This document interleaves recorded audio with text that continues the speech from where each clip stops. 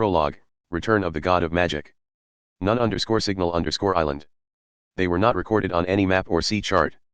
They were not treated as land under international law, and they were not indexed for determining national territory or exclusive economic zones.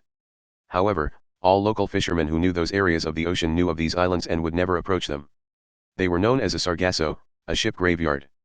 But when magicians used that term, it did not refer to the area around the Gulf of Mexico. It referred to the mountain of sea wreckage that naturally gathered in areas of sea which met certain conditions, several currents striking each other, flotsam and driftwood gathering together like in the drain of a sink, and a reef or something else that caught it and allowed that flotsam to accumulate. The remains of many different ships would gather there, fishing boats, transport ships, passenger ships, one-man kayaks, and military ships. Those corpses had lost the ability to sail on their own but were not so badly damaged that they completely sank to the ocean floor. They would be swept more than 100 kilometers over the ocean, gather in this one spot, and pile up into a mountain. This created something like a giant ant-lion trap that consumed that rotting wood and rusting steel. Countless fragments and remnants would gather as more and more ships ran aground on the shallow reef.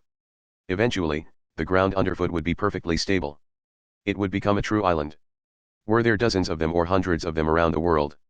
No one had ever counted. However, they continued to be feared as legends by the local fishermen. And she had returned to one of those sargassos. How are the preparations? She was Uthonus.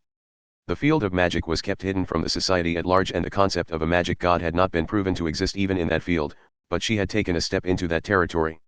Her external appearance was that of a girl of about 14. She had long, wavy hair and a glittering green eye. The other eye was covered by an eye patch made of black leather. And it was not just that eye that was bound by leather. Her black outfit was wrapped tightly around her entire body, and traces of a witch-like design could be seen here and there. For example, the cape and hat. "We've gathered everything we need," replied a magician named Marion Slingenier. She was a Dvergr. In Norse mythology, those were the beings who created the weapons of the gods with techniques surpassing those of the gods themselves. In recent years, a theory had been created saying they were a small group of people rather than a fictional race. Marion was the legitimate successor to that group. The many half-broken ships were sitting diagonally or toppled on their side, and objects similar to stainless steel ladders bridged the gap between them. The two of them safely crossed one of those alloy bridges illuminated by industrial lights. "We used the massive volcanic energy at Hawaii as a reactor core, we carried out the holistic Esper thought experiment at Baggage City, and, well, we failed to acquire Fräulein Krutun at Academy City, but we filled that gap by acquiring a substitute. We can start at any time. How is Percy doing?" "Well enough. He should be performing the final test on the parallel processor now." Gremlin had chosen Sargasso as their base for a few different reasons. It was a good magical site due to the ley lines, it allowed them to remain hidden from the Anglican Church, Olorus, and any others who might interfere, and it was simply an easy location to construct a fortress.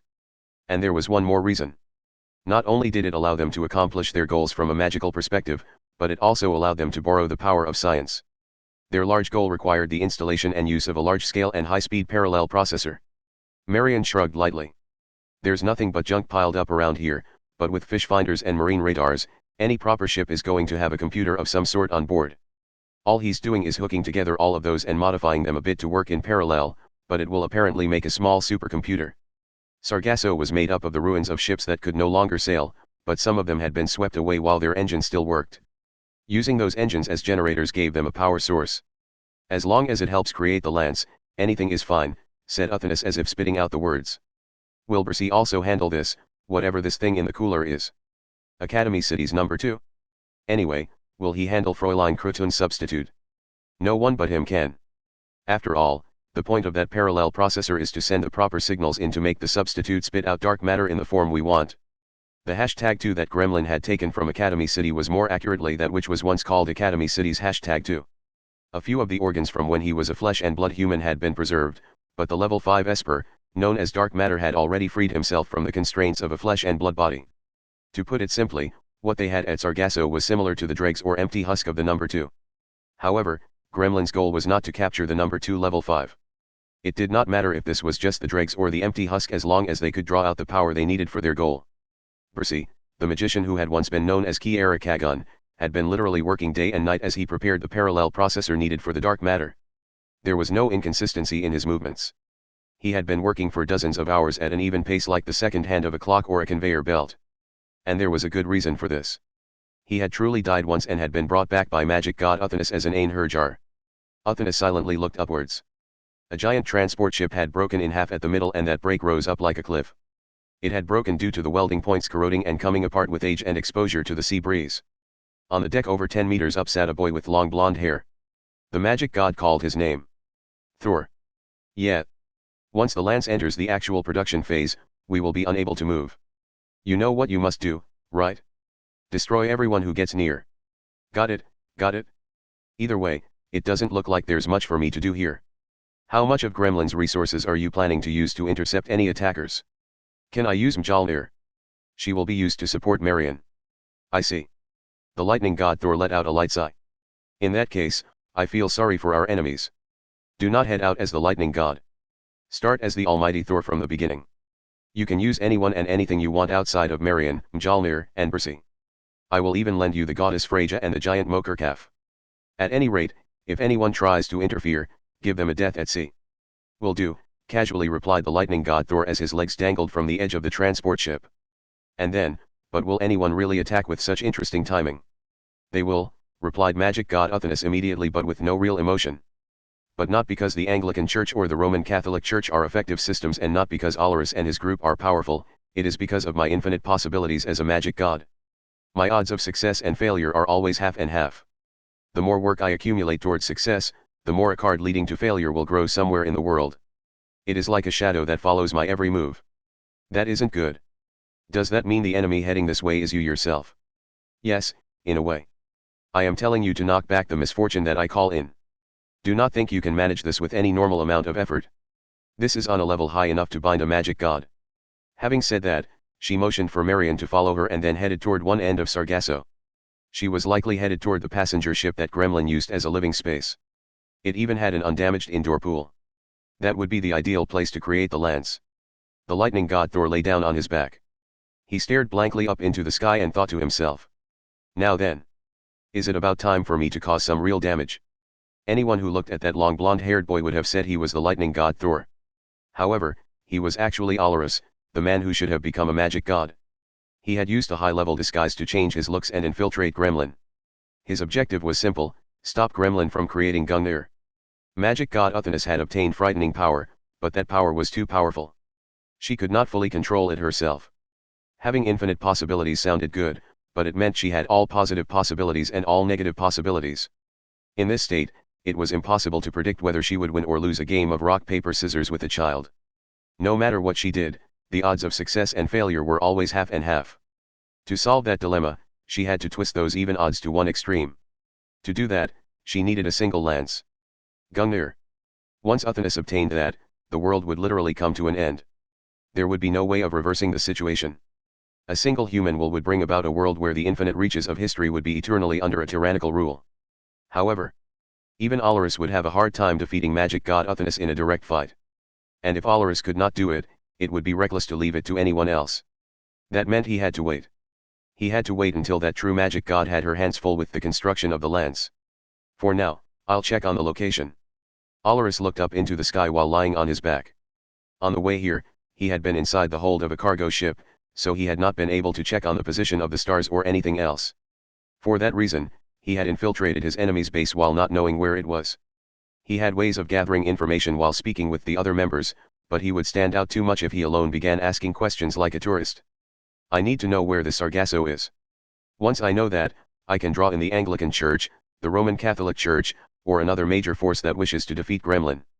I doubt that will be enough to defeat every last member of Gremlin, though. They're all too skilled in their own individual ways.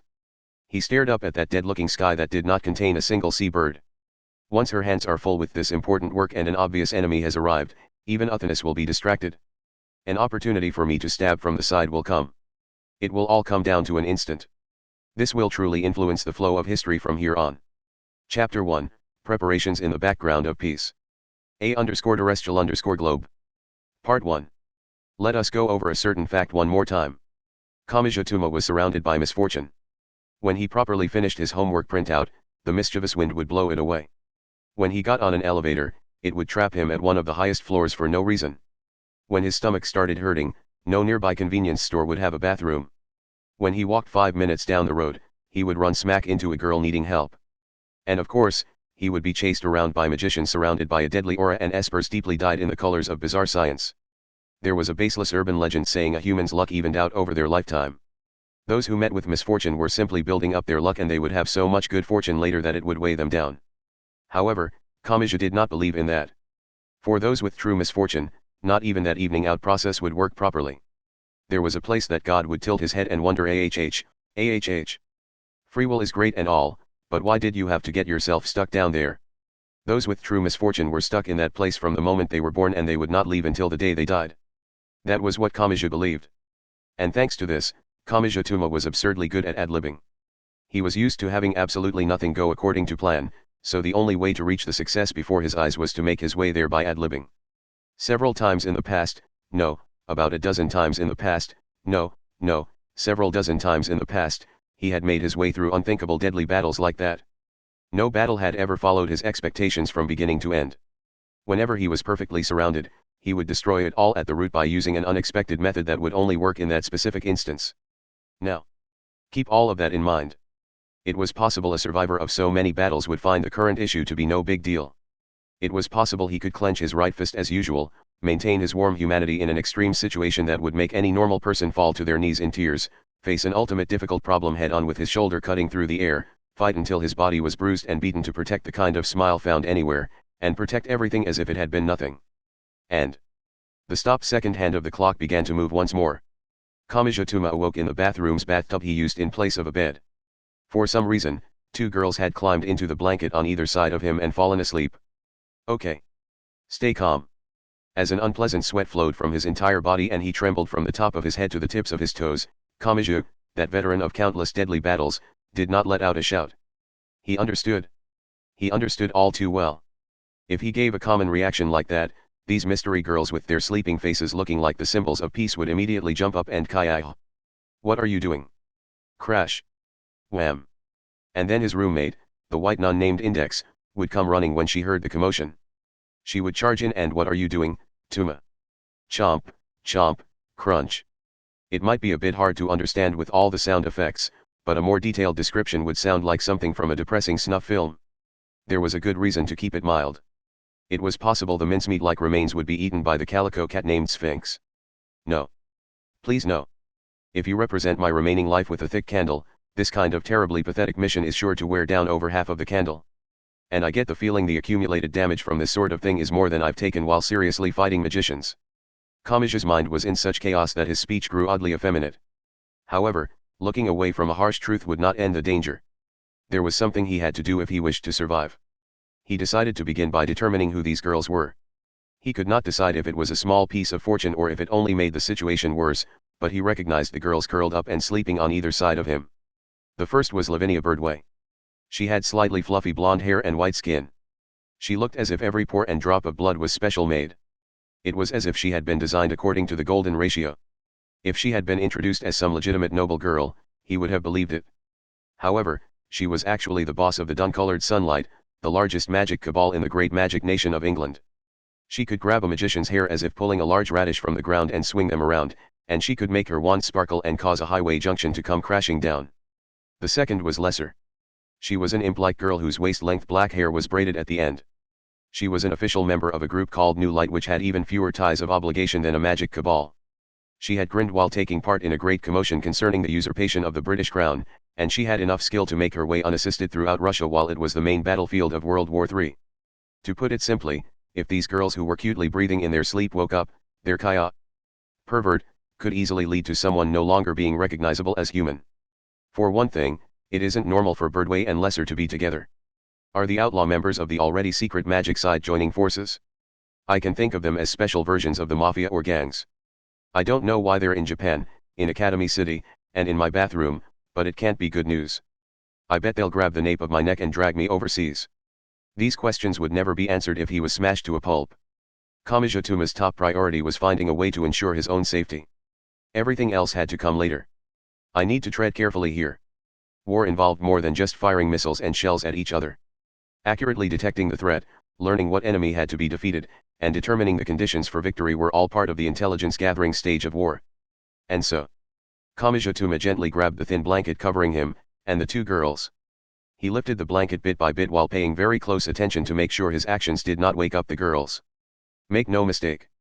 Kamiya was not a complete pervert who wanted to check on the pajamas of these defenseless sleeping girls or wanted to experience the aroma of the pearl-like drops of sweat that had appeared on their skin.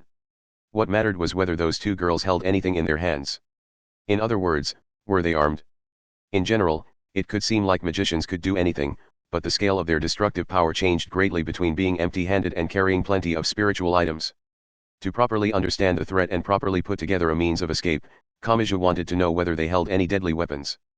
Fortunately, he could not see any unrefined swords or any wands that looked like they would curse anyone who picked them up. Incidentally, Birdway was wearing a chic blouse, a mini-skirt, and thick black stockings, meaning her panties were very nearly visible, and Lesser was wearing an outfit similar to a blue and white lacrosse uniform with bike shorts, meaning he could likely see her panties if he stood up. It was possible they were hiding a weapon behind their back or in their skirt, but Kamiya did not even consider carelessly checking on that. The instant he stuck his hand around their neck and down their back, he was sure it would end with Kaya. Pervert. Crack, crack, crunch. To repeat, Kamiya was surrounded by misfortune. He had to act based on the assumption that anything and everything would happen at the worst possible time to invite misunderstandings. Okay. They either don't have any fearsome spiritual items or they have to take some time to pull them out. I won't search any further than this. Anyway. I don't have a perfect grasp of the situation, but I need to get out of this blanket and leave the bathtub before they wake up. That's the only way to escape this threat. The skill needed for a battlefield sniper was not the swift movements of a roach. It was the slow but certain movements of a slug. Kamiya desperately suppressed his urge to shout at the top of his lungs and tackle his way through the bathroom door. With the delicacy of someone working with the colorful cords of a time bomb, he kept the blanket lifted up and slowly folded his extended legs like springs. By bending his knees, he could pull himself out of the warm tunnel created between the bottom of the bathtub and the blanket. Partway through, his big toe caught on a cloth thinner than the blanket. He prayed it was not Birdway or Lesser's mini-skirt. That would ruin everything with the Kaya. Pervert. Kamiya spent over 45 seconds moving from his lying position to a sitting position with his knees in front of his chest. Pant. Sweat dripped from his cheeks and down to his chin and he was breathing so heavily he could never explain it away if someone heard him. But this was what the situation demanded. Given how destructive these girls' magic was, it was no exaggeration to say this was similar to having stepped on a landmine that had yet to detonate because he had not lifted his foot up. It would have been more unusual had he remained calm in this situation. I need to place the bottom of my feet on the bottom of the bathtub. If I picture myself standing straight up and try to move accordingly, I'm sure to fail. What I need to do is lean my back up against the wall and lift myself up ever so slowly. He could do this. Unless a large amount of pepper blew in from the ventilation fan and made him sneeze repeatedly, he could stand up without Birdway or Lesser noticing. Once he managed that, there was nothing left to be afraid of. He could step out of the bathtub, open the bathroom door, and say good morning to Index and the calico cat. It would all be over. He could safely overcome this. But then. Garbage collection. Do you have any unwanted bicycles, unicycles, skateboards, or anything else? Suddenly, a middle-aged male voice played through a speaker at high volume blasted in from outside. Kamiya distinctly felt a thin string in his mind snap. And for a while after that, the boy saw nothing but a pure white expanse stretching to the horizon in all 360 degrees. This calm and gentle mental scenery severed the link between time and space. It may have been what would be seen in the very, very end by a hermit who spent all 100 years of his life training and meditating. It was a perfect trance. Reality gradually returned as if it were eating into the edges of his vision. Kamiya's tear glands burst. NN. What is it? Keep it down. Kamiya clearly saw Birdway and Lesser's lips moving while they rubbed their eyes. The gates of hell had opened. The boy's rational mind finally crumbled. No. It's over. I'm done for. This just isn't fair. What did I do to deserve Kamiya's intense fear brought his voice into a falsetto as he returned to the panicked effeminate speech from before. But the situation veered in a direction he had not expected. With a look of annoyance, Birdway and Lesser pulled the blanket back over themselves. The reaction that could break through a concrete anti-explosive bunker never came. In fact, they only gave the following casual comments. MH. Quiet down. Do you have any idea what time it is? Mumble. I'm really jet-lagged right now. Ugh, I'm tired. So very tired. Kamiya still could not believe it. The sensitive heart of an injured boy would not recover so easily. Then again, if he used the secret technique of rubbing their heads or letting them use his lap as a pillow, their affection values would have exceeded the max value all at once. Kamiya managed to escape that effeminate mode, but he was still trembling like a fawn. And no, I get it now. You want me to say oh, is that all? You scared me. Eh. Then, when my guard is down and I turn my back, you send some amazing attack at the back of my head. That has to be it. You shouldn't target the medulla oblongata. I don't care what you think. Just let me sleep. I'll kill you if you don't. You can touch my breasts as long as it's over the clothes, so just let me sleep. Their reaction seemed more like that of someone with a hangover than sleep deprivation. Feeling like a criminal when the guillotine blade continually refused to drop, Kamachi nervously checked on his situation. Am I safe? Am I in the clear? No. I can't relax yet. I can't. For one thing, I don't know how or why you two are here in my bathroom. I won't let my guard down until everything is clear. How? As Lesser tried to steal the blanket from Birdway, she somehow answered Kamachi's question in a low and truly annoyed voice. The wall. There's another concerning statement. What does the wall have to do with sneaking into here? Are you saying you opened a giant hole in the wall and sealed it up afterwards? Lesser seemed to have completely given up. She rolled herself up in the blanket like a cigar. Having lost the blanket, Birdway began jabbing her small knee into the cigar to reclaim the blanket. What in the world is going on? With the risk of instant death growing more distant, Kamachi was finally calm enough to arrive at the obvious question. But he had forgotten something. Namely, the risk of instant death due to a commotion in the bathroom did not only come from those two. Kamachi Tuma had left a much closer and much greater danger unattended. He heard it coming from outside the bathroom door. Tuma? Are you up? I'm really hungry. Hi on. Kamachi's entire body began twitching oddly. This was bad. Very, very bad. Two girls were sleeping in the bathtub he used as a bed. There was only one blanket. How great a misunderstanding would this cause and how much destruction would it lead to? He did the calculations and it was obvious it would become a horrifically gory scene that would need to be censored. No. The bathroom door is locked. I don't need to panic. But wait. Birdway and Lesser snuck in here, right? Did these sleepy girls really lock the door before climbing into the blanket? Hypothetically speaking, what if they got in bed with the door unlocked? FHNN. Like a scene from a Hollywood movie, Kamachi leaped over the edge of the bathtub, rolled along the bathroom floor, and slammed his foot into the center of the door as if trying to kick it with the bottom of his foot. This all-out defense came just as the doorknob began to turn. Surprised by the loud noise of Kamachi's foot slamming into the door, Index spoke up. Hiya. What is it, Tuma? Oh, sorry. Kamachi-san is in the middle of washing off his sweat from the night, so don't come in right now. Just as he made up that excuse on the spot, Kamachi heard a creaking sound. Kamachi felt an odd sensation in the bottom of his foot that was pressed against the door.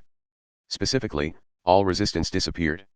A perfect rectangle in the wall one size bigger than the door collapsed outward. Kamachi recalled Lesser's sleepy words, the wall. Index frantically escaped to the side while holding the calico cat. She just barely avoided the falling wall at the last second. While trembling on the floor in his rolling kick position, Kamachi exchanged a silent glance with Index who was curled up like a pill bug. And finally, something happened. Index's beautiful green eyes gained a beast-like ferocity. Tuma, how did you leave two girls so exhausted this early in the morning? And you tried to take me out of the picture and use the confusion to make it look like an accident. What? Why is this misunderstanding so much more like something from an extreme soap opera? But Kamachi Tuma has overcome the battlefields of World War III, clashed with Gremlin, and survived fighting with the freshmen and the rest of Academy City's dark side. I am not going to be taken out as easily as before. Today, I will get in at least one attack of my dash. Kamachi Tuma would later describe the rest of the scene as being dyed in bright colors. Part 2. New York, United States of America. For better or for worse and wanted or not, a large part of the world was constantly influenced in some way by this leading city. It was both the symbol of and the center of the financial world. It was not as technologically advanced as Japan's Academy City, but Wall Street was still the heart of financial activity. Of the 5 boroughs making up New York, Manhattan had the strongest image of money. But despite being the center of the financial world, it was a fairly special location. Because it was an island located between 2 large rivers, the buildings were tall and the population was dense. Transportation was almost completely dependent on countless bridges and underground tunnels. If all of the bridges and tunnels collapsed for some reason, the population density would mean the residents had a great risk of drying up. Ironically, Hollywood had made several films involving Manhattan being isolated by a natural disaster, accident, or attack. Finances, theater, music, fashion. Manhattan was the prominent place for many different fields. However, there was one other building there with important meaning. The UN headquarters. What? Wouldn't it have been safer to hold it at the White House? It was the middle of the night. While it was not at the level of Las Vegas, the streets were filled with an unnatural level of artificial lights. On one of those streets was a muscular man in his 40s who looked like he could flex his muscles and rip apart the expensive suit he had been given by a group backing him. He was Roberto Katza. A plaza exited in front of the UN headquarters building and Roberto was sitting on a shallow stone staircase there, eating a hot dog he had bought at a nearby stand. This did not seem like something the President of the United States would do, but the one responsible for security was not this unprecedented president. That responsibility lay with the skilled Secret Service members filling the area. Standing tall next to Roberto while flipping through a memo pad was Rosaline Crackhart. With her blonde hair, blue eyes, and tight skirt suit, she looked like the perfect skilled secretary. However, the unfairness of the world could be seen in the fact that she was the one people thought looked out of place when she stood next to the president. Incidentally, she worked as the president's aide, so it would have been stranger if she was not with him. The residence of the president has too much political pressure. Those that do not want America leading the solution to this issue would refuse to gather there. And more importantly, DC has too many journalists wishing to get rich quick. It will be easier to resolve this in secret if it is done in New York. How many times have I explained this to you now? Isn't this place overflowing with journalists, too? You know, like the paparazzi who spend all year chasing after Hollywood actresses' asses non-stop. I get it, so stop pointing that disgusting pin-up magazine this way. I will sue you for sexual harassment. Anyway, it is an issue of quality. There is so much information here, that the truth is easily buried. The third-rate paparazzi of the entertainment world and the political reporters of the journalism world will grab different types of information from the same scene. And even if this does get out, much fewer people would believe the paparazzi. An emergency financial meeting of the G14. To prevent this gathering of heads of state from looking unnatural, we secretly intervened in the stock market. Did the folks on Wall Street scream when the stock prices fluctuated so wildly? Everyone would be better off if they are taken down a peg or two. And we kept the losses at a low enough level to keep anyone from hanging themselves or jumping in front of a train at the end of the week. In an incarnation of capitalism like the United States, those comments would have been enough to destroy their administration, but Roberto and Rosaline showed no sign of caring. They knew that the value of information was always judged by the price tag of credibility. The president and his aide would never talk about state secrets in a place like this. Anyone with that common knowledge would ignore those comments as a joke. The human brain would selectively accept the information before one's eyes according to one's own tastes. Having a secret strategy meeting in a hidden place and constantly looking over your shoulder with a serious expression would add a lot more credibility to what you said. Oh. Speak of the devil. The London market has arrived. If you noticed, then wipe that ketchup off your face, you bandit. The president meaninglessly tried to make himself look good by licking it off of his thumb but ended up almost writhing around when he put a large amount of mustard in his mouth. The beautiful aide seriously contemplated stomping on him with her high heels. A black luxury car with a small flag on it silently came to a stop in front of them. The bodyguard that stepped out of the car first was not a well-built man in black. It was an Asian woman with long black hair tied in a ponytail and an extremely long Japanese sword at her waist. When the bodyguard opened the door to the back seat, an elderly woman wearing a gorgeous dress stepped out with motion so smooth she did not seem to have a center of gravity. This woman was Queen Regnant Elizard. With the Cortana's second, sword of succession, she stood at the center of an entire nation. She looked down at the bearded man sitting on the stairs while eating a hot dog and reading a pin-up magazine. What's this? An American welcome certainly has become casual. Even an old man hosting a weekend party at least stands up to welcome his guests. Do you happen to transform into an intensely beautiful girl during the full moon? If so, I'll think about it. Also, that looks good. Where was the stand you bought it at? I'll tell you if you tell me where you hired that bodyguard girl. I want some beauty to add to my security team. Despite her appearance, Kanzaki Kaori is one of the world's fewer than 20 saints. At the very least, that is not something you can buy at a street-side stand. I know. That's why I don't have one already. I could see her on the cover of this thing. My Secret Service is all so muscular. When she finally remembered England's leader was fairly ridiculous too, Rosaline Crackhart felt faint. The look of pity from the British bodyguard woman was the worst part. However, the suffering for Rosaline and her common sense was far from over. Another group arrived, weaving through the crowded sidewalk in another direction. The short child who visually could have been a boy or a girl was the Russian Orthodox Church's patriarch. And on either side of him was, Rosaline was not sure what. On one side was a woman in a red nun's habit carrying a bucket-sized soft drink container. On the other side was a blonde girl wearing chains and binding clothing and armed with saws, pliers, and other torture tools. They spoke as they walked. When you come to America, you've gotta search around for some grotesque zombie games that haven't been released overseas, right, Sasha-chan? My faith normally lies solely in Japan animation, but you can't forget that their modern works are based in American culture. We can use our diplomatic rights to bring back the ones too gory to get past customs. Gaha gaha. A question: what if I pointed out that you should not be declaring faith in things such as that when you are a member of the Russian Orthodox Church? A supplementary comment: aren't you afraid of falling victim to the Inquisition for saying such things in front of the patriarch who rules the church? I wouldn't do that. Anyone would have said the patriarch was the most powerful one of the three, but the bodyguards on either side had such strong characters that he was completely buried. Does having common sense put you at a disadvantage and mean your entire life will be spent cleaning up after others? A distant look entered Rosaline Crackhart's eyes. Despite being in front of the representatives of several nations, Roberto Katza was openly reading a pin-up magazine with a special feature entitled Top 100 Bunny Girls in Las Vegas. He spoke to his beautiful aide who was trying and failing to suppress her headache. Where are the others? The French are already inside. The Roman Catholic Church's new pope should arrive soon along with the Italian foreign minister. The meeting should begin on time. A general offensive against Gremlin, muttered Roberto as he held the pin-up magazine in one hand as if waiting for a shaky washing machine to finish in a coin laundry. He then added, why does it have to be a time like this that we can't reach that bastard A-lister at the top of Academy City? America claimed to be the world police, but they had been left out of the loop during World War III. After receiving direct damage during the disturbance in Hawaii, they would take severe political damage if leadership of the attack on Gremlin was taken by Academy City. But on the other hand, receiving no cooperation at all was disturbing in its own way. Just because they could not contact the chairman of Academy City's board of directors did not mean the city would not take action. Academy City could always do something on their own. If that happened, not only could America have the prize snatched from them, a failure in teamwork could lead to Academy City and America's forces clashing instead of targeting Gremlin. While Academy City was a single city rather than an entire nation, their advanced technology and massive amounts of next-generation weapons and unmanned weapons allowed them to compete in a worldwide war. When making such careful planning, having such a major factor as a complete black box was not good for the heart. Well, this isn't the first time they've insisted on secrecy. Suspecting every unknown factor just leads to restraining yourself for no good reason. Okay. Let's all go sit in those luxurious chairs and get this strategy meeting started.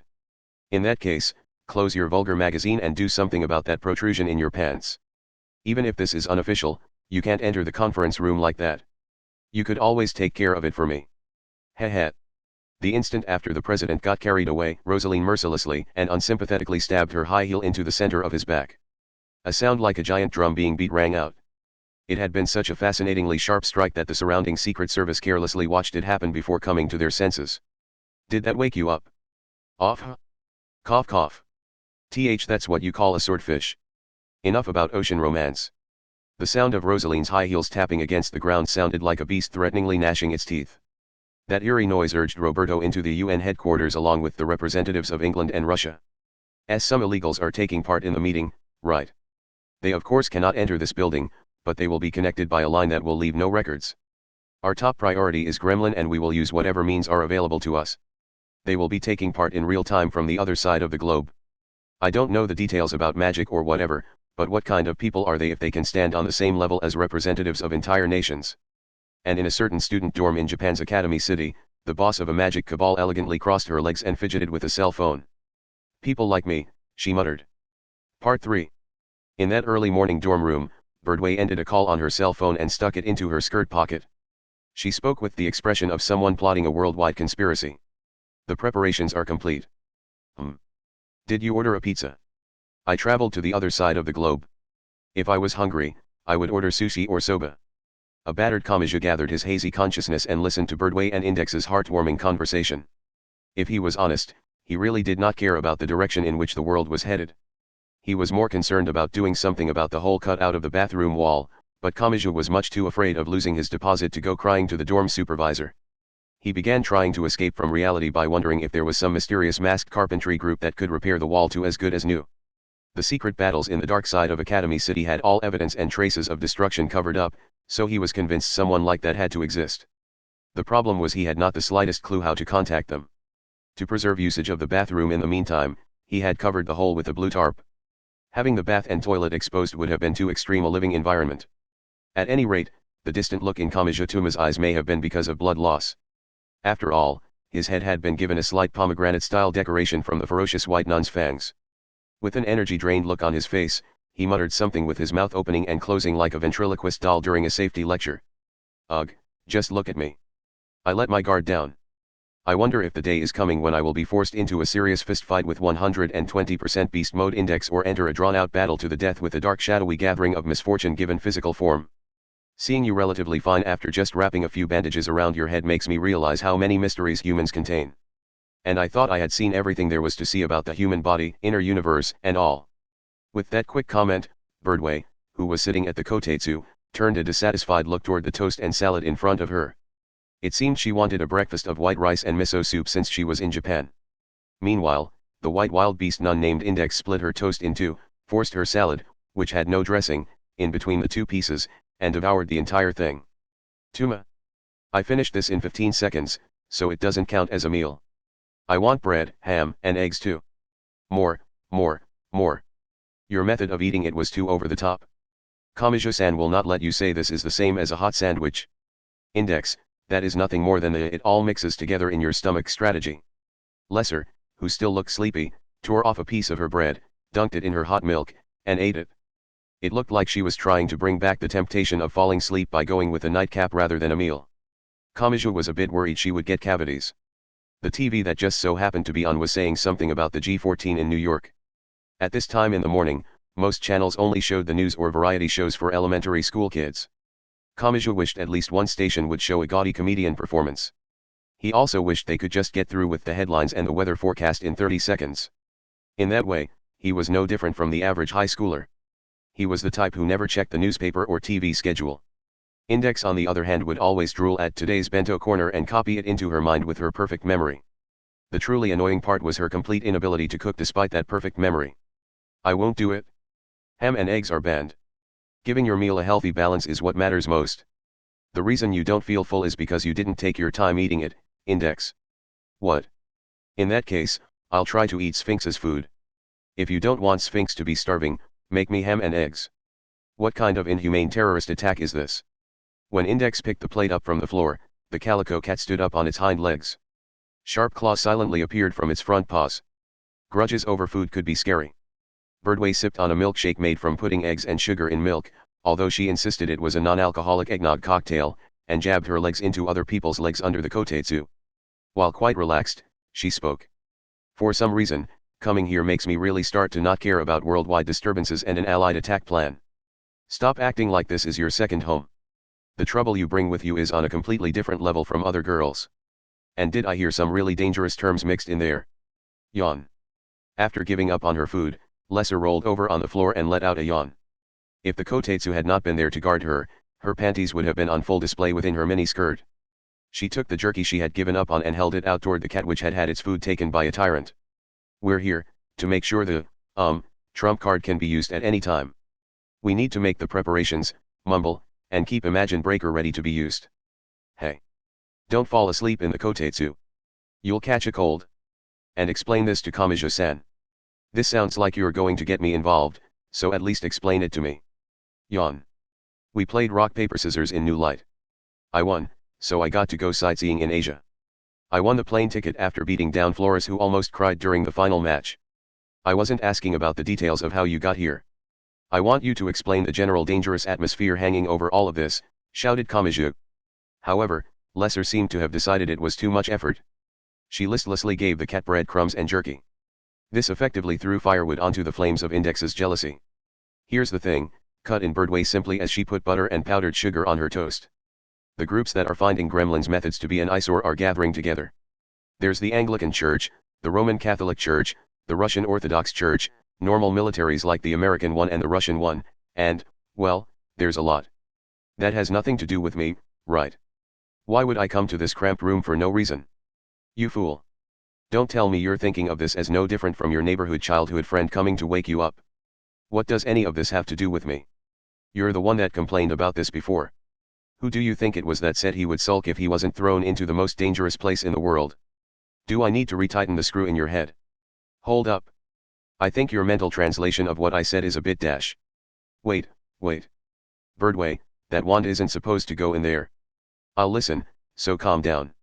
Like a scene from a Hollywood movie, Kamijo leaped forward and somersaulted away as he desperately tried to put some distance between himself and Birdway. After escaping to the wall, he finally gained the calm needed to sort through the information. So, hasn't this escalated pretty quickly? The Alliance is still doing everything it can to search for Gremlin's headquarters. Once it's found, they will mount a unified attack against it. Gremlin is extremely powerful on the individual level, but it most likely does not have the organizational foundation needed to be called a world power. The fact that they are keeping their headquarters hidden is an admission that a large-scale attack on it would be bad news for them. This really has escalated quickly, but if you plan to attack them head-on, does that mean you can properly fight that magic god? Kamijo had once met Uthanus in Eastern Europe's baggage city. He had not stood a chance. She had torn off his right wrist as easily as plucking a fruit from a tree, and he had all too easily passed out from the blood loss and pain. If Alaris and Fiamma of the right had not arrived, Kamijo could not guess what would have happened. If powers from around the world gathered, they might be able to defeat her. Or could they? Kamijo was not very confident. He could not imagine her kneeling down before anyone. And even if it was possible, that would mean a power rivaling magic god Uthanus would be clashing with her. How great a disaster would that cause? However, Birdway, a magic specialist, did not seem particularly concerned. Well, we're up against Gremlin, which still holds plenty of secrets, and Uthanus, who has taken a step into the territory of a magic god. And they are also in the process of putting together an extremely annoying spiritual item called Gungnir. Defeating them with any normal method would require a lot of work. That is why we want to keep an ace up our sleeve that will help us resolve this much more quickly. Wait. Don't worry. We aren't going to throw you out in front of Uthanus. You'd die instantly if we did. But there are crucial points in any plan. For example, when that spear is on the verge of being completed, we will send you in then and have you break Gremlin's joint in a single blow. Your role isn't to fight a lengthy battle from beginning to end. We're just going to use Imagine Breaker as a wedge we hammer in at a single opportune moment. You can survive that kind of fight, right? Why does it sound like everyone's already decided I'm going to fight? Oh, so you won't fight? Huh? Is this the legendary go right ahead argument? After seeing the disasters in Hawaii and Baggage City, Kamijo was not about to leave Gremlin and magic god Uthanus to do as they wished. This felt much closer to home than a war in a distant country. Gremlin would go anywhere and invade anywhere that was necessary to accomplish their goal. Academy City may have been surrounded by tall walls, but it was no exception. The next time he turned on the television, he might find that history had greatly changed and a new trauma had been carved into the world. It was possible that news would be about Academy City being wiped off the map. They had such overwhelming power that Kamijo assumed they could do that, and they had taken such aberrant actions that he doubted they would hesitate to do so. Gremlin had an objective, and it seemed all of their actions had been taken in order to construct Gungnir, but Kamijo did not know enough about magic to know the exact conditions for that. For him, it looked like they had been throwing darts at the world map and attacking the spot they hit. I guess, we have to do something. If we had any other method, we would not use an amateur as the cornerstone of such a large-scale attack plan. I try to keep in mind how powerless I really am. Just to be clear, I could never defeat the likes of Uthanus. We're worlds apart. I solidly lost to the lightning god Thor. And if Marion Slingenier had seriously drawn Daneslave, who knows how that would have turned out? To be blunt, I've never had an honest win against them. Are you sure you're prepared to leave your life in the hands of someone like that? But you can turn that around and point out that you survived against all of those monstrous opponents. Placing your objectives too high is never a good idea. All that matters is understanding that we still have a chance. They were not expecting him to fight properly. They were expecting nothing of Kamijo. Their hopes were placed in Imagine Breaker. In other words, this boy was being treated like the warhead of a precision-guided bomb that would be dropped from an airplane. Professionals would guide him to the precise target, and he would only need to swing his right hand at the optimal time and in the optimal place. Nothing more than that was expected of him, and trying for anything more would be leaving the optimal course. Even if he could not defeat this powerful enemy head-on, he had another way of doing serious damage. Kamijo let out a deliberate breath. So where will you be taking me? The Alliance is searching all over the world for the exact location. It could be as far north as the North Pole or as far south as the South Pole. Assume anything is possible, replied Birdway as if making a decisive announcement. We don't know if Gremlin even has an official name for the place. In fact, we're not even sure if there is any meaning in giving it a name. But for convenience's sake, I and the rest of the Alliance are calling it this. She paused for a moment. It was as if speaking this name would decisively change the flow of events. And Birdway spoke the name as if the word held some special meaning. Sargasso, the ship graveyard. Part 4. Let's go back over the events, began United States President Roberto Katza in New York's UN headquarters. He was in a conference room, but it was not the large-scale room for over 100 representatives that was often seen on the news. That would have been too large for 14 heads of state to argue with each other. This was a rectangular room given perfect soundproofing with a double glass partition. A long table cut down the center of the room and the heads of state of the anti-Gremlin alliance sat around it. The room had no outside windows, so day and night meant nothing. The building did not have extreme differences in the number of people coming and going based on the time of day, it was always busy.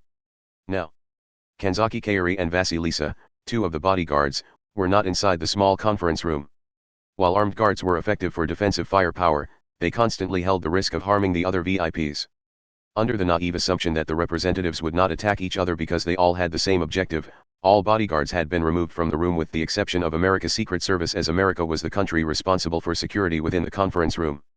However, Kanzaki and Vasilisa possessed exceptional power even among those known as magicians. The glass met all soundproofing, bulletproofing, and explosives-proofing standards, but they could break through it with their bare hands and instantly move to act as a shield for their protection target. They could also send a curse at a hypothetical enemy inside the room without having to break the glass. As Vasilisa watched the president through the glass, she muttered something in sync with his mouth movements. Okay, let's see. Gremlin's objective is the construction of a special spear. To accomplish this, they caused the incident in Hawaii, performed some kind of experiment in Baggage City, and infiltrated Academy City. Are you bored? Asked Kanzaki in annoyance.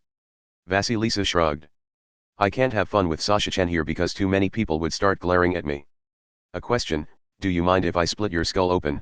Immediately added the Russian bodyguard wearing a binding outfit. Vasilisa ignored the girl and knocked on the tempered glass. Naturally, not even a slight vibration reached the conference room on the other side. What do you think, Miss England? I find it hard to believe this magic god Uthanus even exists, but this is no longer a situation I can judge with my common sense. Kanzaki gave an exhausted sigh.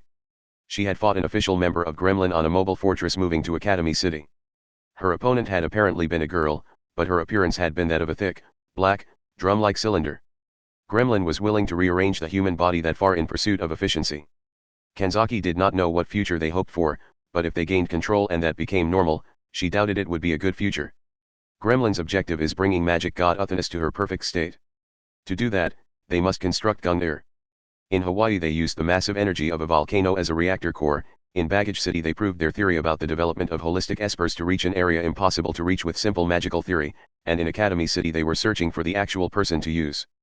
Some portions of their theory seem impossible to verify to me, but perhaps I should assume their techniques have exceeded my understanding. Kanzaki Kaori could not ignore an issue concerning the Norse spear of Gungnir. When the Saint Brunhild Echtobel had completed a prototype of that spear, Kanzaki had fought and defeated her. Well, I agree with you there, but the problem is that all of this information comes from the illegals, said Vasilisa disinterestedly. You mean the dun-colored sunlight? Not just them. The Saint Sylvia and the half-magic god Alaris as well. Powerful people we had recently doubted even existed are showing up one after another. I hear one of them has successfully snuck into Gremlin, but how much can we trust them? Magic cabals were like the mafia and gangs of the magic world. The possibility of them joining forces with Gremlin to destroy Christianity's control of the magic world was just about the worst possibility imaginable. However, if the common knowledge of our world is enough here, I do not see why the dun-colored sunlight would betray us. Why not? A world with Gremlin in control would be riskier than one with Christianity in power. Yes, modern Western magic is based on secret tricks of Christianity. Gremlin specializes in Norse mythology. If they filled the world with that and eliminated the Christian materials as if overriding the culture, that would be a fatal blow to the dun-colored sunlight. Based on what benefits them, we should be able to trust them for now. And even if we cannot trust them, we should be able to determine when they will betray us and take the initiative. Perhaps, agreed Vasilisa casually. She was not simply agreeing with an opinion that put her at ease so she could gain a peace of mind she depended on. Nor was she simply being optimistic without giving it much thought. No matter what happened, she would ultimately bite into her target's windpipe and finish them off. Kanzaki could sense that icy will in the core of Vasilis's relaxed body. And Vasilisa herself was carefree. Most likely, even if she stood on the brink of mankind's utter destruction, she would enter that final battle while perfectly carefree. After traveling around the world gathering the materials they needed, Gremlin has holed up in their hidden headquarters. The time limit until the spear's completion is unknown. And if that allows Uthanus to wield the legendary power of a magic god, the world has no chance of winning. I want to finish this before the spear is completed. The spy in Gremlin has to check the arrangement of the stars to determine the location of Sargasso, right? I just hope everything comes together in time. Part 5. Now then. No matter what resided in his right hand and no matter how many times he had almost died, Kamaji Tuma was essentially a high school student. After eating breakfast, he had to prepare for school. However, hey, after breakfast, we're heading to District 23. I've spoken with one of the 12 board members I was able to access.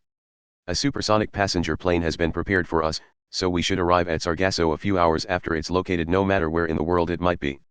You're basically being treated like a ballistic missile. I don't think so. Kamaji-san is a student, you know? My attendance is already in serious trouble.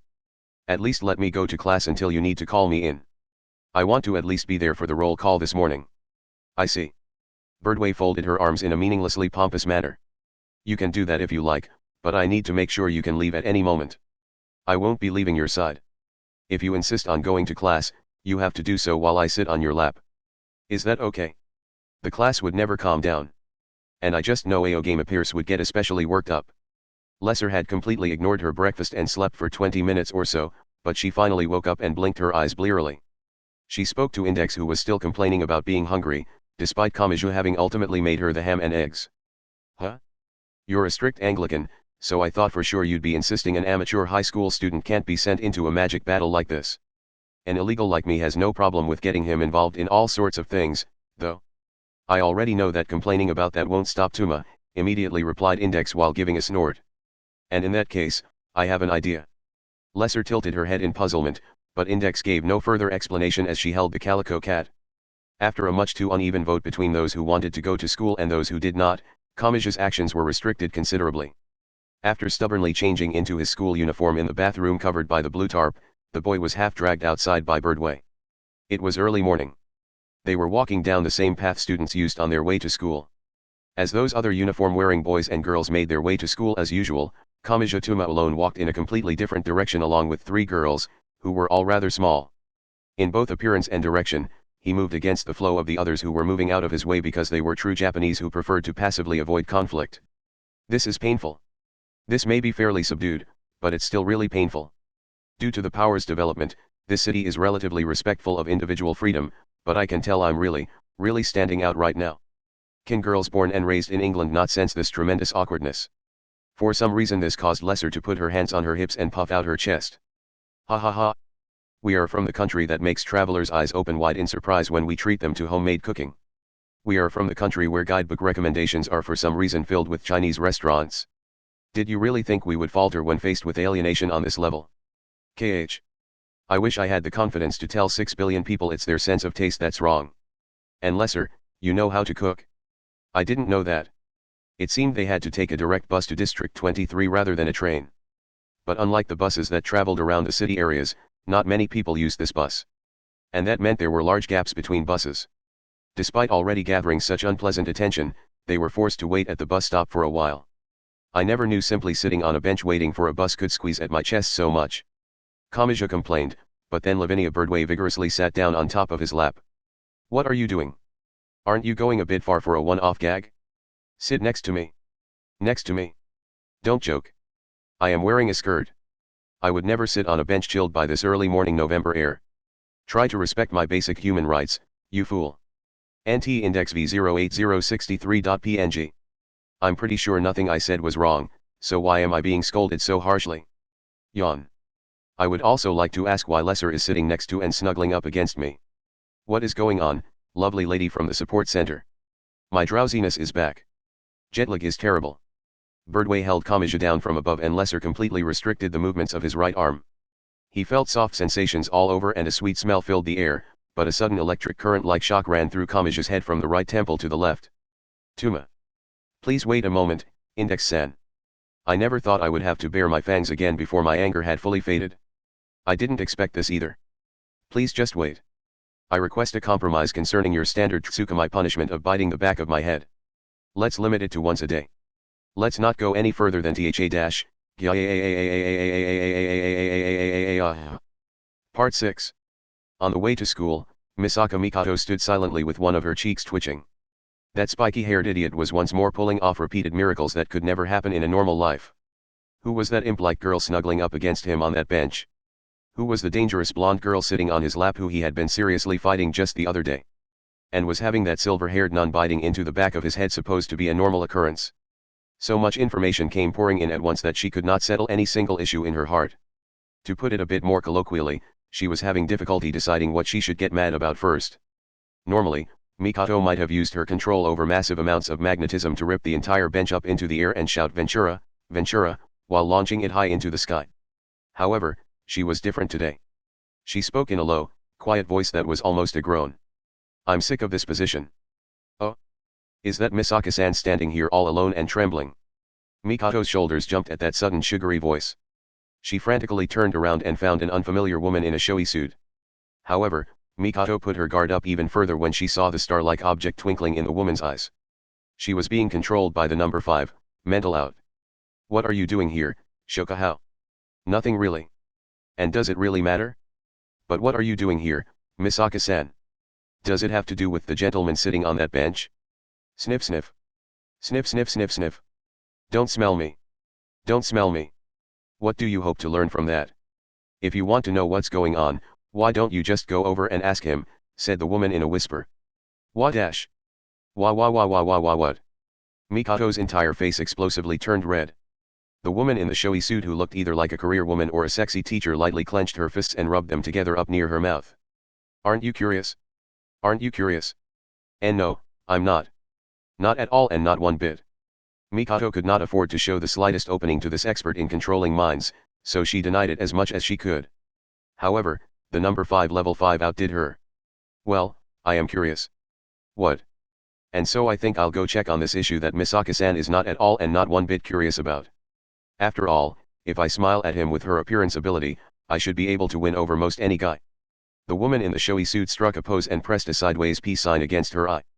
And even if an adult woman isn't in his strike zone, if I bring in this much variation, he's sure to like at least one of them. Another 9 girls lined up next to the woman and struck the same pose. There was everything from a literary girl with braided hair to a sports girl with brown skin. Mikoto was reminded of the skits put on by connecting puppets to one's arms and legs with long horizontal rods so they would dance along with you. The girls spoke with star-like objects glittering in their eyes. Fway ha ha ha ha. If I use the same barrage ability as a fighting game with only girl characters, not even his denseness can save him. I will be able to control everything, Misaka-san. Stop that. If you destroy the male-female ratio any further, this will fall into complete chaos. And don't tell me you have some strange connection with him from the past. Mikoto would gain nothing by letting her cause any more trouble.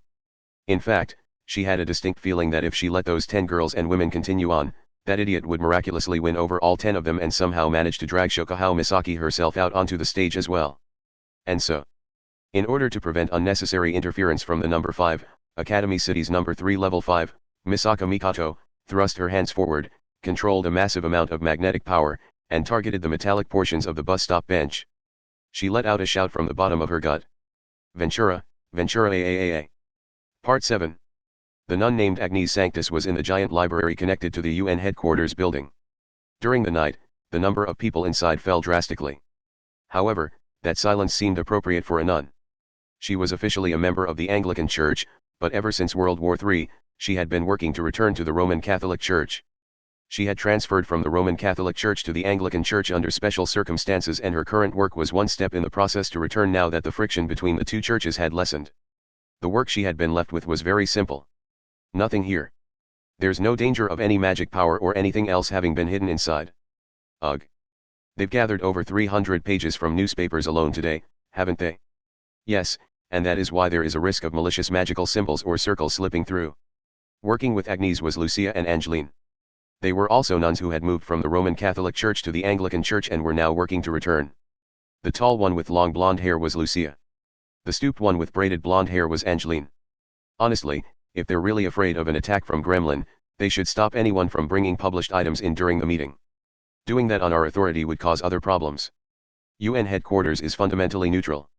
If a single religion began selecting what published materials could be brought inside, it could lead to an international issue. In other words, the normal people don't understand the danger of the problem we're dealing with.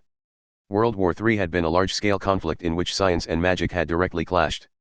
Towards the end, cover-up efforts had not made it in time and a lot of people had seen magic. However, it seemed no one had incorporated magic into their proper studies, technology, or everyday lives. As far as the churches could tell, no one had even tried. All that had cropped up were small spiritual and eschatological groups. What do you think about this united attack on Gremlin? I think it all hinges on whether they can locate Sargasso.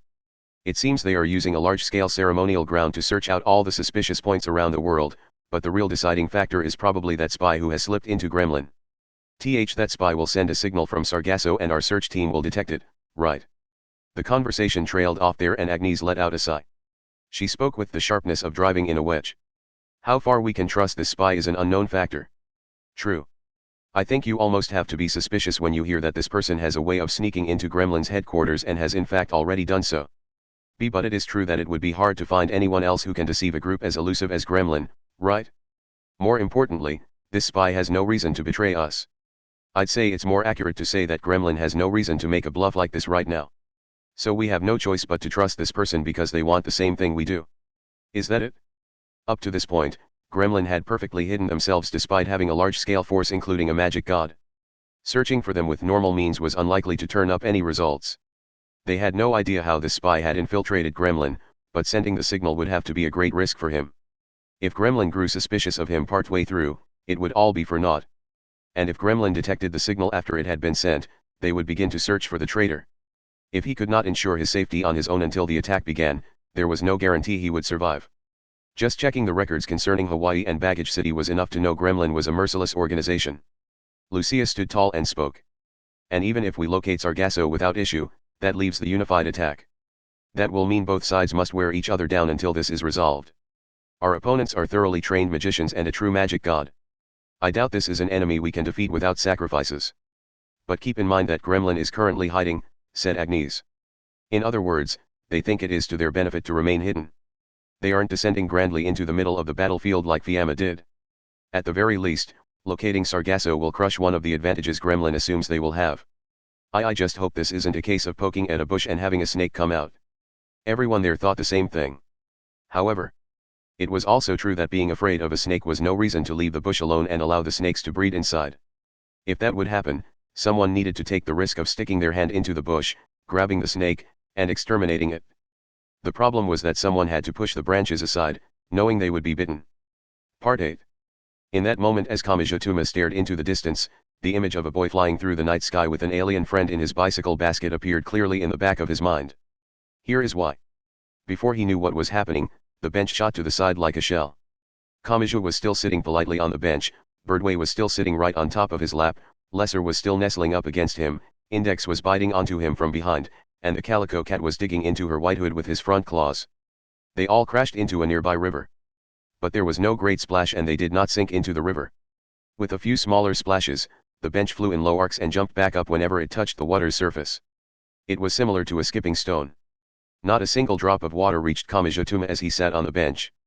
The bench crossed to the opposite bank of the river, decelerated as its legs scraped across the asphalt and sent orange sparks trailing after it, and ultimately came to a stop. Kamiju then shouted out at the unfairness of it all. What the hell was that? Has Kamiju-san's misfortune finally become completely indiscriminate? An Index. Don't support your entire body by biting into the back of my head. Are you trying to finally rip off my scalp today? Birdway's expression remained relatively unchanged as she let her crossed legs dangle down from Kamiju's lap. Hey. Academy City's technology is 20 or 30 years ahead of the rest of the world, right? Is it normal for benches to fly through the air and skip across rivers in the future? It seemed the two girls had made a fundamental misunderstanding, but Kamiju did not have it in him to join the discussion. A new enemy had appeared. This new enemy descended from the heavens. Two legs landed on the back of the bench as if driving stakes down into the ground. Misaka Mikoto bent over and peered upside down through the tunnel she had created by spreading her legs apart. And she glared at Kamijutuma. She asked a blunt question. Explain this. That's my line. Between the lines 1. Musicians had a difficult life. Those who played instruments, conductors, lyric writers, and composers were all referred to as musicians and they all possessed a common dilemma. All musicians loved music. They could identify sounds more accurately than anyone else, they researched sound more than anyone else, and they could produce more wonderful sounds than anyone else. As a result, they would use their ears more than a normal person, so it was not uncommon for them to go deaf. Due to pursuing beautiful sounds more than anyone else in the world, they would wear out their ability to detect sounds. However, this irony was not limited to musicians. Artists would wear out their eyes and cooks would taste their food so much they would lose any balance to their nutrients and health. Baseball players would ruin their shoulders and soccer players their knees. Anyone who continued down a single path far enough was destined to have their body worn down by that path. Understanding that yet still being prepared to continue down that path may have been the very first condition for one who wished to master a certain path. And in that case, a man known as Kiara Kagon in Academy City and Esbercy in Gremlin was silently working on Sargasso, a pile of many ruined ships on the ocean. It was November and a white haze was rising from the ocean surface as if visually representing the chill of the air. Sargasso was wrapped in that thin mist, but no white breaths could be seen leaving that man's mouth. He was not breathing. He did not show any signs of feeling this biting cold air or any sign of the normal reflexes and reactions of a living creature. He was an Einherjar. He was an emotionless object that carried out precise movements based on the magic power externally poured into him instead of the life force at the core of a living being. He had joined Gremlin for a single purpose. And in exchange for, in a way, perfectly achieving that purpose, Kiara Kagon had worn down all of his sensory organs and lost the spirit needed to receive those stimuli. Even though his heart was beating and his brain continued producing thoughts, he was essentially something that was already dead. Kiara Kagon worked with the uniform speed of a clock's hand and the precision of a loom.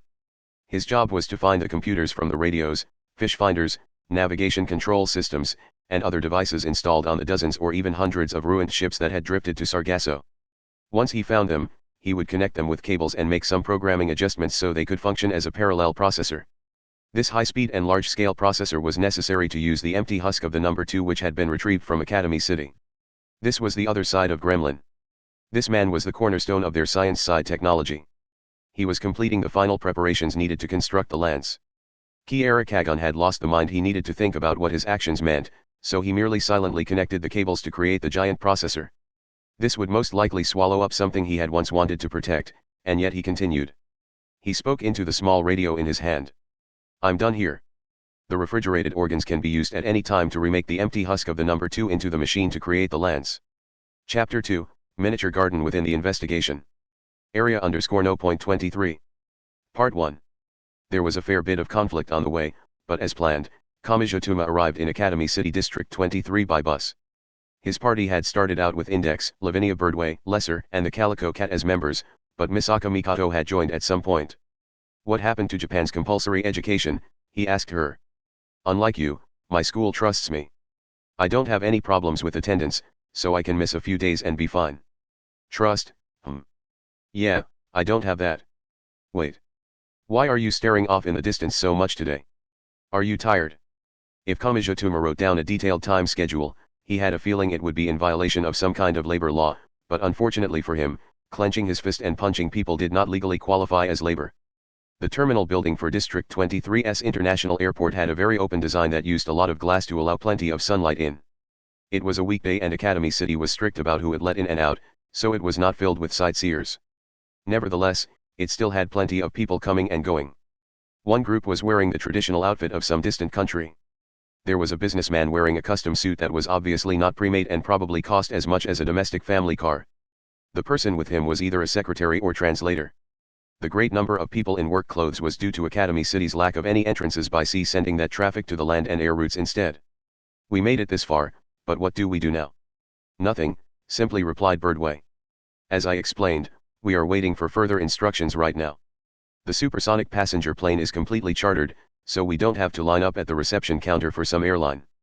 We can also skip the metal detectors and X-ray scan.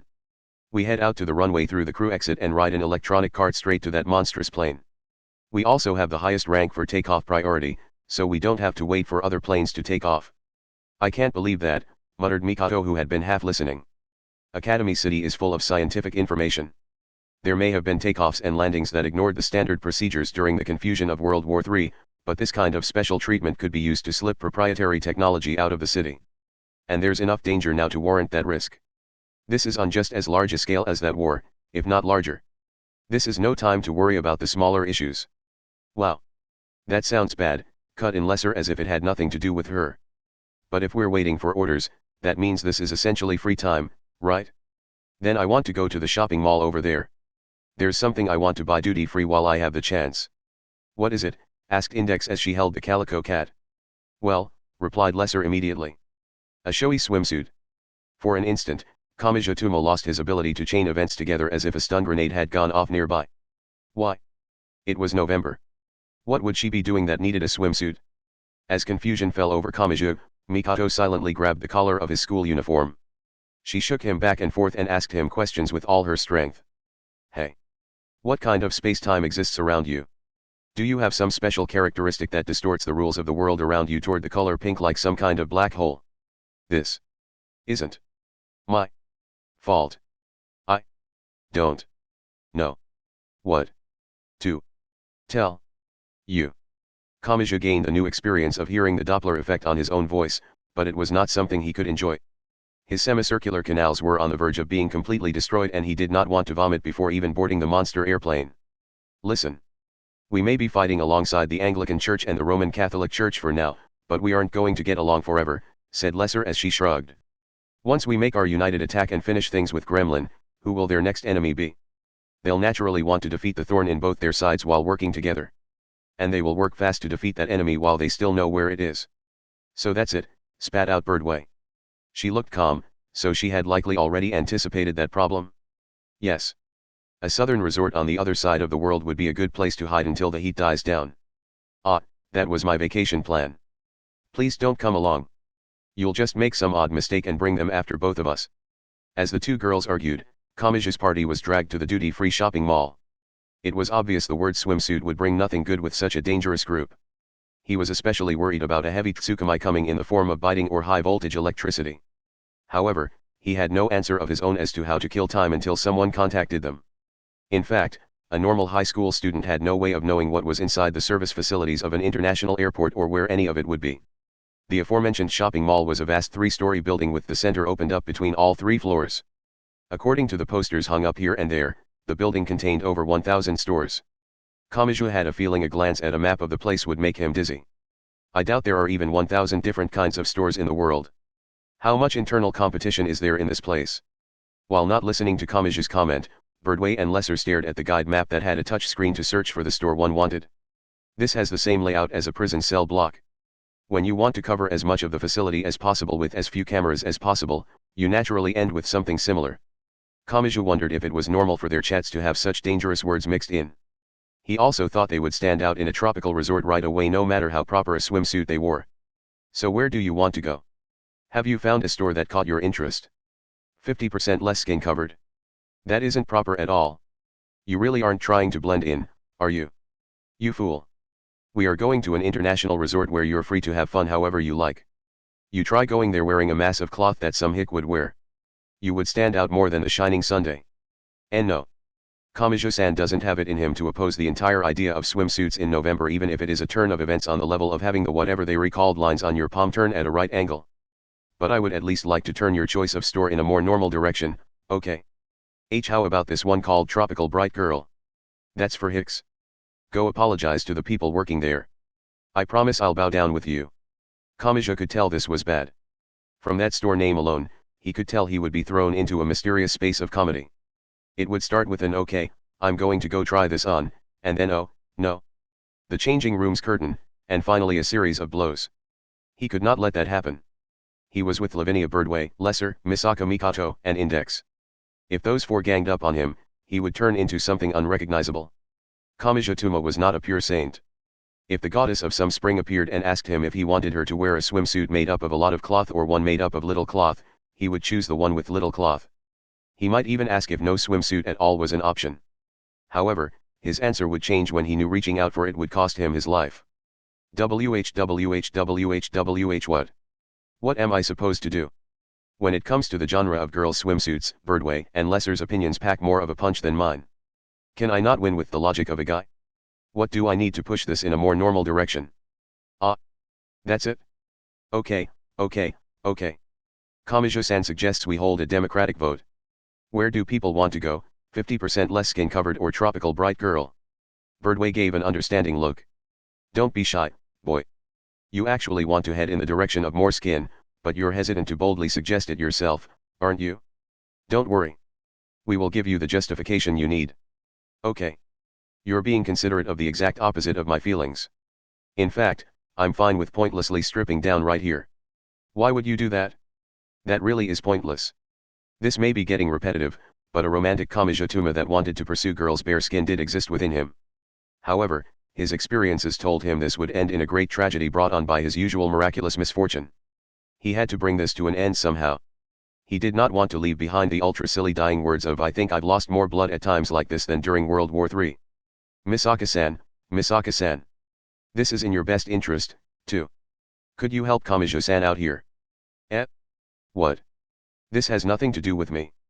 I have no plans to visit a tropical island, so why would I go into a swimsuit store and buy one? Letting your guard down will end up showing that truth is stranger than fiction by giving you a 3-bandage set. That has no connection to the past, present, or future, but it does seem like anything could happen when I'm with you. I don't want that. And Index-san. Between 50% less skin covered and tropical bright girl, you would choose the latter, right? Right. I don't know what either of them are. But tropical sounds delicious, right? You're right. I agree with Tuma. That was a complete non sequitur, shouted Mikoto in surprise, but Kamijo did not care. Fway ha ha ha ha. With my vote added, that's 3 against 2. Birdway, Lesser, your ambitions have come to their end. What? It's too soon to think you've won.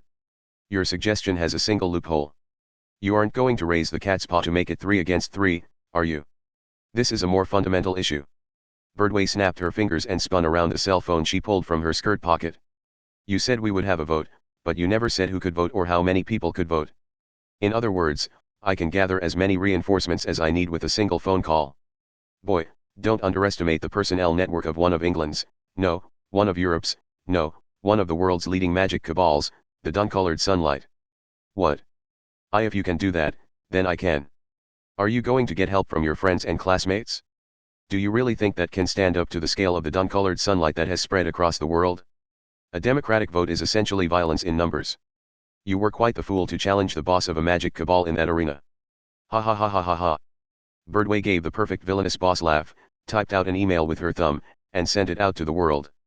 Countless responses arrived from a few seconds later to a few dozen seconds later. That speed showed just how tightly she held the reins of her men. And then Birdway glanced down at the screen. From Mark Space. To Lavinia Birdway.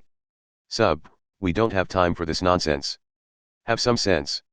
Body, // It was an extremely rough email with no body.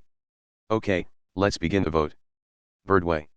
Kamijo Tuma took on the role of host, but Birdway only stared at the cell phone screen while trembling and not raising a hand for either option.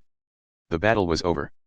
The Kamijo party changed their destination from 50% less skin covered to tropical bright girl. Come to think of it, no one needs Kamijo-san in the store, right? In that case, I can wait here. He tried to compromise even further, but Birdway gave a cry of desperation. I told you the plan was to throw you in a supersonic passenger plane and send you anywhere in the world as soon as we got word, you fool. We need to stay a single group to make sure you don't get lost at the crucial moment. Kamijo ended up being dragged away like a vacuum cleaner being pulled along by a young housewife. Mikoto and Index followed from a short distance. Hey, are things always this crazy with him? Do you never question the overwhelming unfairness of it all? Tuma's usual chains of incidents go much further than this. This is still at about the third link on the chain. Kamijo walked around the shopping mall while being pulled along by Birdway's small, and extraordinarily powerful, hand. He glanced at the different stores to see what they were selling. They were all airport duty-free stores, so they primarily sold what would function as souvenirs. On top of that, there were a lot of fashion stores. Kamijo could only think they were targeting the fashionable people who were winning at life or that they wanted to give a fashionable impression of Academy City to the tourists and businessmen who came through. There were also plenty of stores that sold electronics, but all the products were very focused on design. They were all small devices with smart, streamlined shapes not seen in foreign models that looked like they could look up the day's recommended recipe in a colorful kitchen. They looked like something from an economics magazine article titled The Ideal IT Life of the World's Top 100 Influential People. Or so Kamijo had expected. What? These are all really old models. That's because these are duty-free stores meant for visitors, cut in Mikoto. These are meant to be brought out as souvenirs, so putting in Academy City's latest technology would allow the technology to leak out. In other words, everything here is kept at a level that is acceptable to have leak out. Then I don't see how we could enjoy looking at any of this. Oh? Does this disappointment come from the sexy swimsuits you hope to see those tea-drinking, cake-eating British nobles wearing? Is that what you mean? Is it? Why? Why is everything so difficult to deal with today? Kamijo-san was only trying to find some small objective amid this hopeless away game of visiting a swimsuit store with a guy-girl ratio of 1 to 4. I was only desperately trying to turn my focus to the guy-like interests of electronics and gadgets. That's all I was trying to do. Don't call me difficult to deal with. AHH. Things just got even more difficult. As his mental escape paths continued to dwindle, Index walked up next to Kamiju and spoke while holding the cat. I'm fine with any store as long as it has food. You finally reached the point that you'll eat swimsuits? Or do you mean the cell phones? I can smell cafes and bread shops all around here. That's a cafe mocha and that's a fresh butter roll. What kind of new skill is this? Is your sense of smell the amazing part, or is your accuracy when comparing the smell to your memories the amazing part? There may be a 20 or 30-year difference, but food doesn't change. A fried egg was perfected as a fried egg 100 years ago. So there's no problem. As long as there's food, I'll eat it. Oh. Don't underestimate the advances science has made, Silver Sister. Tuma. Short hair gave me a mean nickname. And what do you call that you called me? Well. Mikoto almost flew off track, but she used the power of her rationality to hold back. Research into the inosinic acid deeply related to the maturing of meat has advanced quite a ways in the past few years. A maturing method has been developed that uses supercooled water and endothermic alloys to cool raw meat with previously unheard of pattern graphs, which really draws out the savory flavor. What is treated like trash meat here in Academy City is much better than the average in the outside world. In that case, what would A5 top-class meat here taste like?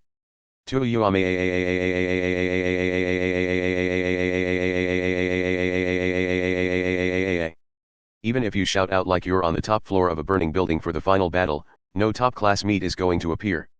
For a poor student, a large gyudon is as luxurious as it gets. But despite what they discussed, Birdway and Lesser were still the ones who decided where the party went. And so they soon arrived at the swimsuit shop. The shops in the shopping mall were divided into small unit blocks. If a store wanted more space, it would rent 2 or 3 of those blocks and take out the walls between. The swimsuit store used only 1 block, so it was only as large as a small convenience store. However, wait a second. Do I really have to go in here? I'm not quite sure how to put it, but I feel some kind of pressure. There was nothing particularly outrageous visible from outside, and the store did not stand out from those around it. It was merely a part of the scenery. But Kamaji could not enter that store as casually as he would a gyudon restaurant. He was not allowed to. He could feel an aura or pressure that told him as much. This in itself was no crime. The problem came from the store being a poor combination with a high school boy like Kamaji Tuma. For example, no one would question seeing menstrual products lined up on a shelf at a drugstore. If a suit-wearing OL or female teacher picked one up and carried it to the register, no one would bat an eye. But what if an obviously adolescent high school boy like Kamaji Tuma brought that same product to the register? That combination was out of the question. That left nothing but mystery. Doing so was not a crime, but there would be a massive pressure over the short distance to the young woman at the register. That overwhelming pressure would be like the winds of a giant hurricane. With that in mind, Kamaji glanced over at Mikoto. Why do we have to go look at swimsuits in November? Well, I could always go to the southern hemisphere for New Year's. She was a bit annoyed, but was sucked in toward the entrance fairly easily. What was going on? He turned to Index now. I smell a sweet aroma. Sphinx, I think this might be a heaven of fruit. She ran into the entrance for a reason completely unrelated to swimsuits. And then Kamaji caught on. I get it now. This is like the pink tile barricade of the girls' locker room. Damn. It's unfortunate, but there's nothing I can do. Why do you know the girls' locker room has pink tiles? Anyway, this isn't a problem, so come on in. Well, this store is for commoners instead of experts, so I don't expect to find much. But I'll post some half-truths about the place online if they don't at least have a slingshot. However, the truth remained that their destination had changed from 50% less skin cover to tropical bright girl. This was no longer the hellish situation in which any option would ultimately lead to a head injury for Kamaji. He was guaranteed some safety. Or so he wanted to believe. However, he could not help but feel a chill as he stood in front of the store. The human tow truck that was Birdway dragged Kamaji into the dreadful pressure of that store. Instead of shelves, the store contained several stainless steel rails. Each of those rails had over 100 special hangers on them, and countless swimsuits divided up the store like hedges. The walls and ceiling were made of marble, and the walls were covered in thick curtains despite there being no windows. The floor had a black and white checked pattern similar to a chessboard. They may have wanted to give the place a luxurious feel, but the lights were so strong it had the bright atmosphere of a movie theater after the movie finished playing. Using only indirect lighting would have fixed that, but that would have made the colors of the products too hard to see. The store had definitely been created with the customers in mind. Oh. It looks like they at least have a full selection of micro bikinis. Oh. Is this a ribbon swimsuit that uses silicone material to stick directly to your skin? You really can find the best things in the most unexpected places. I think I will be able to enjoy myself here. Gui ha ha ha ha ha. You're kidding me. You promised Kamaji-san we would be going to a normal swimsuit store. If this is what's considered normal, what kinds of swimsuits cover 50% less skin than this? As Lesser grew overly excited, Kamaji held his head in his hands. Birdway then spoke up as she reached for one of the hangers with a swimsuit fixed on it. Hey, Kamaji-tuma. I found a cow print slingshot, but I think this kind of animal symbolism is going too far. As a guy, what would you think if you saw me wearing this? That it was a self-deprecating joke. Kamaji's honest answer earned him a most welcome knee to the crotch that left him writhing on the ground. As Birdway threw the hanger back onto the stainless steel rail and went back to choosing a swimsuit, she showed no sign of concern for her servant. Hey. Wait. Hey. Just a second, Misaka. This hopping around is important. To a middle school girl like you, it may look like I'm jumping around as a joke, but this is the brink between being able to return to the battle or not. Let me focus here. I need to enter the zone for a moment. Mikoto frowned and tilted her head as Kamaji jumped straight up 2 or 3 times and somehow managed to recover from the status effect. He breathed a sigh of relief, but Mikoto did not understand any of it. Anyway, I'm going to look at the swimsuits over there. Why? Do you have some reason to flee Japan? The reason Birdway and Lesser wanted swimsuits in November was because they wanted to hide in a southern country on the other side of the world while the Anglican Church and other groups were pursuing them. That had nothing to do with Index or Mikoto. Kamaji could not let her get caught up in the moment and lose sight of the situation. No, but I think they made a new indoor pool in the leisure facilities of District 6. My mama said swimming is one secret to beauty, so this is a good opportunity. If I buy a swimsuit now, I can head to the indoor pool before I decide it's too much effort. Why you don't need to make such a carefree decision in such a chaotic place? Wouldn't it be safer and easier to buy one at a sporting goods store later? If I wait until later, I'll just decide it's too much effort. And the swimsuits in that corner look normal enough, so I'm just going to look through them, said Mikoto. Also, if you peek on me while I'm choosing, I'll kill you. I'm not joking. Don't worry. Don't worry. You don't need to bother with a warning. No matter what you do, I always end up on the verge of death. He tried to casually turn aside the comment and ended up with a 1 billion volt lightning spear flying toward him. If it had not been for his right hand of mystery, he might very well have died. Don't scare me like that. Do you have some kind of grudge against Kamaji-san? Pay attention to what people say to you. With that comment, she headed to another corner of the store. This left only Kamaji and Index. Just so you know, Kamaji-san is quite relieved that you stay the same no matter where you are, Index-san. AHH. I don't see how you can care about swimsuits when it's so cold. More importantly, Tuma, when will the delicious bread, cake, black tea, red bean soup, matcha, coffee, and hot dogs be served? Way too many of those are from the same genre. And that's too much caffeine, sugar, and carbs. What could possibly bring you to that combination? All those different smells are floating around, so I can't help it. I'm not really sure what it is that you can't help. Wait a second. Are you the type of person that would cause devastating damage if I brought you to a fish market? Hehehe. Are you talking about the legendary Tsukiji market, Tuma? Of course I would go around eating everything. In fact, when will you take me there? I'm really interested in seeing Ryagojo, that fantastical kingdom made up of countless types of seafood, revived in the modern age. It seemed there would be devastating damage even if the rescued turtle brought Index to Ryagojo. She would see Oto him and the others who greeted her as nothing more than one half of beef or fish, so she would show less mercy than Momotaro on a Nagashima. Kamaji doubted he would get any support from the cat in Index's arms. The cat's shameless expression seemed to say, "Do you find it sad? This is survival of the fittest." Meanwhile, Mikoto returned to Kamaji and Index. She held a hanger with a swimsuit on it. I made up my mind, so I'm going to buy it. Don't look at it. What? Are you a comedian in front of a boiling bath? Are you saying you actually want me to dash, Mikoto fired a lightning spear for each naive question. It seemed she could not stand having the sight of a girl and a new swimsuit remind him of a man in his 40s in a cliched situation. However, Kamaji-tuma was not the type to notice such subtle things. Mikoto had chosen a sporty one-piece that looked like a racing swimsuit with more focus on streamlined design. Kamaji's imagination may have been lacking, but it did not look particularly revealing from what he could see on the hanger. And so the boy gave his opinion. That's not really something you need to hide, is it? What dash? I told you not to look. It doesn't look that much different from a school swimsuit. You idiot. It's completely different. Don't tell me you're the type who looks at a fashion magazine and complains that all the clothes look the same. Look. This part here and this part here are completely different.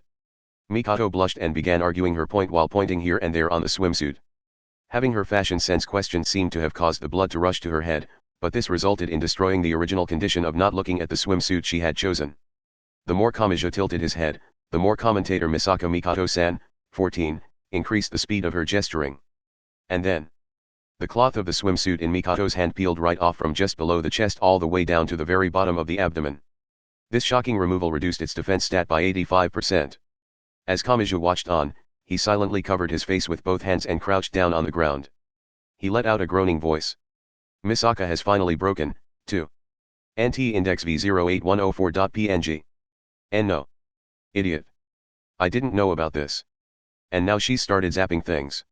Is the end of the century about to begin? No, there's still time. If I can defeat Misaka before the flames spread to Birdway and Lesser, I should be able to avoid a truly hopeless situation. Defeat? What do you mean defeat? Okay, Misaka-chan. Go on, go on. Blush and put that swimsuit back now that you've changed your mind. That's what you meant. As she was pushed from behind and led with the uncaring motions of a construction worker making 900 yen an hour as he guided traffic around the construction zone, Mikoto returned to where she had gotten the swimsuit. There was a lot she wanted to say, but she wanted to avoid having him think she was intent on buying that swimsuit. Kamijituma's plan had worked this time. However, there was no guarantee things would go so smoothly every time. He was not a martial arts master whose motions were like the branches of a willow tree. And if a billion volts or metal flying at 3 times the speed of sound hit him, he would seriously die. On both the science side and magic side kaya pervert, situations were done on reflex, so there would be no discretion or mercy. Bringing together girls who had great firepower was more dangerous than mixing different cleaning agents. I need to stay as docile as possible. Jizu mode on. Trying to leave the store could draw the girls' attention, but he desperately wanted to avoid helping them excitedly choose a showy swimsuit followed by some unexpected misunderstanding. He would not let it happen. He had to deal with Index, Misaka Mikoto, Lavinia Birdway, Lesser, and the Calico Kitty. That was too much firepower. Any reflexive and impulsive strike brought on by shyness, and targeting Kamijituma, would clearly exceed the max damage value. An outsider might think it sounded like something to add to a daily album, but the situation could literally smash his body to pieces. He wanted to avoid that at all costs. Your mind is empty, Kamijo-san, your mind is empty. First, I need to move from the most dangerous spot. That would be the dressing rooms lining the wall. I can't imagine how approaching them could be a positive thing for my life.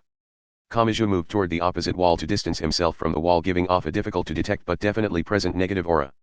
For some reason, there were a few chairs without backs sitting near the thick curtain on the wall. Kamijo sat down in one and breathed a sigh of relief because nothing had happened. He truly entered Jizu mode and tried to make time pass more quickly by becoming a sensory time traveler to the future. Adolescence is like a wild beast that can attack at any time. By the time Kamijo heard that girl's voice and tried to destroy his Jizu field from within, it was already too late. He was grabbed by the back of the neck and pulled backwards. Kamijituma suddenly disappeared from the area covered by the store's security cameras. What? There was nothing but a wall behind me. How did I end up here? I've already been attacked, but I can't tell what happened. Dante, tell me. Do you have a power that lets you freely control an alternate space that ignores Euclidean geometry? If you struggle too much, the others will realize we're hiding behind the curtain. It was Lesser. For some reason, she had been hiding behind the curtain and she now looked down at Kamijo's sitting form with the eyes of a feline toying with its prey. Wait. What possible reason do you have for this? What are you going to do to Kamijo-san now that you have dragged him in here? With someone as experienced as you, something will definitely interfere if I try to use any normal approach. It was New Light that wanted to use someone with such rare ability, so I'm not going to sit idly by while a big shot like the dun-colored sunlight barges in before the enticement plan is complete. More importantly, it looked like there was a full complement of people perfect for interfering with this kind of thing. With the stereotypical dressing room under such heavy guard, I had no choice but to use a trickier method. What do you mean experienced?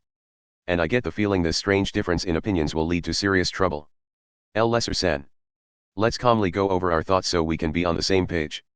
Shut up. If you don't go along with this, I'll strip naked and then strip you naked too. What kind of unprecedented suicide strategy is that? Fway haha. If you are seen naked with an innocent girl outside of the dressing room zone, What will the 6 billion people of the world decide happened? What do you want? Ta-da! You get to decide what swimsuit I wear. At some point, a swimsuit hanger had appeared in each of Lesser's hands. Okay, Kamijatuma. Did you drop this sexy black wired bikini? Or was it this sexy white skeleton one piece?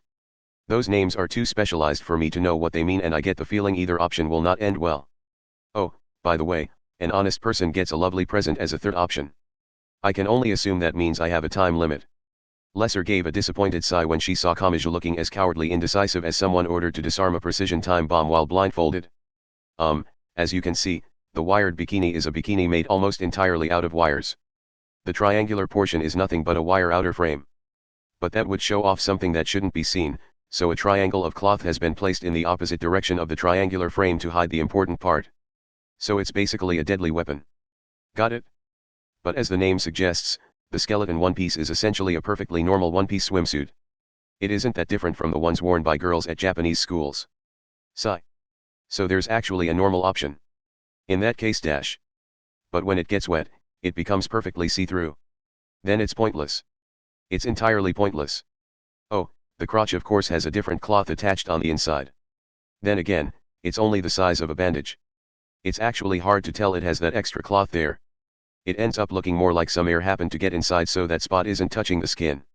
At any rate, both options would cause the lifeguards to begin surely blowing their whistles anywhere but at a nudist beach. In an RPG, the swimsuits would probably have strange curses.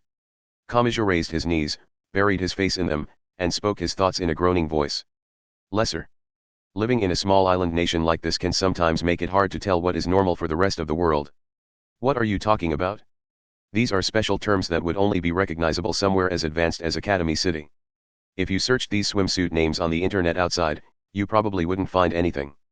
All of a sudden, I have no idea what Academy City is trying to do. Are you saying this will be the norm around the world in 20 or 30 years? By the way, wearing the wired bikini over the skeleton one piece would bring out a different style altogether. Heh. It would be like a cocktail of sexy swimsuits. Is that the punishment for running out of time? Kamija had the feeling his life would switch over to a completely different and amusing set of rails if he was naturally able to give a gourmet-like comment here. In the right hand was a black wired bikini. In the left hand was a white skeleton one piece. Now, which will you choose? A spiritual item that resembled an arrow-shaped tail extended from Lesser's miniskirt as she spoke with the expression of a demon asking him to sign a contract. Which one? Part 2. The air was cold and wrapped in mist-like weather. The lightning god Thor walked through Sargasso, the headquarters of Gremlin made from a great number of ruined ships. Technically, this was Olorus disguised as Thor. Now then. This environment was not foolish enough to let him bring in a cell phone with GPS functionality. The quickest way to find Sargasso's location would be to check on the location of the stars and sun. But at the same time, this was magic god Uthanas's base and she was currently focusing all of her power and skill on producing that lance. While she was focusing all her senses to eliminate as many impurities as possible, she would take issue with any magic Olorus used that was not related to Gremlin's actions. Even Olorus could not survive if he was surrounded here. Then again, the most fundamental problem was his inability to defeat the magic god on his own. I could cause some serious trouble and secretly use investigation magic in the middle of that, but that won't work here. The smaller the trick the better. The odds are good Uthanas would detect my preparations for the diversion. Due to his great power, Olorus did not seem the type for this kind of covert attack. However, he had lived a peaceful life as a recluse while slipping through the gaps in the Anglican Church, the Roman Catholic Church, and other world power search networks. That great power of his had given him the skills at covert operations that not even your average intelligence agent or spy had. That means I need to go about this the normal way. Sargasso was made up of the rusted ruins of everything from small boats to naval ships, but the members of Gremlin preferred to use the luxurious passenger ship that had broken in half.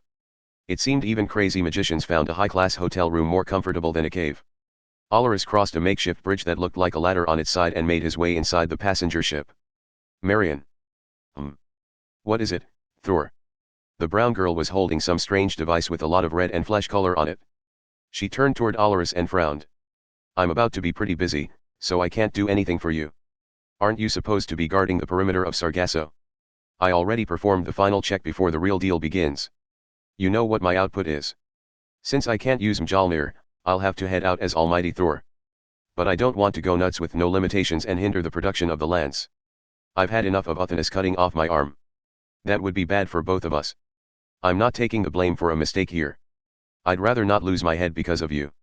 As long as our magical symbols don't overlap or conflict, nothing should happen. What direction are you going to draw power in from when you put together your temple? I can ask Percy about the scientific stuff, so that only leaves the reactor. Wait. I have a memo pad in my right pocket. You can check that. When one wanted to avoid any illegitimate and unnecessary actions, sticking to the legitimate actions was best. When performing a large-scale ceremony, the effects of ley lines and the movement of the stars had to be taken into consideration. For that reason, one had to check on the terrain and coordinates. If he could not use investigation magic, he just had to get his hands on the data that was already there. He could gather that data without magic god Uthanus catching on.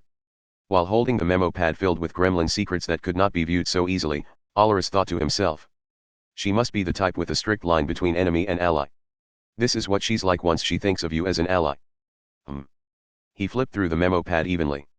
He found a page on which Marion had written down the information on the sun and stars she had calculated out, but flipped right past the information he wanted and looked through every page. He did not want her to know he was focused on a single point. Got it? Got it? I understand the gist of it. There shouldn't be an issue. Is that so? That's good. One other thing. Mokerkaf is Phrage's territory, but it's a mountain-like giant made of clay. It can change the ley lines around it as if a mountain really does exist where it is standing. Once the actual production of the lance begins, keep an eye on its location. I know that. I'm more interested in its core. You know, that heart on the plate. Even though it's exposed like that, it still beats like a proper heart. Just seeing it makes my mouth water. How about you have Phraja give it to you once this is over, said Olorus with a shrug. I'll do that, she replied honestly. It seemed this brown girl's sensibility was different from the others. Olorus parted ways with Marion Slingenier and continued down the corridor. Now I need a method of getting this data out. Once again, using any unnecessary magic would alert Uthanus. I need some way of disguising it. At that point, Olorus stopped thinking and turned a corner in the corridor. He had spotted Percy walking down the corridor with a pace as regulated as the second hand of a clock. He could not meet with him. Percy was different from a pure human or a pure spiritual item. There were several ways of deceiving a living being and several ways of deceiving an inorganic object, but he wanted to avoid meeting with that man who was somewhere in between. Of course, acting too suspiciously to avoid meeting him would be getting his priorities backwards. I need to deceive them using a legitimate line. Olorus thought for a moment. In that case, I can use that heart on the plate mentioned just now. That heart kept here in Sargasso is the driving force for that giant, mountain-like Mokerkaf. It's set up to control it remotely. I should be able to borrow that line and send a message to my contact with the Anglican Church. Part 3. In the UN headquarters building in New York, one of the several small conference rooms was filled with the light of fluorescent lights. It was filled with those who directly ruled a nation, supported one from where the light of the sun did not reach, or mentally supported the people as religious symbols. America. England. Vatican City. Russia. France. To sum up, said the presidential aide Rosaline Crackhart in order to check back over everything. Unsurprisingly, an adult woman like her chose how to speak based on who she was speaking to. She was sensible enough to not enter full S mode and verbally crush a foreign head of state under her foot. This illegal force named Gremlin has a hidden base called Sargasso somewhere on the seven seas and they are developing a weapon of mass destruction called a lance. They will not hesitate to use it and there is a great danger of them using it as soon as it is complete without bothering with negotiations. Does that properly cover the information that has been discussed thus far? There was a reason she had repeated all that. When the British or Russians had been speaking, there had been a lot of terms she had not understood: magic, magic power, spell, spiritual item, ley line, demon god, Vergr, holistic esper, Gungnir. The United States of America was in part a religious nation that promised freedom to worship any number of religions, with Protestantism being first and foremost. However, when Rosaline saw these people seriously discussing all this in front of her, it ended up sounding like a very distant issue. It was as if they were philosophically analyzing the world of some picture book. World War III. Hawaii and Baggage City. The conspiracies of the military-industrial complex that America knew so well were not enough to fully explain the great force that had left its mark on the history of the world. Rosaline had even been directly involved in one of those. But even so, it lost any hint of reality whenever she thought back over it. It felt as if her own memories were wrong and that forgetting any of it had happened was the right thing to do. She could not sustain a sense of danger. The memories faded all too quickly. Before she could come up with an actual countermeasure, it all grew muddled and vanished into the shadows of history.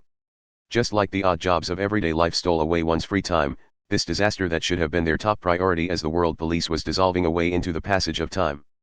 Something like this may have been more frightening than direct violence. That was why she had restated it in her own words. This was something the conspiracies of the military-industrial complex could not fully explain, so she had to make sure the phenomenon did not escape the common sense in her own mind.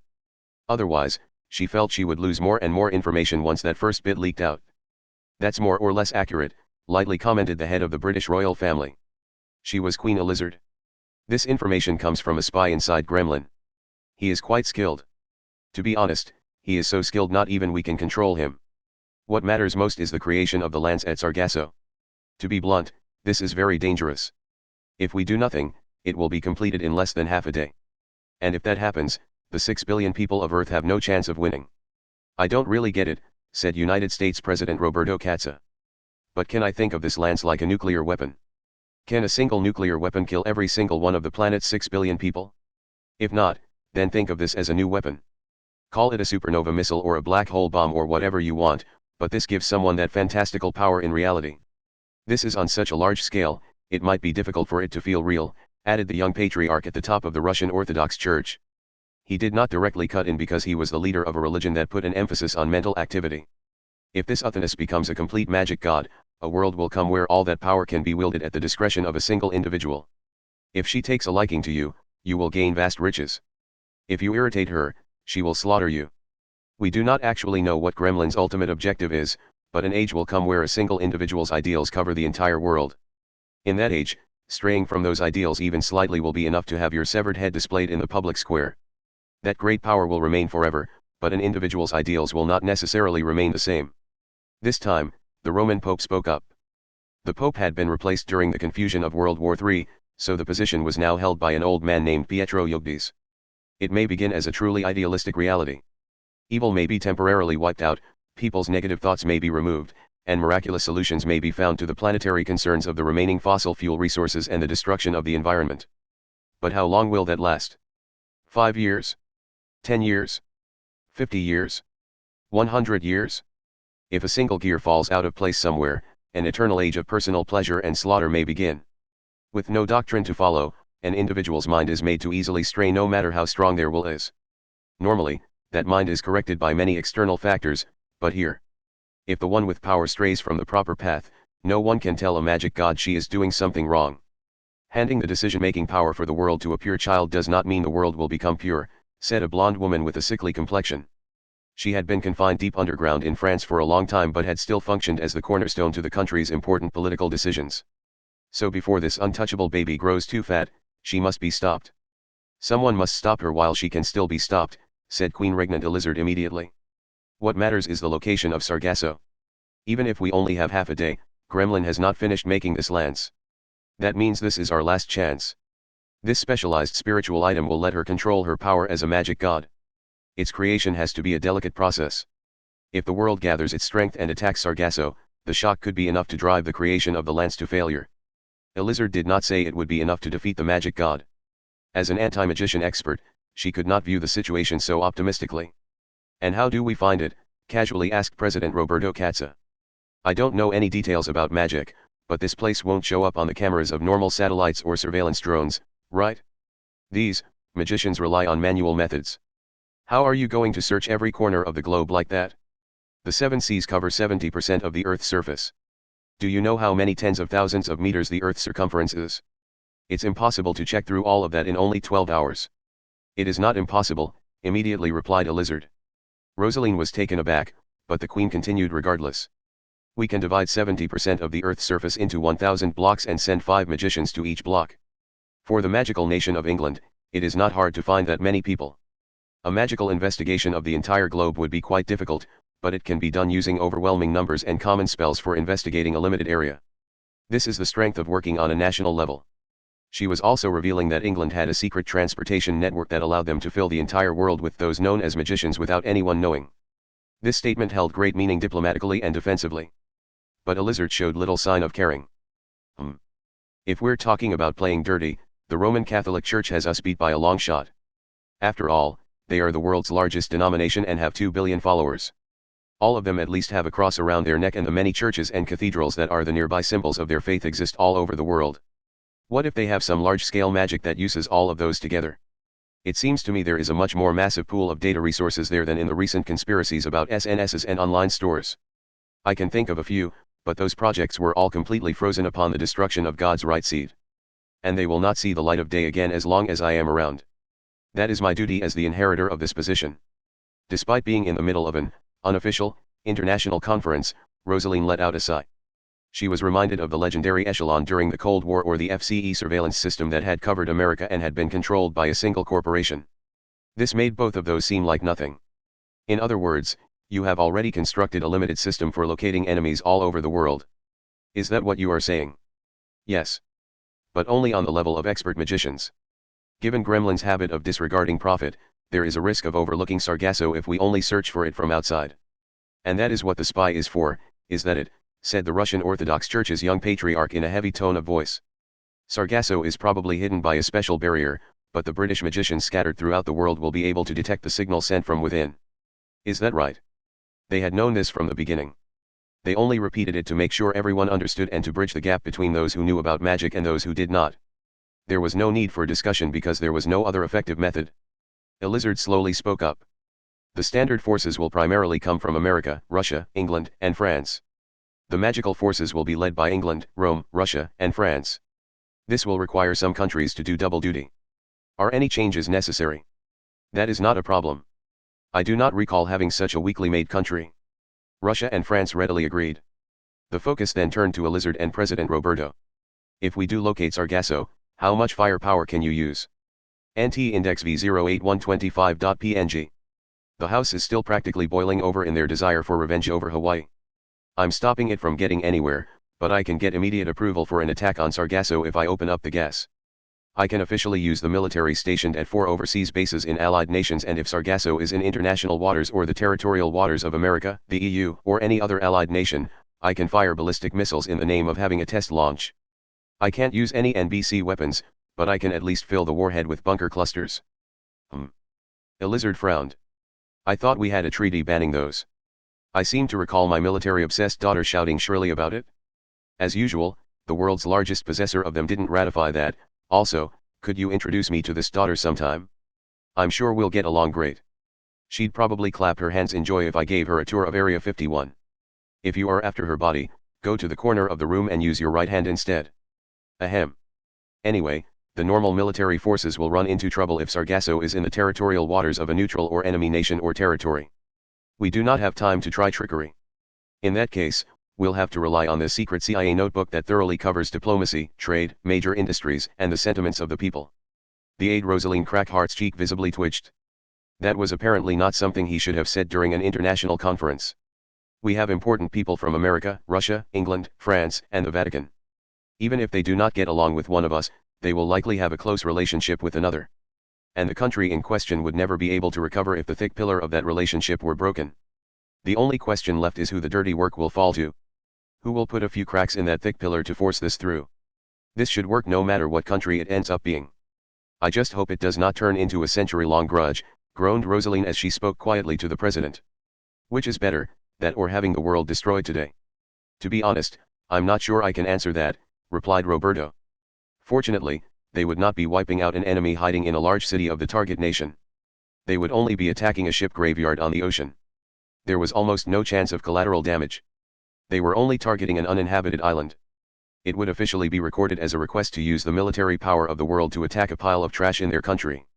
Air-to-surface missiles cost 1 million yen each and stealth fighters cost 20 billion yen each, so there would probably be a lot of confusion over why they were doing it. So, said the Russian patriarch. Any guesses where Sargasso is? An area of the ocean with close ties to Norse mythology. And they went to Hawaii for the volcanic energy, so somewhere without any submarine volcanoes or at least with no active ones. An internal phone began to beep. Rosaline picked up the receiver just as a lizard spoke. Here's my guess, the North Sea or the sea near Iceland. Part 4. The black wired bikini. The white skeleton one piece. Either one would be full skin mode. Everything was happening so fast that Kamachi half expected Lesser to begin changing right in front of him. And unfortunately, not all people could be brought to the new era. He would probably lose his life after having his skull bitten off by Index. However, Lesser did not seem kind enough to end this because they had run out of time. That was when Kamachi Tuma's survival instincts instantly and explosively increased the functionality of his brain. This was the same thing that occasionally happened during his run-ins with expert magicians. Lesser, think back. Do you remember what you said? Hanya. The white skeleton one piece becomes see-through everywhere but the crotch when wet. And the hidden crotch looks more like it just so happened to not stick to your skin because some air got in. Kamijituma forcefully grabbed the hanger containing the black wired bikini. So here is my choice. Eh? You want me to wear the wired bikini? No. You put the wired bikini on first and then wear the skeleton one piece over it. You will wear that combination. Kamiju made his announcement in such a loud voice it seemed like lightning should have struck behind him. If there is some air or any other kind of gap between the cloth and the skin, you cannot see through the skeleton one piece.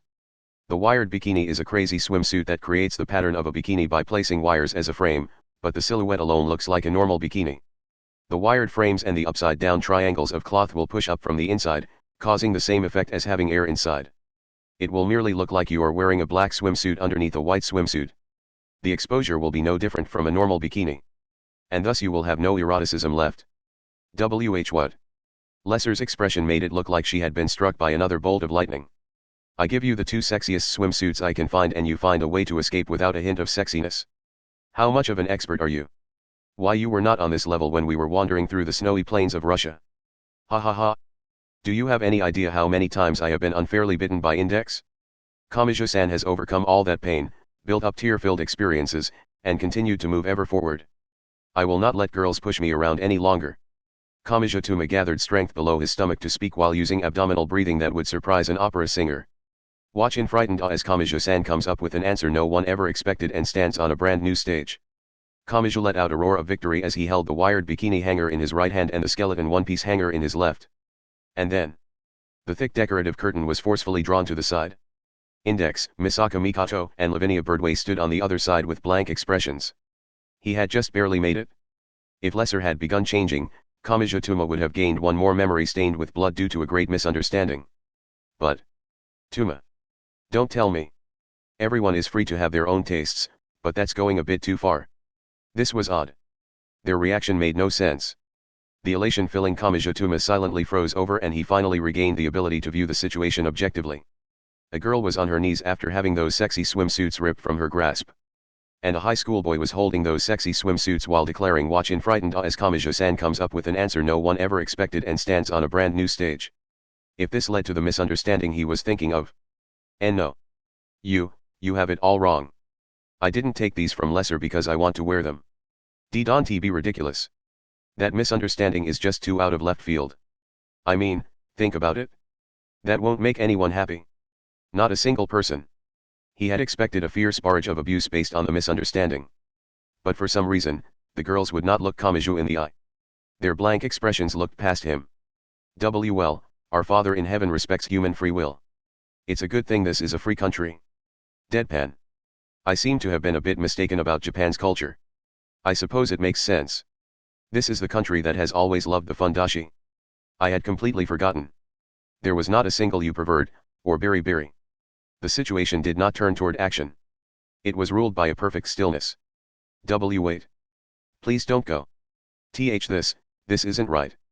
I never knew having no Grand Tsukumai could be so here trending. I may have won, but I didn't get anything for it. At least let me explain everything. Part 5. Carissa was unmistakably Britain's second princess and also the woman who had plotted a revolution to usurp the throne. William Orwell was a mercenary who had once conquered under the name Aqua of the Back. And Knight Leader was the man who led one of the magical forces of England as the head of the Knights. Two of them had been imprisoned in the Tower of London on the charges of treason. Knight Leader had not been charged with a crime, but he had his own issues, but they had been temporarily released for an emergency situation. They stood in a naval port on the northernmost edge of Scotland.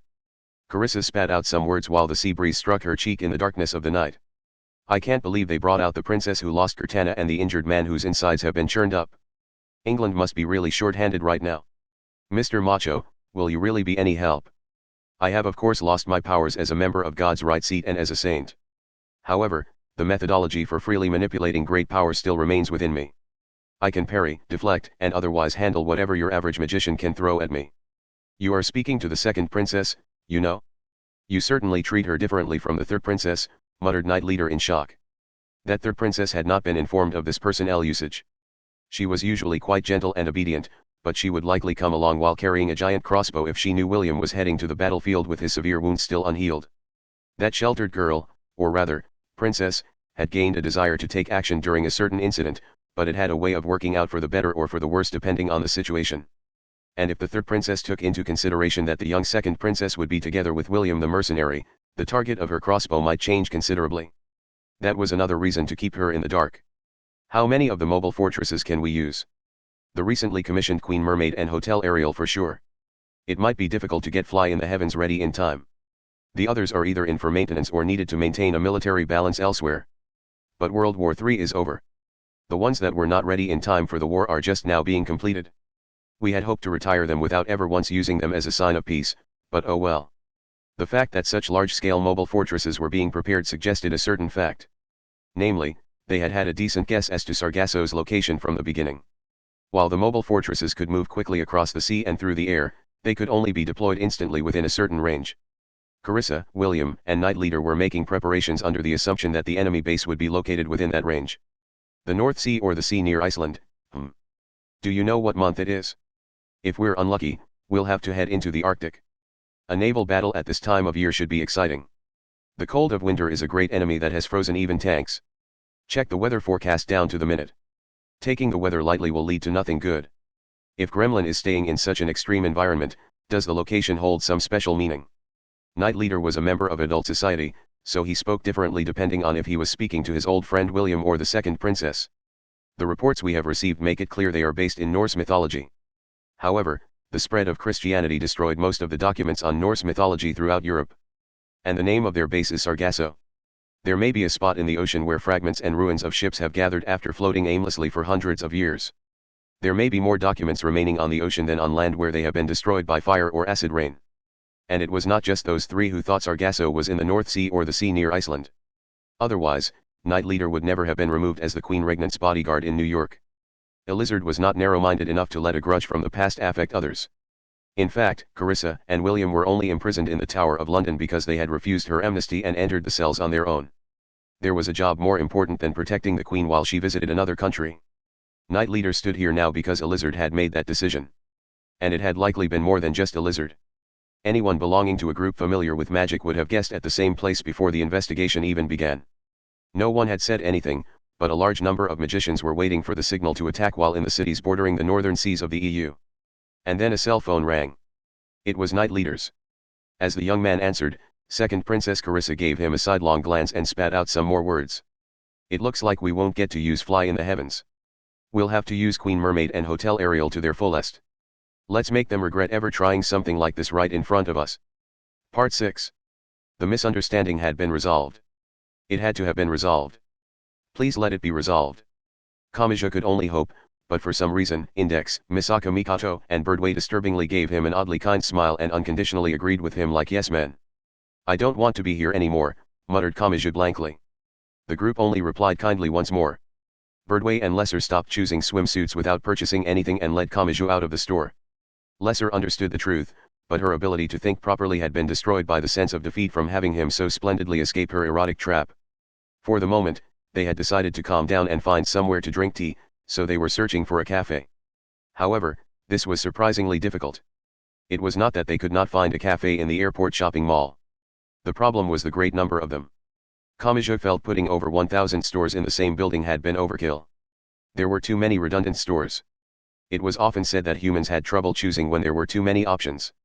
Index's revolutionary idea of going around to all of them and ordering coffee and sandwiches at each one had been immediately rejected. Kamachi and Lesser were useless now that their spirits had been broken, so the uproar over which cafe to go to was mostly between Misaka Mikoto and Birdway. They each seemed oddly picky about it, and mostly in a negative way. Having a single high-class girl with you was convenient and added some beauty, but this scene proved that gathering more than one together was never a good idea. While Kamachi's soul was partially detached from his body in search of an escape path, a girl's voice called out to him from behind. Oh, that guy over there is, Kamachi Tuma was it? What are you doing here instead of at school? It was a maid with an outfit eccentrically colored in the yellow and black of a bee. Technically, she was only a maid in training. She was a student at Ryouran Maid School. Her name was Kimokawa Maria. Tuma has won over another girl I didn't know about. What do you do to know so many girls? I do not know who she is, But perhaps I should study your unstoppable skill at creating connections between people. It could be useful for the cabal. Heh, heh heh.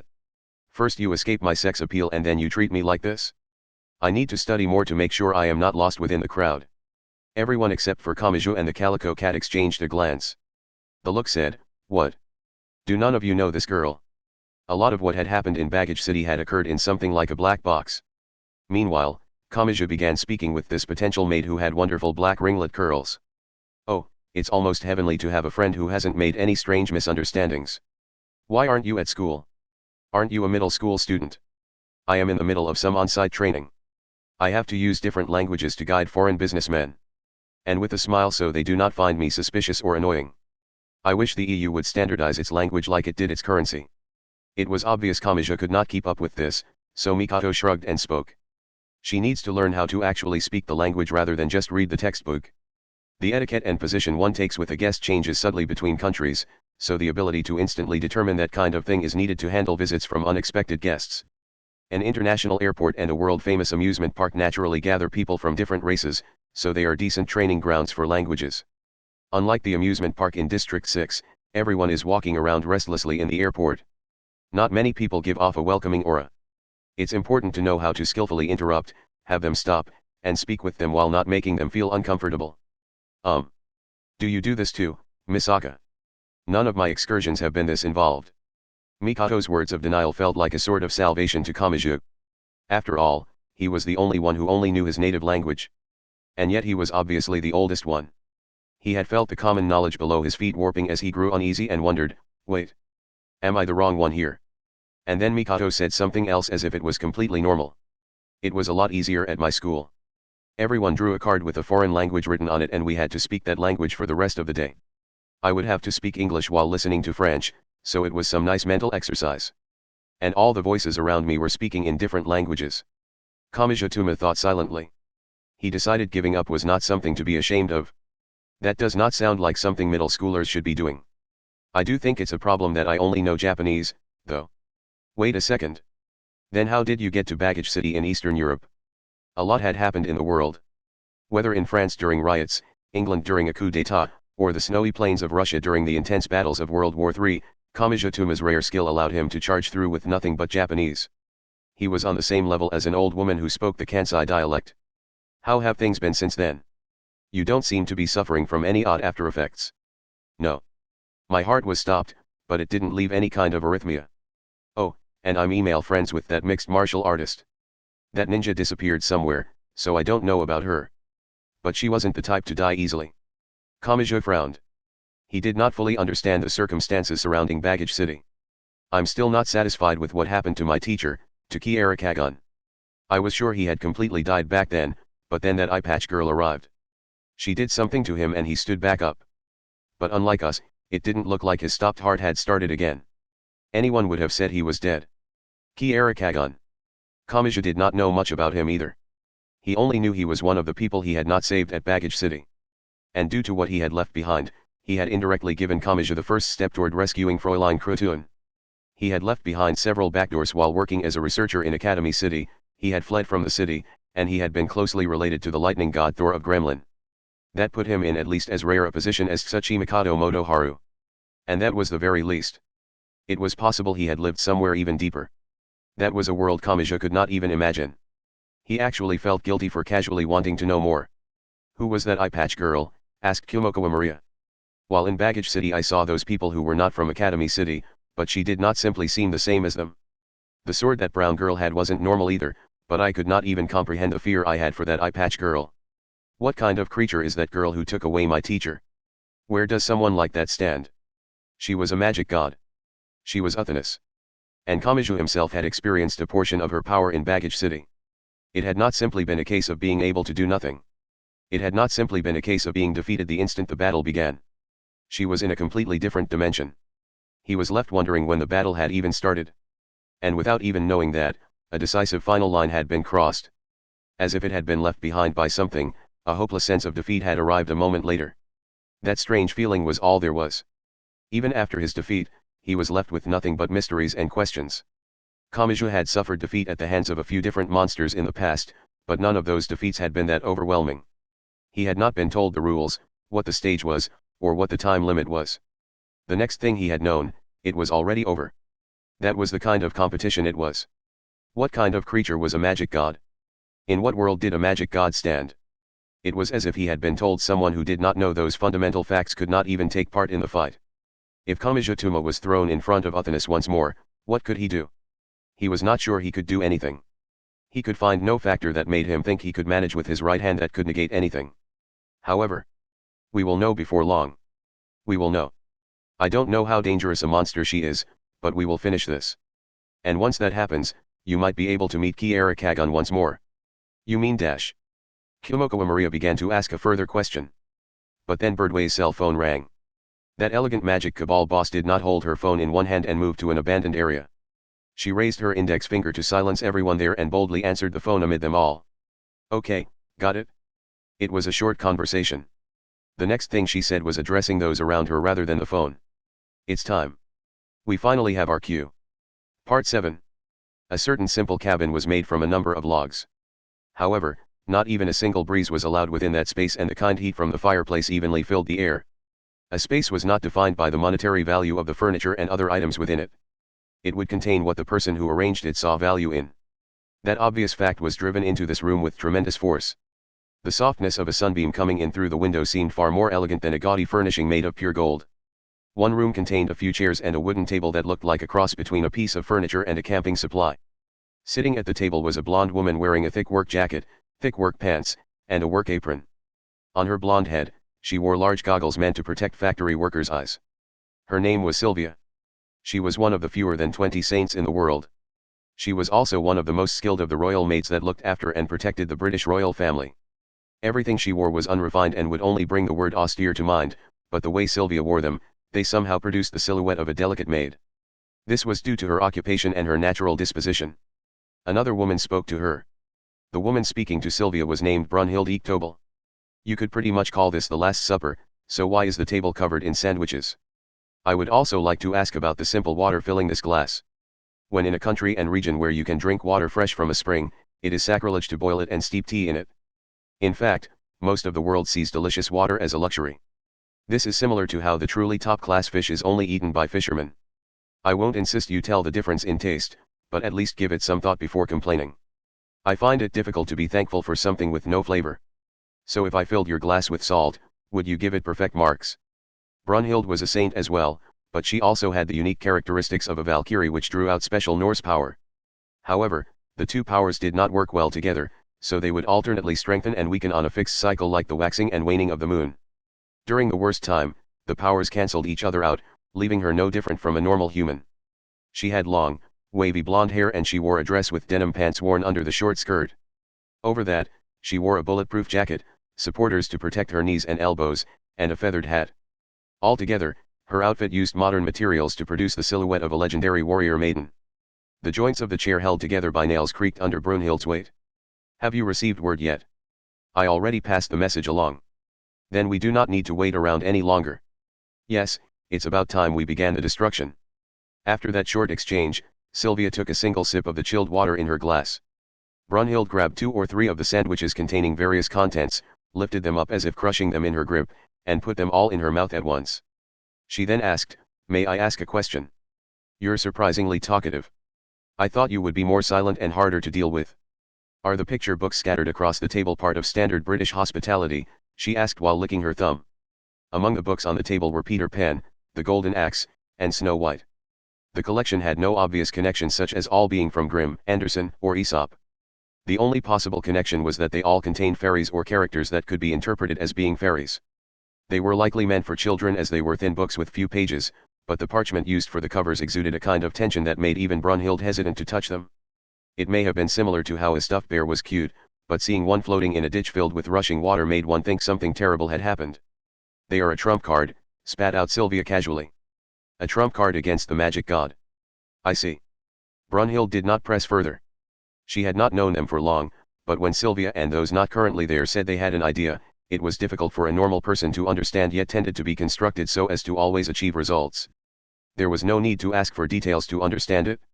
The preparations are complete and the time has come. Is there any reason to stay here any longer? Asked Brunhild instead. No. And with that, the two women stood up from their chairs. The mass of metal Brunhild called a sword was lying on the ground, so she kicked it up and caught it in one hand.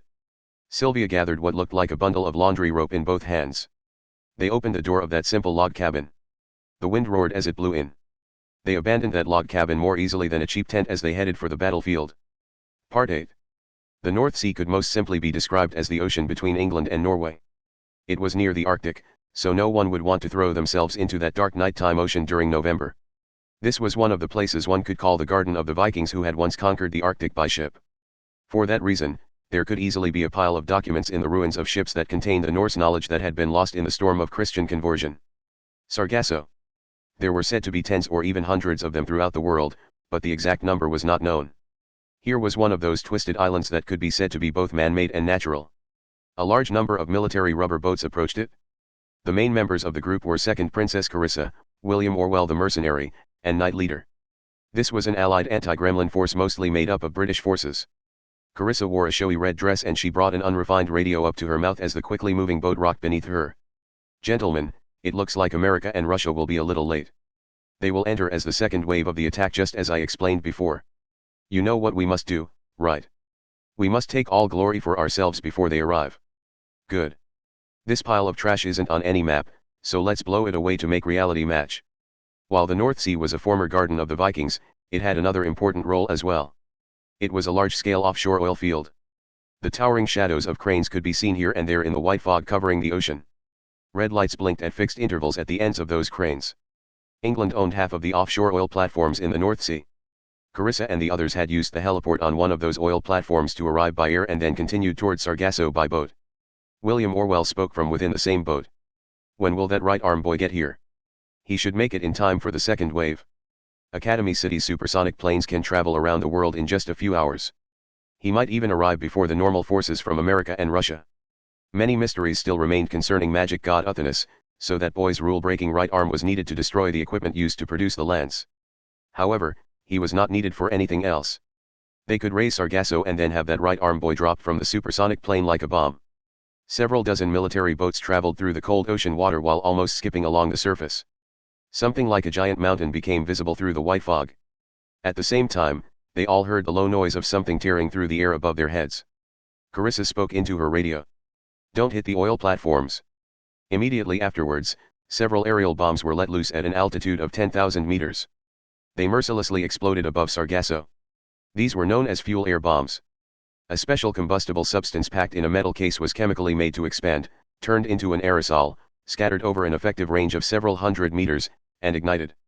This allowed the weapon to cover a broad area in flames and explosive pressure. It was classified as a normal weapon that did not use nuclear technology, but it was rumored to have the destructive power to produce a mushroom cloud if used on a large enough scale. In this case, a parent metal case produced several dozen child cases, each child case produced several dozen grandchild cases, and those finally scattered and detonated great amounts of the combustible material at just several dozen meters above the surface. The darkness of the night was blown away.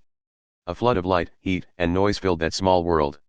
And it did not end after that single bomb. There were 5, 6, 7. By the end, 13 such bombs had been dropped on that same location. Even if a mushroom cloud had been produced, no one would have been able to see it. The explosions swallowed up the other explosions and that worthless scenery spread as far as the eye could see. Silver bullet a here. Every grape jelly we dropped hit. We will begin dropping the Mont Blancs. Good. We will move in close while you do so. Remember to check for toxic gas when you land. It is possible the high temperatures caused a chemical reaction in the ruins of those ships. A few more explosions occurred. This time, the blast was used to drive thousands or even tens of thousands of sharp metal stakes downwards. That was why the weapon's nickname was a chestnut dessert. "Your methods never change," said William without moving his eyebrows in the slightest. "The incident you caused in England is well known around the world. Gremlin may have analyzed your methods. If you remove all the waste and search for the optimal usage of your weapons, everyone will ultimately arrive at the same place. What a military run by a nation needs is an attack method that is impossible to avoid even if you know it's coming." As that downpour of deadly weapons fell on Sargasso, the group of military boats continued toward it. Carissa was not optimistic enough to think that bombing was enough to kill all the members of Gremlin. But whether they were a magician or a magic god, they still had the physical body of a human. They would have to use a good amount of their magical power on defense to push back that storm. Carissa and the others would attack Gremlin's flank while they were wholly focused on defending from the front. That way, they could exterminate Gremlin before they could use their many strange spells. The young British soldier operating the boat's engine gave a report to Carissa. No toxic substances were detected. We do not need masks. Good. Let's accept the invitation to this home party. Ladies and gentlemen, let's remain sensible, mind our manners, put on a gentle smile, and use plenty of flowery speech while we eat all the food prepared on the table. Even as their boats approached the coast, they did not slow down. They crashed up onto Sargasso all at once like a large killer whale hunting seals on the beach. Everything was dyed black. No toxic gas had been detected, but Carissa's shapely nose detected the stench of melted plastic. Oh! She heard a voice. It was an elderly voice. Carissa and the others looked up toward a tanker sticking up diagonally across Sargasso. On the front of the tanker stood an old soldier holding a cane and wearing a silk hat and tailcoat. He looked like an illusionist or a stage performer. That impression was emphasized by the complete lack of hostility or malice he gave off even as he faced those who meant to kill him. However, that did not mean he was not a threat. It was the exact opposite. Someone with no hostility and someone able to completely hide their hostility appeared the same on the outside, but were completely different on the inside. I did not think this island was on any map. Did you ask the local fishermen perhaps? You certainly have grown soft if you are willing to entrust your life to the rumors spreading through the city. He spoke politely enough, but he had a mocking smile on his lips. Carissa ignored his light comment. The second princess spoke quietly with the head of the knights and the top mercenary on either side of her. Who is he? You may call me Loki. Lady Uthanas gave me the task of protecting this place with my dash. To repeat, Carissa ignored the old man. She ignored him from beginning to end. A flying blade similar to a giant arrow had stabbed directly into the center of the old man's neck and pierced through. This happened an instant after the second princess raised a hand. Robin Hood. This was an Anglican spiritual item. It was a magical arrow accurately guided by the knight's spell. It dealt enough damage to take Loki's life in a single blow. The spells of the knights who protected an entire nation had evolved in a different direction from the average magicians who aimed to stand at the top as individuals. On the assumption that an excellent statesman would manage its use, all ideologies were stripped away. Their techniques were simply made to be powerful, to be easy to use, and to assuredly kill their enemy. They would not know how their enemy planned to evade or defend, but they would attack head-on to crush that enemy's armor and smash their shield. They would not hesitate to stab their blades into the soft flesh beyond. And they would take that enemy's life. BH. Loki tried to say something, but Carissa continued to ignore him. She spoke to the men behind her rather than to her enemy. Continue on and eliminate everything that moves. The fully armed and armored knights moved in an organized manner throughout Sargasso. The old man fell from the tip of the tanker sticking up diagonally and slammed into the ground, but no one bothered to watch. And then Carissa, knight leader, and William began walking past Loki, who was just a corpse on the battlefield. But they heard a small noise. It sounded like the clattering of a window during a stormy night. The noise continued and refused to stop. Cough, cough, cough, cough, cough. Well done, second princess of the country of knights. I cannot assess your performance any other way. The stench of rusty iron quickly spread out. As he lay on the ground, Loki tried to forcefully pull out the Robin Hood projectile that had pierced through both his windpipe and his spine. It was a rough action that did not look like an attempt to heal himself or prolong his life. Instead, it looked like he was removing it so he could speak more easily. Carissa did not look down. She faced forward and spoke to the old man for the first time. Do you want to suffer as you die? Loki spreads chaos through both the gods and their enemies to guide the entire world toward the final battle. He is a character who could be called the source of malice. The old man smiled despite having received a wound so fatal that it was hard to tell if his voice was coming from his mouth or the dark red hole in his throat. But at the same time, Loki is not an all-powerful lord of evil. Even in the legends, he is captured and harshly scolded by the gods whenever he spreads chaos. Sometimes he cries, sometimes he fails, and ultimately he is bound to a giant stone and eternally tortured until the beginning of world's end. In other words, the trend of the situation has no bearing on my strength or weakness. It has no bearing on my victory or defeat. They heard a noise. It sounded like countless insects flying around by their ears. Wait. Don't tell me. My victory was assured from the moment you set foot here. The noise grew. And grew. And grew. As the bearer of the name Loki, it is my style to deceive both my enemies and my allies. Lady Uthanas said it was unnecessary, but I still maliciously doubted every single member of Gremlin. I gave thorough thought to what a supposed traitor would need to determine the location of the true Sargasso. The answer I arrived at was the signs in the sky such as the stars, the moon, and the sun. So what if I had a spell that could encase all of Sargasso in a dome and display false stars like a planetarium? And with enough precision to fool both this enemy and my allies? What if I took such a selfish action that could even affect my allies' ceremonies? As the sound of wings grew ever louder, the old man's body began to disappear. And it finally vanished altogether. It dissolved into the fog as if nothing had ever been there at all. Only his voice remained. The territory of Veepnir may have cracked my bonds with my comrades, but it has proven my theory correct and given me certain victory. I even altered Marion's memo pad. Now, you sublime supervisors of war who have challenged Gremlin head-on, be struck down by the malice of someone as lowly as I. All that remained at Carissa's feet was a bloody doll the size of a human palm that appeared to have been cut from a large wooden board. Carissa stepped on the Robin Hood, stabbing into its neck to completely destroy the wooden board. At the same time, a magical transmission arrived from the Knights. I have a report. Teams A through F have found no trace of the magic god or the production of the lance. I repeat, we have found no trace of them. This Sargasso is completely empty. So we picked the wrong target. All men, do not even think about escape. We don't have time. Focus all your power on defense, so you can outlast the Dash. Before she finished speaking, something else happened. Sargasso was swallowed up by an explosion and disappeared from the planet. Part 9. What? The presidential aide Rosaline Crackhart frowned within one room of New York's UN headquarters building. She glanced over at Queen Regnant Elizard without thinking. What do you mean? The nun Ursula Aquinas was providing support with information organization and analysis in London's National Library. When she received the report, she exchanged a glance with Sherry Cromwell, the brown magician who specialized in using a golem. Wait. In Academy City's District 23 International Airport, Lavinia Birdway initially thought she had misheard. But the subordinate she was speaking with over the phone, Mark Space, repeated the exact same words. We received a second report. The spy noticed a trap set by the enemy and corrected the information. The real Sargasso that Gremlin is using as their headquarters is located. The background noise was loud. A violent impulse rose within Birdway's chest that made her want to fry every single thing that could produce noise. But that was nothing more than her impatience and tension rising to the surface. Her subordinate continued speaking. In Japan. It is almost in the very center of Tokyo Bay. They are already on the move. Part 10. This is no joke, muttered Birdway as if spitting out the words. Her voice quickly grew louder.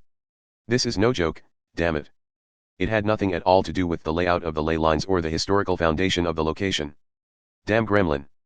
Was freeing themselves of those locational conditions part of their preparations around the world? Hey, Birdway, what's going on? Unsurprisingly, Kamachi and the others had not heard everything said to Birdway over the phone. The Dash. Just as Birdway started speaking, something else happened. They felt a low rumbling in the earth. Small objects floated down from the ceiling. They were pieces of various materials that had scraped off. What? Kamachi looked up. That was distant. It sounded like thunder, but, was that an explosion? To hear it this far away, how big was it? This is no time to be worrying about that, said Birdway quickly. They placed their Sargasso base in Tokyo Bay near Academy City. Academy City has given no official opinion on the destruction of Gremlin. They aren't part of the international conference in New York. Units have been sent out to places all over the world in preparation, but the area around Academy City is the one place where the usual military balance won't work. After all, this one city caused a world war. Gremlin is using that fact. Wait. Hold up. From that commotion just now, I assume Gremlin has learned the investigation is over. And to deal with it, they've started an attack of their own. I don't know if this is a preemptive strike out of fear of Academy City's military might or if they're targeting your right hand. Wait a second, Birdway. Tokyo Bay? Gremlin's in Tokyo Bay? But that's a terrible place for them to be. With Gremlin in the Bay and Academy City to the west, the primary battlefield between the two of them will be. That's right. Even Birdway was showing some panic. Even so, she spoke clearly. The battlefield today will be Japan's capital of Tokyo. And it will be the 23 special wards at the heart of the city where most of the administrative agencies are. Kamachi felt faint. This was insane. Gremlin had placed their base right next to Academy City. If they launched an all-out attack on Academy City, the city would not remain silent. They would do whatever they could to set up a defensive line in the center of Tokyo. If that happened, the two forces could end up mercilessly clashing throughout Tokyo. It would be Baggage City all over again. And this time, it would be in the capital of a nation, even if Academy City tended to overshadow it. Kamachi could not even guess how far the effects would spread if the city was paralyzed by a battle that made one want to cover one's eyes. But this was no time to be standing around in shock. No matter how they spent their time, the crisis would arrive just as soon. Birdway struck Kamachi's back and shouted at him. We need to get to the supersonic passenger plane. Pass through the employee gate and get to the electronic cart. We're going to run away. Even though we know blood is going to be shed here. The only way to stop this is sinking Gremlin with a swift attack before the two forces collide. And right now, the only way to stop the production of the lance is with your right hand. We need to get to Sargasso no matter what. We can jump out of the plane with a parachute if we need to. You need to assume each decision you make here could lead to a capital city's, no, an entire nation's destruction. Damn it. He did not even have time to worry about Index, Mikato, or the others. He did not know how exactly Gremlin would attack. Depending on the route they chose, a large-scale battle could occur right next to the part of the city his parents had moved to. Where the hell is the employee gate? He started running through the airport. Even if they did not know what exactly was happening, a slight commotion had started running through the airport. The electronic displays were saying all flights had been cancelled due to an emergency. At first Kamachi thought a lot of foreign businessmen were rushing toward the airline reception counters, but it turned out that was not the only place people were headed. An announcement began cycling through different languages. After a few loops, Kamachi finally heard the Japanese announcement as he ran. Please head to the special shelters. Halls A3, E4, F2, and H3 have underground shelters large enough for 2,000 people each. For information on the situation, please check the displays throughout the airport or the official site. Please get to a shelter that has room left. District 23 had the city's aerospace development facilities contained within it. In addition to the terrorist countermeasures common to all international airports, this one had airtight underground shelters in case rocket fuel containing toxic components leaked out. However, this was the first time Kamachi had ever heard this announcement. The announcement sounded gentle and calm at first, but that hinted that the situation was actually quite out of the ordinary. Damn. The atmosphere has grown tense. Kamachi grimaced as he ran in the opposite direction of the flow of people. Do I really have to smell this stench here?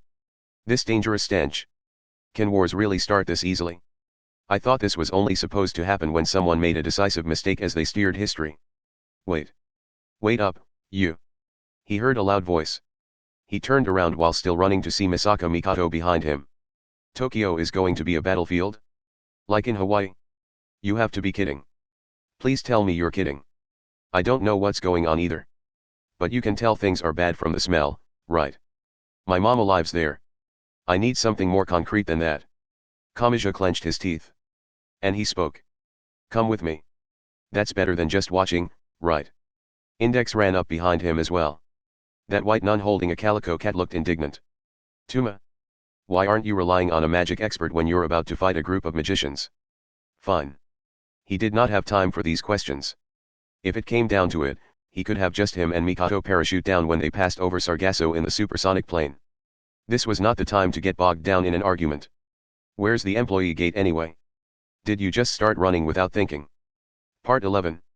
Kimokawa Maria thought over the conversation she had heard just before the situation began to move.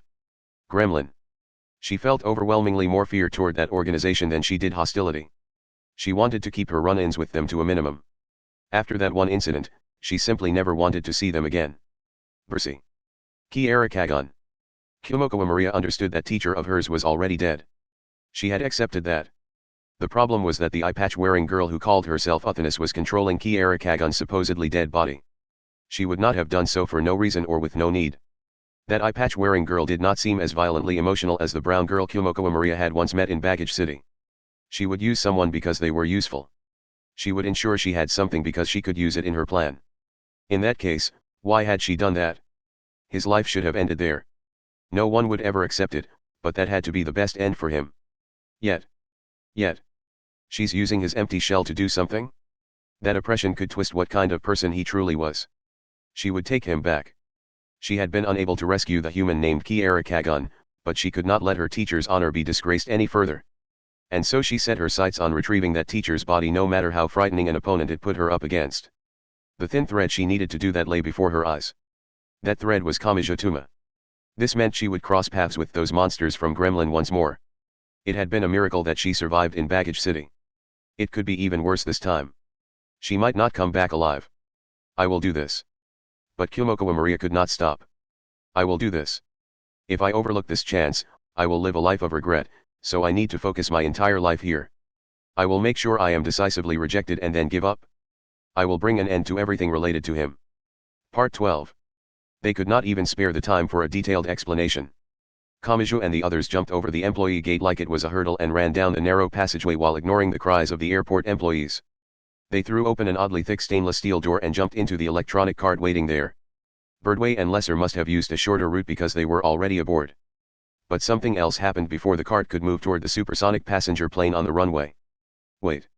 It was Kazuma Maria. Instead of using the cart's door, she practically climbed in through the window to force herself inside. I'm going, too. I've already made up my mind, so you can't talk me out of it. I'll do anything, so please take me with you to where Gremlin is. Naya. She managed to casually climb on the lap of my target, Kamachi. Such exquisite negotiation skills. And she's also a maid that managed to slip in the fact that she will do anything? I may have been mistaken about who my greatest rival is. Lesser raised her voice in confusion, but Kazuma Maria did not seem to be listening. From what I heard, it seems Gremlin's base is in Tokyo Bay. In that case, I don't need my passport. Adding on a last-minute passenger shouldn't be a problem. And no, wait. There's still the hurdle of leaving Academy City without permission. All of you are slipping past that restriction, so that means there's a loophole here, right? We don't have time to argue, cut in Birdway. We can easily take someone with a death wish to the battlefield. What matters right now is getting Kamachi out of Academy City. If Gremlin's primary objective is Imagine Breaker rather than Academy City, then we can draw their aim away. That might prevent the two forces from entering into direct conflict. Birdway tapped on the driver's seat headrest and the driver set off. The electronic cart produced no engine noise and moved surprisingly smoothly toward the unique silhouette of a supersonic passenger plane. It was a civilian craft that used bomber technology. And since it would now be carrying what firepower they had, i.e. Kamachi, its role was not much different. It looks like the engine has already been warmed up. Get on. We'll take off in 5 minutes. Urged on by Birdway, Kamachi and the others climbed up the stairs and into the plane. The plane lurched before they had even sat in their seats properly, much less fastened their seat belts. That would have been bad enough in a normal airplane, but this supersonic plane could fly at 7,000 kilometers per hour.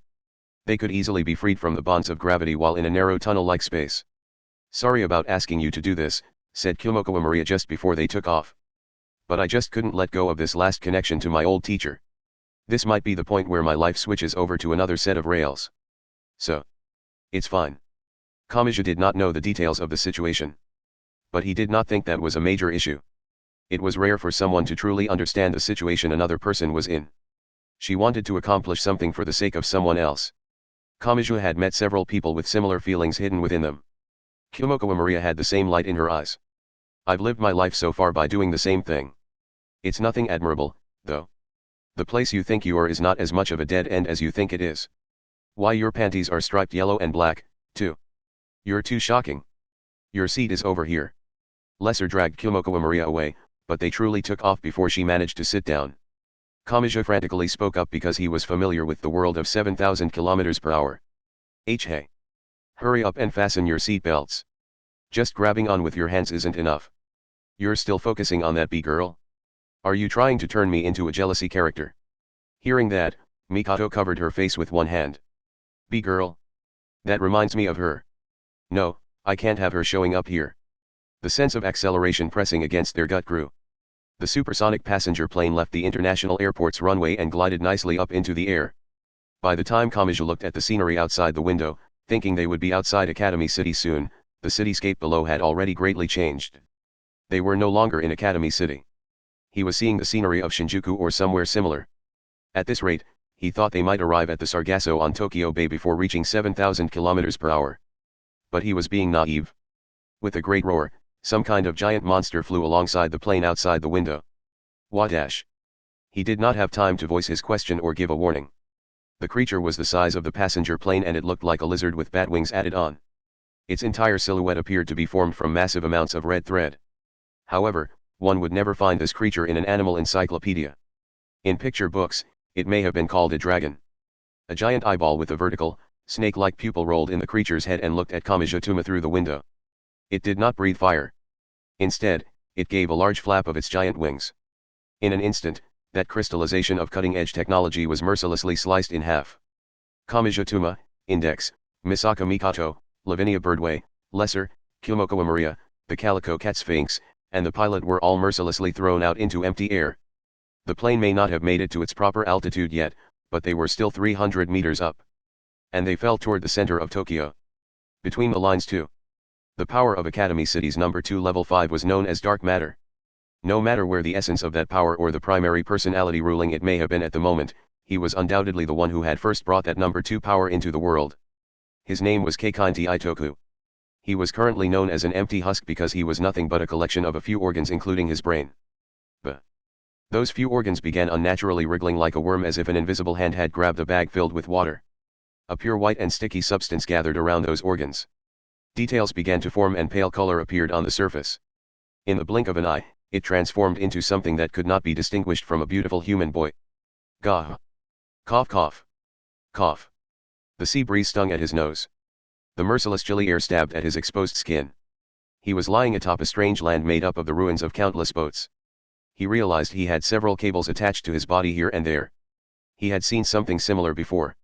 That was back when the dark side of Academy City had hooked him up to a life support device and had him do nothing but produce dark matter as a material for weapons. The equipment around him now was junk compared to back then, but he thought it was praiseworthy to catch up to Academy City using nothing but junk. He heard a female voice coming from somewhere. It looks like he's conscious. A gloomy male voice answered. That does not matter. I only need to have him produce what we need. It seemed they were indeed after his dark matter as material for a weapon. The reason him being conscious did not matter may have been because the man thought he could eternally control and restrain his physical body by sending special electrical signals into his brain. That was not entirely wrong.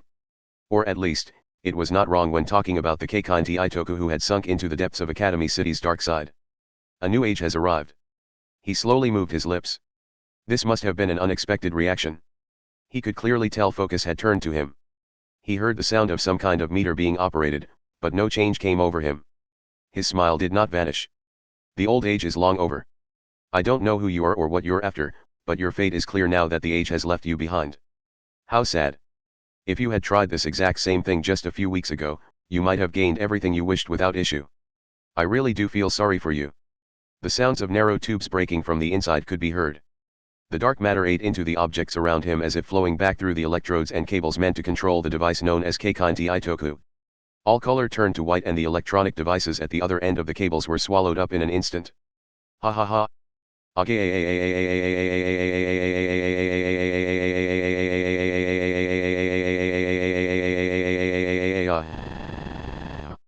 It seemed they had set up a parallel processor by constructing a giant system out of hundreds of computers, but it did not matter.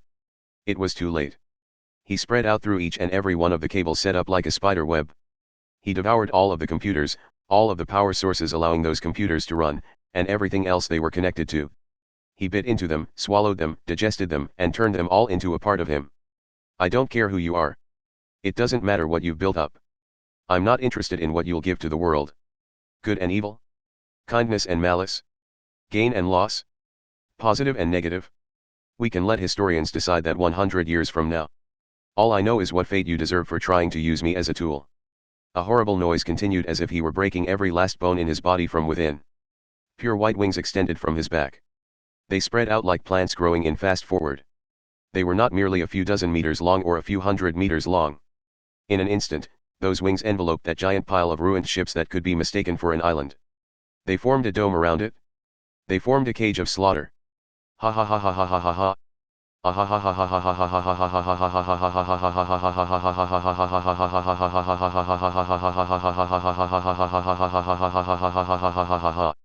The situation was thrown off track. The situation tilted and then toppled over in a direction no one had imagined. During the Cold War, in which both sides had thrust thousands of nuclear missiles before their enemy as a threat, the most feared thing had been an uncontrollable chaos. That nightmare was blooming here. And an instant before that chaos arrived, an eye-patch-wearing girl unhesitatingly grabbed Keikanti Itoku's neck in one hand. Not even a subtle change could be seen on her face. Even with that horrifying result before her, her entire body appeared perfectly relaxed. GH. For a while, he did not understand why there were groans coming from his mouth. The eye-patch-wearing girl had grabbed Keikanti Itoku's neck with a single hand and lifted him up. No, she was not just grabbing his neck. Her fingers were digging into it. Those fingertips sank deeply into that body made of dark matter. She used pure strength. Her fingertips had dug in deep enough to reach his spine, but she increased that strength a bit further and those fingertips sank even deeper. The sensation of that hard bone being crushed was followed by indescribable pain filling his entire body. It only took a single attack. The dome-shaped cage of slaughter covering the entirety of Sargasso shattered and floated down like snow. GBH. Gigug. I see everything is on schedule. This is the scientific material needed to fill the gap magic left in the construction of the lance. Any pure specimen tough enough to withstand the development into a holistic esper can be used, so Fräulein Krutun specifically is not needed. We do not need any compatibility from the device that produces the material. The eye-patch-wearing girl and the gloomy man exchanged a few short words. All the while, a cracking sound could be heard as the girl poured tremendous strength into Keikanti Itoku's neck. Listen, you piece of scrap. I only expect one thing from you. Just one.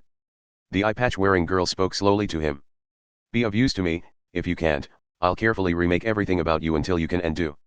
It will be like holding a girl's head down and beating her face into something completely unrecognizable with your fist. The sounds of breath escaping had no connection to Keikanti Itoku's will. The girl dug her fingertips inside his spine and disturbed what lay within. That stimulus caused his body to involuntarily convulse. He was like a ventriloquist doll made of living flesh. Where's you answer? Say as you wish. Ace, you wish. Good boy. And with that, a dull sound exploded out. This was nothing as simple as breaking his neck. It was unclear what force was acting on him, but the object that made up Keikanti Itoku's human form was compressed from all directions and transformed into a mass the size of a volleyball. A distorted pattern could be seen on the surface similar to when transparent glass was forced against someone's face or someone wore a stocking over their head. The eye-patch-wearing girl grabbed the ball in one hand and tossed it to the gloomy man. Do what needs to be done. You should be able to finish this before the same happens to you. Understood. Suddenly, a deep noise similar to a dinosaur's roar burst out overhead. The vibration of the air filled Sargasso and a few of the ruined boats rolled down the pile. The girl looked unconcernedly up into the white steam-filled sky. Mokerkaf and NHGGR. So their turn has finally come. It took you a while to find this one little base, spat out the girl. However, she showed no interest in the enemies surely making their way toward her. She was speaking only to what lay within herself. The production of the spear is in its final stages. Bring in Marion Slingenier. Have her finish the work with the skills of Advergr. Chapter 3, Doubt at the Edge of Decision. Turning_point. Part 1. In truth, Kamachi and the others had been wearing lightweight parachutes before the plane took off. Unlike normal parachutes, these ones had no secondary chute and no safety feature to automatically open based on an altimeter. These alterations shaved away at their life-saving features, but allowed the packed parachute to be as small as a thin school bag. However, a parachute could not be used under certain circumstances such as extreme wind. And did you know one of those conditions was being below a certain altitude? The parachute would not be able to provide enough deceleration, so the wearer would slam into the ground. Shit. His vision spun around and around until he had no idea which way was up. He could only feel a strange fear inside his gut. He had been dropped from 300 meters up, so he could not avoid an instant death if he struck the ground. He frantically reached behind him and tried to pull the string, but he could not get a good grip on the thin string being blown around by the air. It took 3 to 5 seconds. He tried not to think about how far he had approached the ground in that time. He squeezed his eyes shut, grabbed the string, and pulled as hard as he could. The bag on his back exploded open. An intense burden was placed on the shoulder straps, but something was wrong. Kamachi had never thought a parachute could reproduce the phenomenon of a dwarf slowly traveling through the sky with a large umbrella seen in picture books, but he was falling much faster than he had expected. The deceleration was insufficient. He was still falling rather than descending.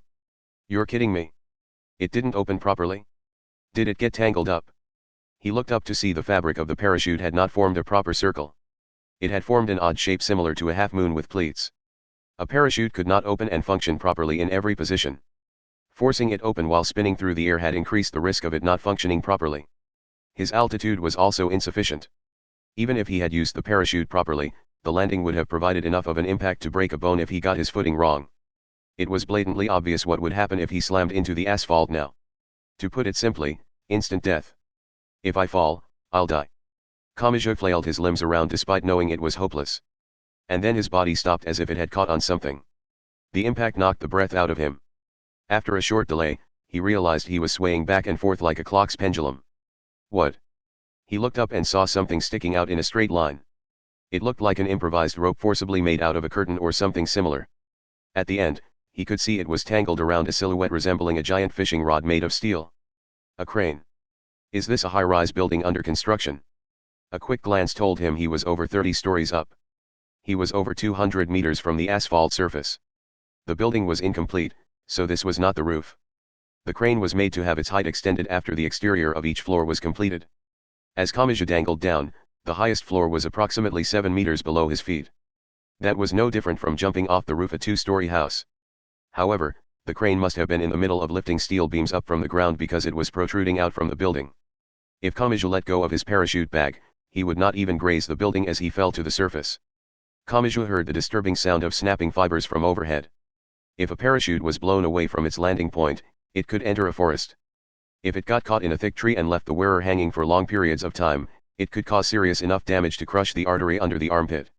What if that risk had been eliminated by having the silk fabric woven such that the parachute was strong to the even force of catching the air but weak to more narrow impacts? What if it was made to quickly break when it was caught in a tree? Not good. Kamachi immediately grabbed at the wire holding him up. The sound of the fabric tearing grew louder. Not good. If the parachute caught on the crane tiers, I'll fall straight for the asphalt. I need to climb up to the crane before that happens. However, this was not as easy as Kamachi imagined it would be. He was dangling from the bottom of the wire which was attached to his back, so he had to climb up while supporting his entire body weight with his arms.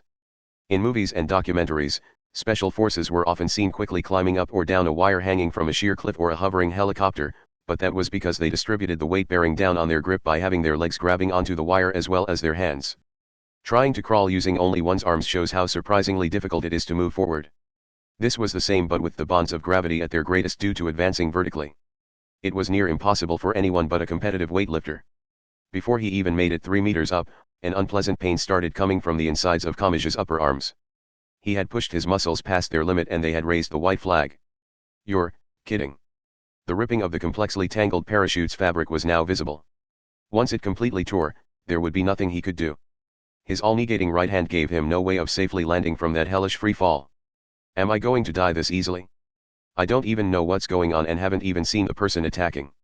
Can this really happen? Suddenly, he heard a sound similar to roaring wind. But this was not the common sound of wind blowing between high-rise buildings. It was not even wind. It was a giant form. It was that dragon-like flying monster that had flown alongside the supersonic passenger plane and cut it in two. It circled through the sky and charged directly toward where Kamachi dangled as if destroying its previous steel prey had not been enough. Oh. He did not even have time to complain about the cruelty of the world. The steel crane Kamachi hung from was completely smashed and flew through the air. He could not even hear the sound of the impact. The scenery transformed into distorted flowing lines. He could tell he was being swung around like a morning star. He felt an unpleasant chill as if his heart had shot up from his feet. Even as his vision was thrown into disarray, Kamachi was just barely able to tell he had been thrown further away from the building and toward a road wide enough to land a small Cessna on. And then he grasped the situation. The crane broke and is falling toward the road. A snapping sound cut off Kamachi's thoughts. The parachute fabric binding him to the crane had finally reached its limit. As if he had slipped out, Kamachi's body was thrown from the remains of the crane as they rotated and fell. It was like fixing a stone to the end of a stick with double-sided tape and then swinging the stick around as hard as one could. Even so, Kamachi did not reach the top floor of the partially constructed building. He was mercilessly tossed into a floor partway down which had not yet had glass added to the windows. His cry of pain was drowned out by the roar of the remains of the giant crane reaching the ground. Unable to withstand the pain, Kamachi curled up in the fetal position. He rolled around and continued screaming. He was not simply trying to distract himself from the pain. He was doing it without realizing it, but he was screaming in order to release the limeters in his head and intentionally secrete certain substances in his brain. It was the same thing done in certain track and field events such as the hammer throw. Kamachi finally unsteadily rose to his feet on that floor with exposed concrete, exposed steel columns, and no interior whatsoever. The monster from before shot by just outside the building, so Kamachi hurriedly hid behind a thick column. But it did not try to attack. That monster which was completely covered in red thread must have been satisfied with destroying the crane. It flapped its giant wings and flew off without checking on the damage it had done. Where's Index? And what about Misaka, Birdway, Lesser, and Kumokawa Maria? What happened to them? Did they make it to the ground safely with their parachutes? They weren't attacked on the way down, were they? He pulled out his cell phone and called Index's number. She tended not to answer her 0-yen phone, but he had no choice but to gather what information he could, one by one. But what? Index did not answer. In fact, It did not even ring once. Instead, a recorded female voice gave a looping announcement. The lines are currently extremely congested. To give priority to emergency services such as the police and firefighters, we ask that you refrain from making unnecessary calls or emails. To check on the safety of your family and friends, please use the cell phone company's emergency voice message service. Calls would not get through. Emails were out, too. He could not display the simple message board for cell phones either. The screen displayed a communication error and froze up. He tried routing around the issue with a wireless LAN app that used Wi-Fi, but it would not work either. He doubted all of the phone services would work here because it was an Academy City phone, but this was too much. For an instant, he wondered if the communications network had been intentionally knocked out, but he decided against it. There was something else to suspect before resorting to conspiracy theories. If the lines were overloaded, something must have happened to overload them. Kamachi looked back toward the glassless window. He had rolled a good way along the floor, so he was over 10 meters from the window. He could not check on the wide road down below from there. To check, he had to approach the window and peer down. He realized he was feeling an intense aversion to doing that. This was not a fear of heights. It was not a refusal to remind himself he was in a dangerous place. He was afraid the scenery down below would have transformed into something he could not even imagine. But whether he checked or not, the truth would not change. And the sooner he gained that information, the more options he might have for his next action. Kamachi slowly and unsteadily moved out from behind the steel pillar. He walked toward the glassless window. He took one step, then another. Each time the soles of his shoes touched the ground, he felt the tension inside him grow. It was like playing Russian roulette and seeing the odds of the bullet rising bit by bit as each empty round went by. He took the final step. Kamachi stood on the edge of a steep cliff with nothing to grab onto. With motions so stiff they seemed to make creaking noises, he lowered his gaze. And he saw. He saw. He saw. Part 2. Misaka Mikoto was thrown mercilessly from the supersonic passenger plane. She calmly grabbed the string to her parachute, but she spotted a white form falling quickly toward the ground. It was Index who was holding a struggling calico cat. The parachute had no safety device to automatically release based on an altimeter. If she did not know how to use her parachute, she would literally plunge headfirst to the ground. Oh, honestly. Mikoto stopped using her parachute and stretched out her arms and legs as if diving into a pool. With the sensation of accelerating toward the ground, she quickly approached Index who was chaotically rotating as she fell. Come here, you. She reached out a hand and grabbed the white nun's arm with her fingertips. They were less than 100 meters from the ground. Even if she opened her parachute now, it would be impossible to stop their combined weights before hitting the ground. They would slam into the asphalt with plenty of momentum to spare. She gave up on that. She switched over her focus and began controlling magnetism. Mikoto felt bad about how much the cat in Index's arms began to struggle, but she had more important things to worry about. She bent her legs and pressed the bottoms of her feet against the wall of a giant train station building and slid down with tremendous force. She decelerated so quickly it was amazing orange sparks did not burst out. While detecting the stench of leather being burnt by friction, Misaka Mikoto finally killed their falling speed and came to a stop at 4 stories up. Mikoto glanced around while supporting Index and the calico cat in one arm. Is this Shinjuku Station? I've only ever seen pictures online. More specifically, it was the east entrance. The familiar TV studio from a certain national midday TV show was there. Mikoto had imagined it was filled with non-Academy City fashion shops, but the signs for consumer electronics stores stood out more prominently. They could be seen all over the place. But she did not even consider dropping to the ground and looking around from there. There was a simple reason for this. NT index V08197.png. What is all this? It looked like the tide going in and out on fast forward. It looked like marching army ants. The true identity of this strange side was people. People young, old, male, and female filled the streets and plazas to the extent that Mikoto wondered why they were not in school or at work, even if the same applied to her. They had not gathered from across the country for some event. They had nowhere to stand. Mikoto could not tell what color the sidewalk was. No matter where she looked, she saw only heads, heads, and more heads. And this was not limited to the sidewalk. With no regard for the color of the traffic lights, the streets were filled with long lines of congested traffic and the gaps between cars were filled with large numbers of pedestrians. The sight seemed to twist one's sense of what was normal. The area was so packed that one began to wonder why no one was standing on the hoods or roofs of the cars. It's Gremlin, muttered Index as she hung down. Gremlin did something. That may have been the case. However, they could not tell what exactly that was. A giant shadow cut by over their heads. It was that fairy tale monster which had sliced apart the supersonic plane earlier. However, it only passed by in the sky. It gave no concentrated attack on Mikoto and Index, and it did not indiscriminately destroy the buildings or people in the area. Mikoto suddenly pictured the face of her mother, Ms. Yuzu, who lived in the city. She used her powers to access her cell phone while holding Index in both hands, but received no response. All of the lines are overloaded. I can't connect to anything but the disaster message board. And it looks like there's no message there. Just to be sure, she set it to record the message on her phone if one came in. She then released her control over the phone. Shinjuku is right in front of Academy City. If these gremlin people are advancing from Tokyo Bay to Academy City, they should have no reason to stop here. Why aren't they charging straight into Academy City? The gigantic traffic jam and all the people spilling out onto the streets meant it was likely some major roads and bridges had been taken out somewhere else. However, that stand seemed somehow insufficient. They could try to attack Academy City without doing any damage to Tokyo in the middle, or they could view Tokyo as an obstacle and destroy it as they advanced. However, they were causing sporadic damage without leaning toward one stance or the other. Mikoto could see no obvious conviction or benefit from doing that. However, they had to have a reason. She thought for a while, and then, it can't be.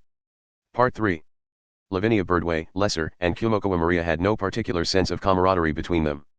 They had all boarded that supersonic passenger plane because they wanted to stick with Kamijotuma for their own individual reasons, so that should not have been surprising.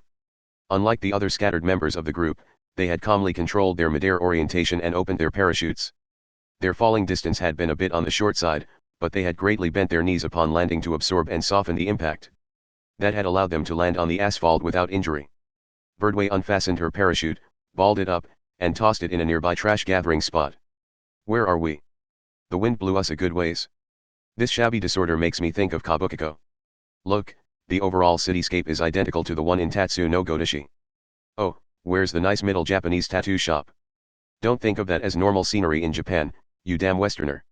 And, ugh. The area above us is filled with power lines. If we had hit those, we might have been electrocuted. Lesser and Kumoko Maria gave casual comments, but this was Japan's largest shopping district where girls their age would be taken in by the police if they were found walking around, even during the day. Kumoko Maria would receive an especially thorough questioning since she was a minor wearing a suspicious-looking maid uniform. And they soon stopped talking. But not because they heard police sirens or because a black luxury German car attacked them. It was due to the low rumbling below their feet. Near a baseball stadium, even the buildings and train stations built of reinforced concrete would physically shake during a dramatic come-from-behind home run. When tens of thousands of spectators stood up and stamped their feet at the same time, it would produce a shaking detectable on a seismometer. As magicians, Birdway and Lesser had experience with areas of unrest, and Kumoko Maria had acquired an antenna to detect danger while in Baggage City, so they all detected the dangerous scent immediately. This is bad. I don't know who, but a large number of people are headed this way. Wow. Is this that one where you think it's gonna be about Yakuza, but it's actually about zombies? Where's my gun?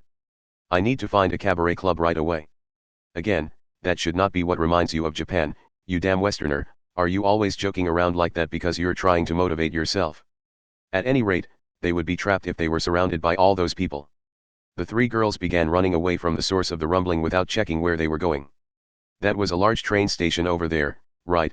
Asked Birdway as she looked over her shoulder. Yes. I just hope the destroyed plane didn't crash into it. We play dirty with our countermeasures to prevent technology from leaking out, so you don't have to worry about that. As soon as it can no longer fly, a special jet fuel and powerful acid are used to thoroughly destroy the entire plane. The only thing that reaches the ground is a black dust of which the components cannot be analyzed even with a microscope. Oh, I see. So what happened to the pilot? They're professionals at this sort of thing. We can only pray he wasn't stupid enough to screw up his escape. There were others in their scattered group who had been thrown out into the sky, but those were their only worries. They each seemed to understand that normal common sense would not work with the others. I don't like getting separated from Kamijotuma at a time like this. His right hand is the cornerstone for attacking Sargasso and stopping the production of the lance. While they continued running from the source of the noise, they heard a similar low rumbling coming from a different direction. The directions that noise came from continued to increase until they were surrounded. Kumoko Maria pointed arbitrarily to the side. Let's go to a nearby building. The nearby multi-tenant buildings were of uneven height and had disorderly decorative lights on them. A dirty metal staircase that was of dubious usefulness as an emergency staircase could be seen between two of the buildings. The three of them ran up that narrow staircase that looked like a collection of folded metal rods. Immediately afterwards, two waves of people suddenly met up in the narrow intersection as if colliding. It looked like a beach during midsummer. People filled the space so thoroughly that the color of the road could not be seen. Occasional sounds of breaking glass could be heard. Either the overflowing people were breaking through the shop doors or the scooters parked alongside the road were being knocked over. A deluge of voices came from the crowd. They sounded both angry and uncertain. Damn it. How far do we have to walk to catch a cab? Oh, no. That flying thing isn't going to come here, is it? Wait, my cell phone seriously isn't working? But now I can't upload the video I took. I know I'd get tons of views if I uploaded it. Ow. Don't push me, you idiot. I want to get to the station. I need to get a delay certificate. However, none of the voices were completely panicked. None of them seemed to feel their life was in danger.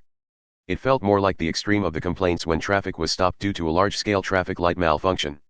This is Gremlin's doing. Birdway clicked her tongue while looking down from the staircase landing. They destroyed a few choice roads in the city to paralyze the transportation network. That must also be why that dragon-like thing is flying around but not attacking Academy City. What do you mean?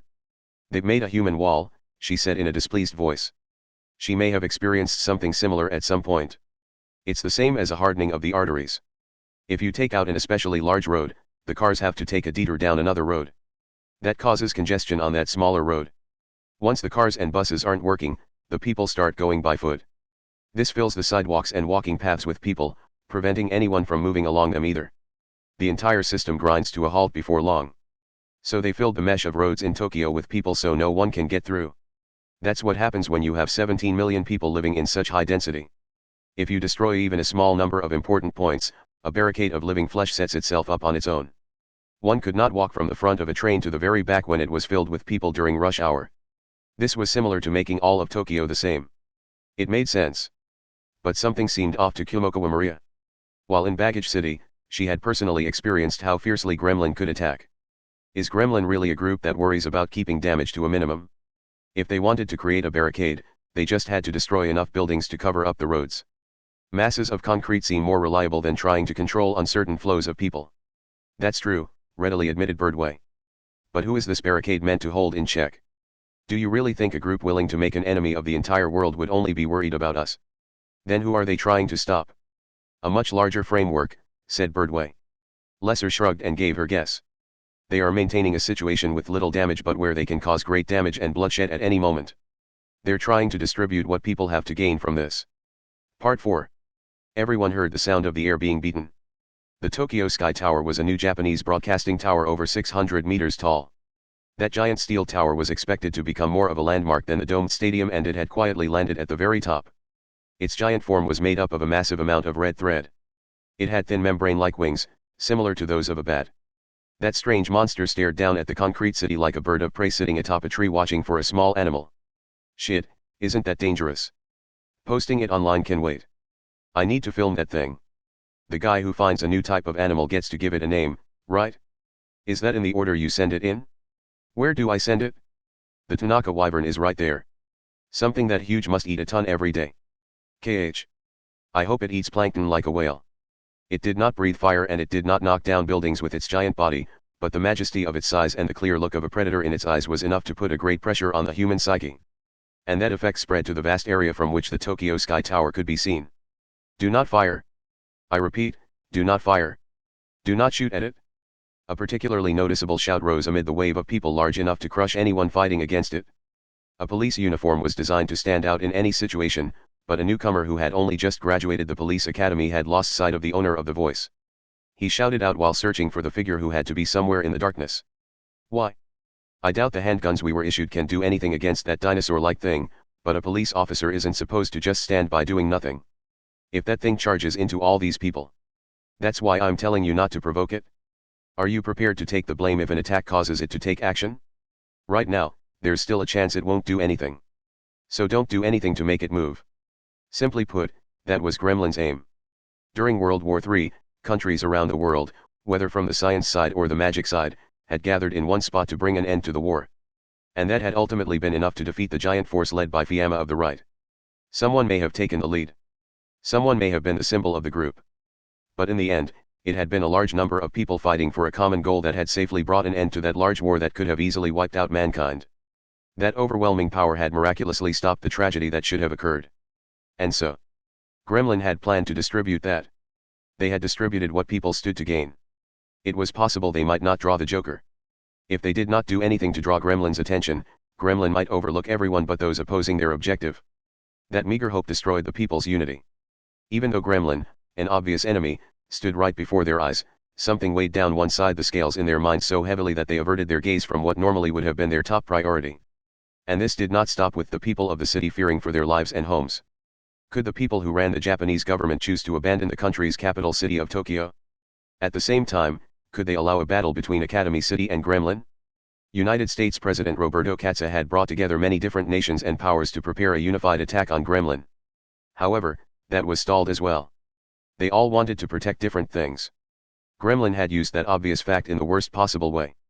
People could not gather into a single group. The situation was now one of multiple scattered individuals. This seemingly small trick had sealed the miracle which had occurred during World War III. If Gremlin destroyed the most dangerous elements of those scattered individuals, one by one, only a group of those too weak to fight back would remain. That crowd that uncertainly moved about was destined to be destroyed by magic god Uthanas's power once Gungnir was completed. Until that instant, the sweet illusion that everything might turn out okay would remain. What are the riot police and JSDF doing? There's a monster flying overhead that can fly from one end of Tokyo to the other in just a few minutes. Stay focused, newcomer. The new police officer's hand was tugged on forcefully. He was dragged to a slight space below the staircase to a pedestrian bridge. The flow of people cut off there with almost laughable abruptness. Guiding the people to evacuation points comes before glaring at an enemy we can't hope to defeat. If people start falling like dominoes here, how many do you think will be crushed to death? All of the surrounding roads are blocked up with people. Do you know how dangerous it is to not be able to call in an ambulance? I do, damn it. Just as the new police officer shouted in desperation, a large number of voices burst out like an explosion. He looked over and saw the flow of people in one direction was being stopped by something. The people were pressing forward with the force to flip over a car, so this had to be something significant. Had a new monster appeared? Tension ran through the police officers, but their guess was wrong. The sound of rubber tires tearing at the ground rang out. Several armored vehicles appeared in a large intersection while scraping alongside the line of cars stuck on the road. These were not the high-pressure water trucks the riot police used. They had tank-like turrets attached on the roof. Low-pressure smoothbore guns. They brought those in. I'm not obsessed with that kind of thing, so I don't know what that means. Anyway, where did they come from? I thought all of the streets were packed. More of the same armored vehicles appeared. That was when they finally caught on. The subway tunnels. Did they force them through there? Has the JSDF decided to seriously take that thing on? A few seconds later, the new police officer realized he was being too optimistic. The armored vehicles cut across the intersection and stopped such that they blocked off the flow of people. Their guns would never reach the monster on the tower from there. And most telling of all, the guns on top of the vehicles were not pointed toward the monster. Every single one was pointed directly toward the crowd. It was as if they were fighting back against the people pressing in. That road, Roppongi Street, is one of the representative routes to Kazumagaseki. They're solely focused on keeping the VIPs happy at a time like this. Call center. Shut down all of the computers. Remove the server cables in order. Hurry. A middle-aged man in a plain suit shouted into a rectangular room filled with nothing but rows of computers like a school computer lab. An office lady inside was wearing the tight skirt uniform required for employees despite having no one around to see it. She whispered to a colleague in the neighboring seat. As this counted as work time on her time card, she made sure to keep her hands moving as she did so. What's that about? Are you serious? Have you not looked out the window at all? The city is in a complete panic. It seems the phones and internet are overloaded, so they can't check their SNSs and message boards. I don't want to hear that from the person who toys with her phone while handling customers. Anyway, what does that have to do with shutting down the server? Our selling point is our 24/7 consultation. Keeping the server up seems important to me. That's just how bad the panic is outside. They don't want to give any careless answers until coming up with a proper policy. If we start paying out insurance money to all of our clients, we'll go under. Eh? Is it that bad outside? Yes. Insurance companies were businesses that dealt with the small using the large. Statistically speaking, someone grew ill, had an accident, fell victim to a crime, or was hit by a natural disaster every day. However, those sorts of trouble would only happen a few times in any one individual's life. The company would gather an equal amount of money from a large number of customers and pay money back only to an extremely limited number. The company could provide a large amount of insurance money to each individual client by keeping that ratio intact. So, what if a nation's capital was utterly destroyed, Over 15 million people received some kind of damage all at once, and 20% or 30% of an insurance company's clients requested insurance money at the same time. Simply put, the amount would instantly exceed their available funds and a large corporation known as a financial monster would be felled overnight. The higher-ups are probably in a panic right now. They'll be digging through the contracts and usage agreements. They'll probably weasel their way out of it, similar to how normal fire insurance doesn't cover fires started in an earthquake. But that only works because they specifically state that it doesn't cover that. Insurance money is enough to influence the rest of one's life, so I think they'll get some arguments if they say they don't cover it just because it isn't mentioned. After all. As the office lady began to continue, the entire floor shook sharply. A female worker near the window let out a short shriek. Something large had flown right by the window, but it was not an aircraft. It was a living creature that resembled an eagle. The monster was made up of a great amount of red thread. It looked like a fighter one could only see in a movie. No one had ever imagined something like that would attack.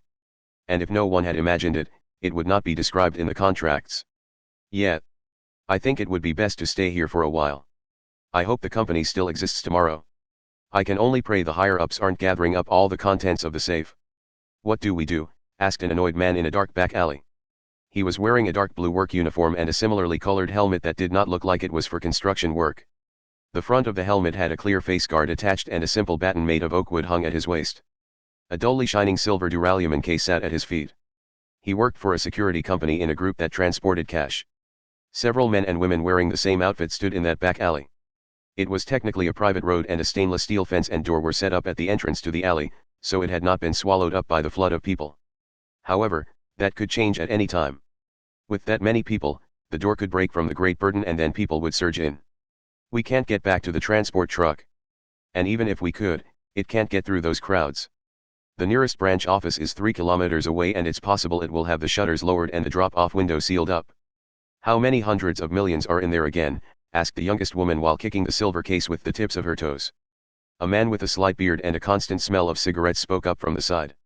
If you hit it too hard, it will send an emergency alarm to the main office. Will they send a helicopter if that happens? If so, I'll beat the crap out of the thing. Their cell phones could not get through. Their company radios were filled with noise that could just barely be identified as human voices.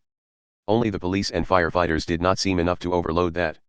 Someone somewhere must have realized the radio was usable and was sending out signals everywhere. Radio laws be damned. All of them came up with the baseless assumption that it was a panicked investor trying to contact the financial market. Security guards who risked their lives transporting money naturally thought of investors when it came to selfish and senseless people.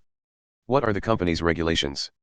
What's the punishment for abandoning the money and running away? I doubt it's paying back the full sum. Even if that was the rule, no ordinary worker could hope to pay back that much. Then the company would go bankrupt. There are already only a small number of clients for cash transportation. Once the company loses trust in one neighborhood, the clients will disappear like the receding tide. Then will our manager sue us? Wow. So it's a life of hellish debt one way or another. However, it was likely impossible to transport hundreds of millions of yen 3 kilometers by any normal means. They understood how much of a commotion was occurring. Something similar to a giant dragon or bird was flying through the sky and highways, elevated railways, and other important points of the transportation network had been destroyed. It was hard to tell if this was a coordinated attack or a natural disaster, but the people crowding the roads had lost any means of transportation. They were not boiling over with malice or hostility. However, that did not mean they could be 100% trusted. Someone might suddenly think they would not be caught because the phones were down and the police cars could not drive along the roads. That duralium case was much too dangerous. It had enough destructive force to burn away someone's ability to reason. After thinking through the situation that far, one of the men from the security company moved his eyebrows slightly. What is it? That's an odd expression. Let's change clothes, said the man quickly as he glanced around. They were in a back alley which was a private road, so trash bags and plastic buckets had been gathered without worrying about complaints from the neighbors. He checked through those and chose a few old rags. The woman's face stiffened. Seriously? It looks like this household put their kitchen trash and paper together as burnable trash. If we wear reinforced outfits as if we are protecting something important, people will target us. Let's go with this. If we're dressed like we dig through the trash for food, no one will think we're transporting cash. Their uniforms were made of synthetic fibers, so they were somewhat waterproof. They unlocked the duralium case, divided the bundles of bills into a few different groups, threw them inside their coats after tying off the sleeves and collar, and finally tied off the bottom hole. They tossed those inside bags of kitchen waste. It would stink a bit, but they would have protected the cash as long as it was in good enough shape to be exchanged at a bank later. People's dissatisfaction could explode into a riot at any moment, but you want a fair maiden like me to change out in the open, won't that call in even more danger? Don't worry about it, Miss Judo. And if you were good looking enough to draw in men like that, you wouldn't be stuck working at a security company that can call you in at all hours. I did Aikido, not Judo. That's the slender and delicate Yamato Nades Hiko course. And why are you all staring at me? Can't you be even a little considerate? No matter how unusual the situation was, it would not all end that day. In order to return to their normal lives tomorrow, they dove into the maelstrom themselves. A bitter look covered President Roberto Katz's face as he made a call over a phone line too crude to be called a hotline. I don't care if it's at Tsuji, Yokosuka, or what. We are preparing to scramble right away. As soon as you give consent, we will help fight that thing. Yes. The response from the phone was awkwardly spoken English as if the speaker was working to pronounce the words exactly as it was written in the textbook. But we have a duty to protect our citizens, so we have decided the capital of Japan must not be made into a battlefield. Unfortunately, we also have not found another way of attacking the source of the problem. We are monitoring the situation in your country using satellite images. Your unit deployment has no connection to Gremlin's location. You are cutting off major roads while showing no concern about crushing your own people. You aren't simply trying to buy time until the Diet building can evacuate to the shelter in Nagatako Station, are you? We would never dream of it. We always make the best decision to protect the people of our country. We fear your suggestion of an allied attack would apply unneeded tension on the Asia-Pacific region, so, let's see. Are you holding the phone in one hand and a script in the other? As soon as Roberto slammed down the receiver, the phone made a hard sound and broke. Queen Regnant Elizard disinterestedly raised her index finger and spun it around, and the Russian patriarch boy looked around nervously. The gloomy French woman sipped at her coffee that had long since cooled. Elizard stopped moving her finger while it was pointed at the president. Before breaking the phone, you should have asked what Academy City intends to do. Everyone else there barely matters. Do you really think the people who barely matter will know what Academy City plans to do? That is a true monster that waged a major war as an independent city. The presidential aide, Rosaline, held her head in her hands. The Japanese government is divided on the issue. Academy City has made no announcement, and they could view a force gathered to attack Tokyo Bay as an enemy. If Gremlin intentionally created this power balance, they did an amazing job. Sooner or later, someone had to make the decision to attack the Sargasso on Tokyo Bay. The Japanese government would not want their capital city trapped between Academy City and Sargasso for long. They would have to fight eventually. But the situation was currently a race against time. Japan would be having their politicians escape to shelters, preserving their assets, and transferring their administrative cloud systems and financial trading servers. However, Roberto could not wait around until they had backed up the functions of the capital, secretly dispersed them to several regional cities, and otherwise made sure they would be fine even if Tokyo was reduced to a pile of rubble. They only had half a day. Those 12 hours would decide the history of the world. Academy City should make their move soon, quietly said the Roman Pope, Pietro Eugdiz. The question is whether they will bother distinguishing between Gremlin and our allied force. If they choose to kill everything that uses the phenomenon called magic which they cannot understand, the situation will fall into complete chaos. For one thing, it is hard to say we are completely trusted by Academy City. The French woman removed the coffee cup from her lips and spoke in almost a whisper. Academy City may think another magical group will try to attack them within the confusion caused by Gremlin. If so, they will begin an utterly meaningless multi-sided attack. They will increase the bloodshed that no one but Gremlin wants. But this doubt and these constraints are all part of Gremlin's attempt to buy time, right? We need to work to have as many people we can trust, even if only slightly, said the Russian Orthodox boy. However, no one voiced full agreement with him. There was no time to sow the seeds and wait for them to bud. President Roberto Katz scratched at his head and spoke. I hear that Academy City and the Anglican Church joined forces during World War III. Do you have a hotline we could use? That was the Anglicans doing. The royal family was barely involved. But I doubt it would help. It seems they have been unable to contact Chairman Alister since the war ended. Some have even questioned whether he is in the city at all. So even the Anglicans who are closest to them have no idea what's going on there, is that it? Even with this allied force, there were a lot of unknown factors concerning whether they could sink the Sargasso which functioned as Gremlin's base. And on top of that, Academy City was a giant black box. They could not tell what would happen. How much damage would be done? Could they stop the crisis to the world even if some damage was done? All they knew was that the time limit until the completion of the lance grew ever closer. And as it did, the odds of the Allied forces' attack succeeding dropped. And once those odds reached zero, they would never again have a chance to fight back. Their decision could cause a great number of people to sink into pools of blood. Later historians might curse them and textbooks might call them truly foolish leaders. The power of what if bound the actions of every force with the power to oppose Gremlin. President, said Rosaline quickly. Hearing that, Roberto Cazzo finally gave a small smile. What we must do hasn't changed. Let's take a vote. Are we using a democratic decision to distribute the responsibility? No. Only those who agree will go along with this. Any true fools who aren't afraid of death will come with me. Part 5. Communications are still down and there's no message on the disaster message board. Kamachi thought as he ran down the exposed metal stairs of the partially constructed building. Returning to Academy City was not an option. For one thing, Academy City was surrounded by thick walls. He had left by irregular means, so he would have to explain the irregular situation if he turned back.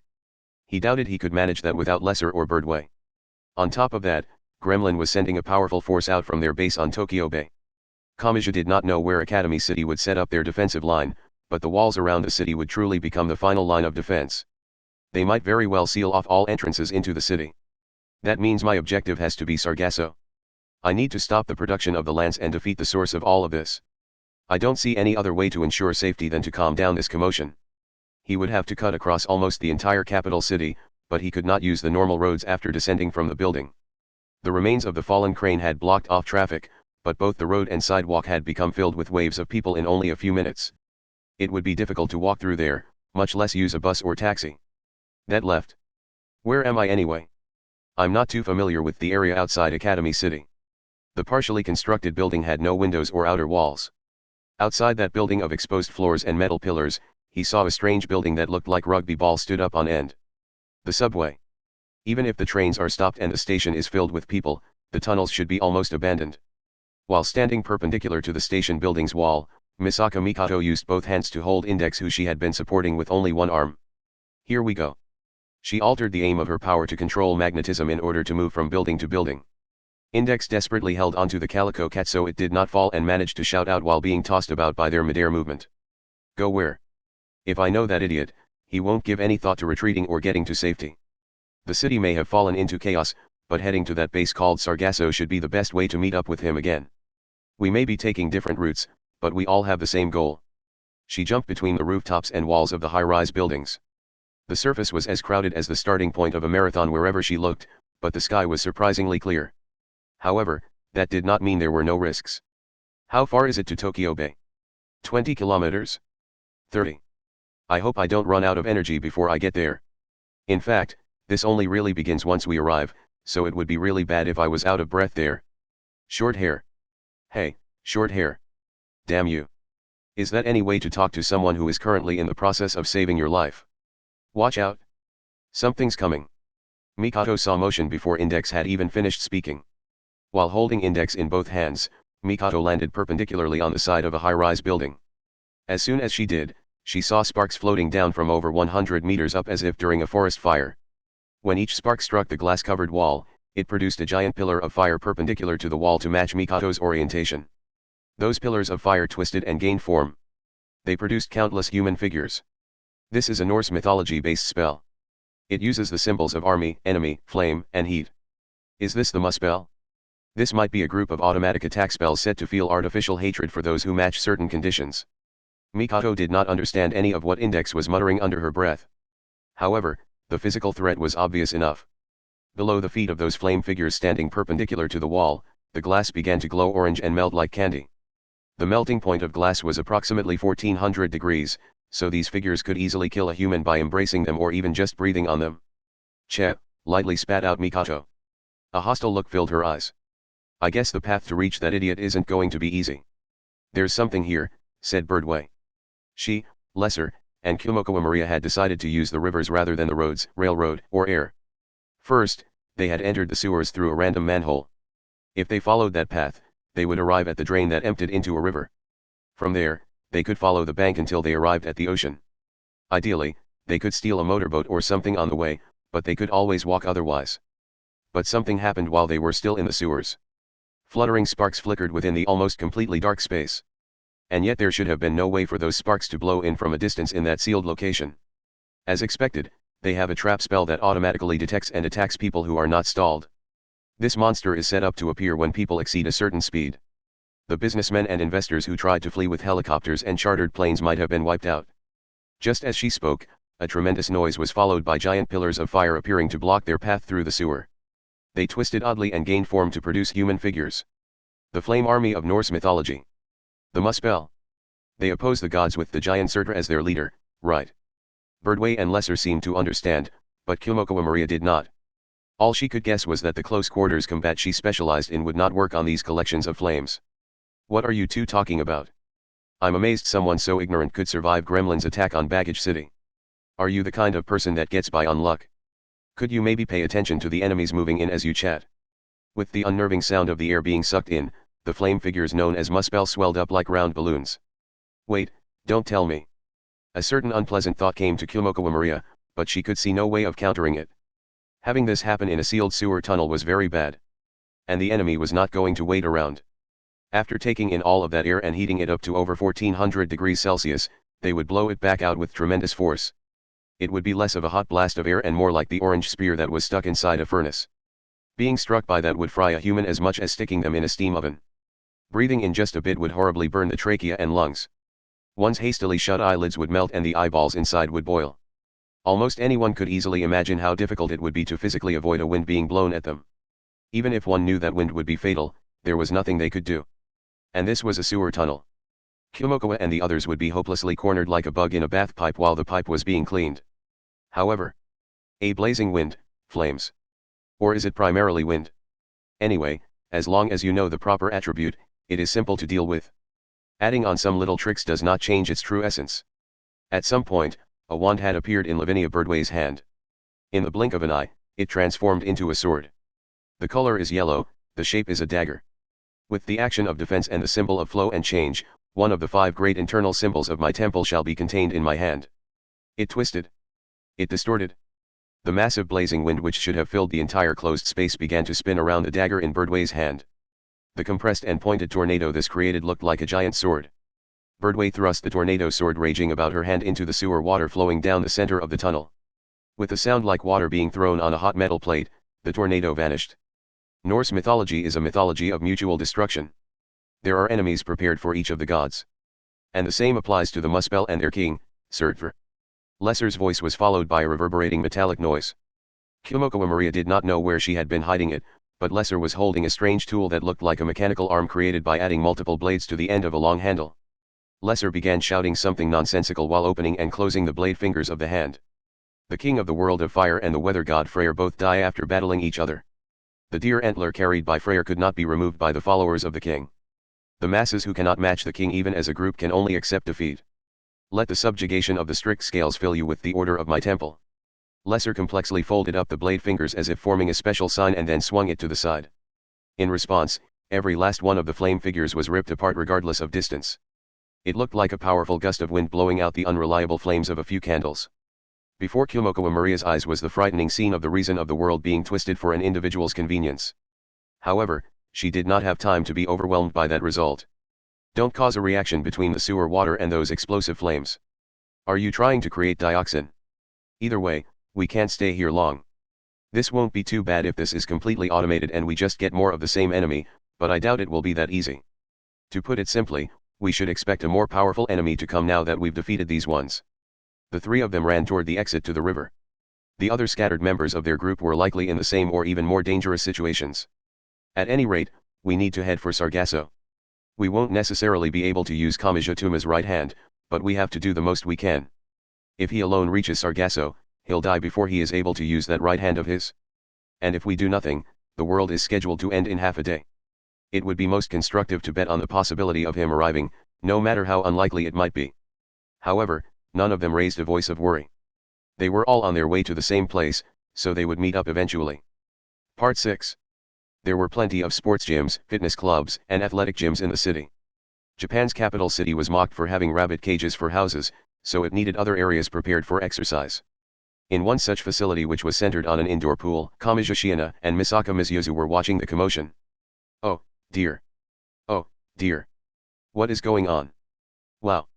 The entire road outside is as crowded as a store during a major sale. Are they having a parade or something? I don't keep up with the international soccer games. A young instructor was yelling something into a megaphone near the entrance to the pool. It seemed they did not want anyone leaving the facility until the crowds died down. Ms. Yuzu pulled her waterproof cell phone from the chest of her swimsuit. The internet and email are frozen. Oh, even the phone will only connect to the disaster message board. Now we cannot know what is happening. Shiana had tried to watch a one-seg news broadcast, but the reception was too poor to display the program properly.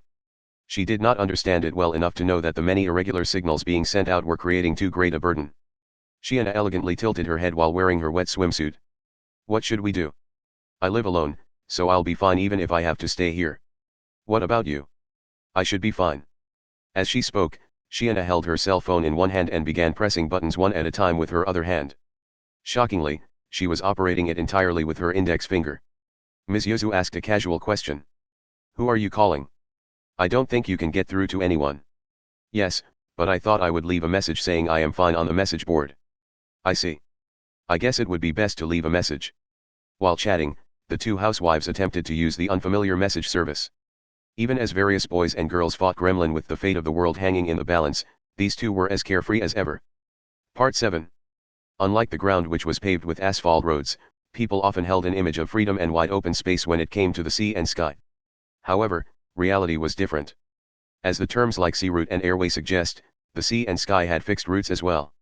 Focus was usually placed on the shortest distance in order to minimize fuel costs, but that was not always possible. There were power balances along national borders, weather conditions, and most importantly, the overwhelming number of ships and airplanes traveling every day. Those masses of steel filled the air like a mesh pattern, and it had become normal for takeoffs and landings to occur every few minutes at international airports. In these conditions, one had to follow a set route guided by a precise control system to avoid having ships or airplanes collide with each other. In that case, it was not too difficult to seal off the routes of the sea and sky that seemed to stretch on forever. It only took one point. If one controlled a single important point on the invisible traffic network in the sea or sky, one could paralyze transportation across those vast territories. In other words, it was not much different from causing a giant traffic jam by blowing up a highway or railroad. A formation of Russian Air Force bombers was flying through that constrained sky. The formation contained 3 subsonic bombers which could carry nuclear weapons and 8 large fighters for protection. They were not accompanied by an aerial refueling aircraft.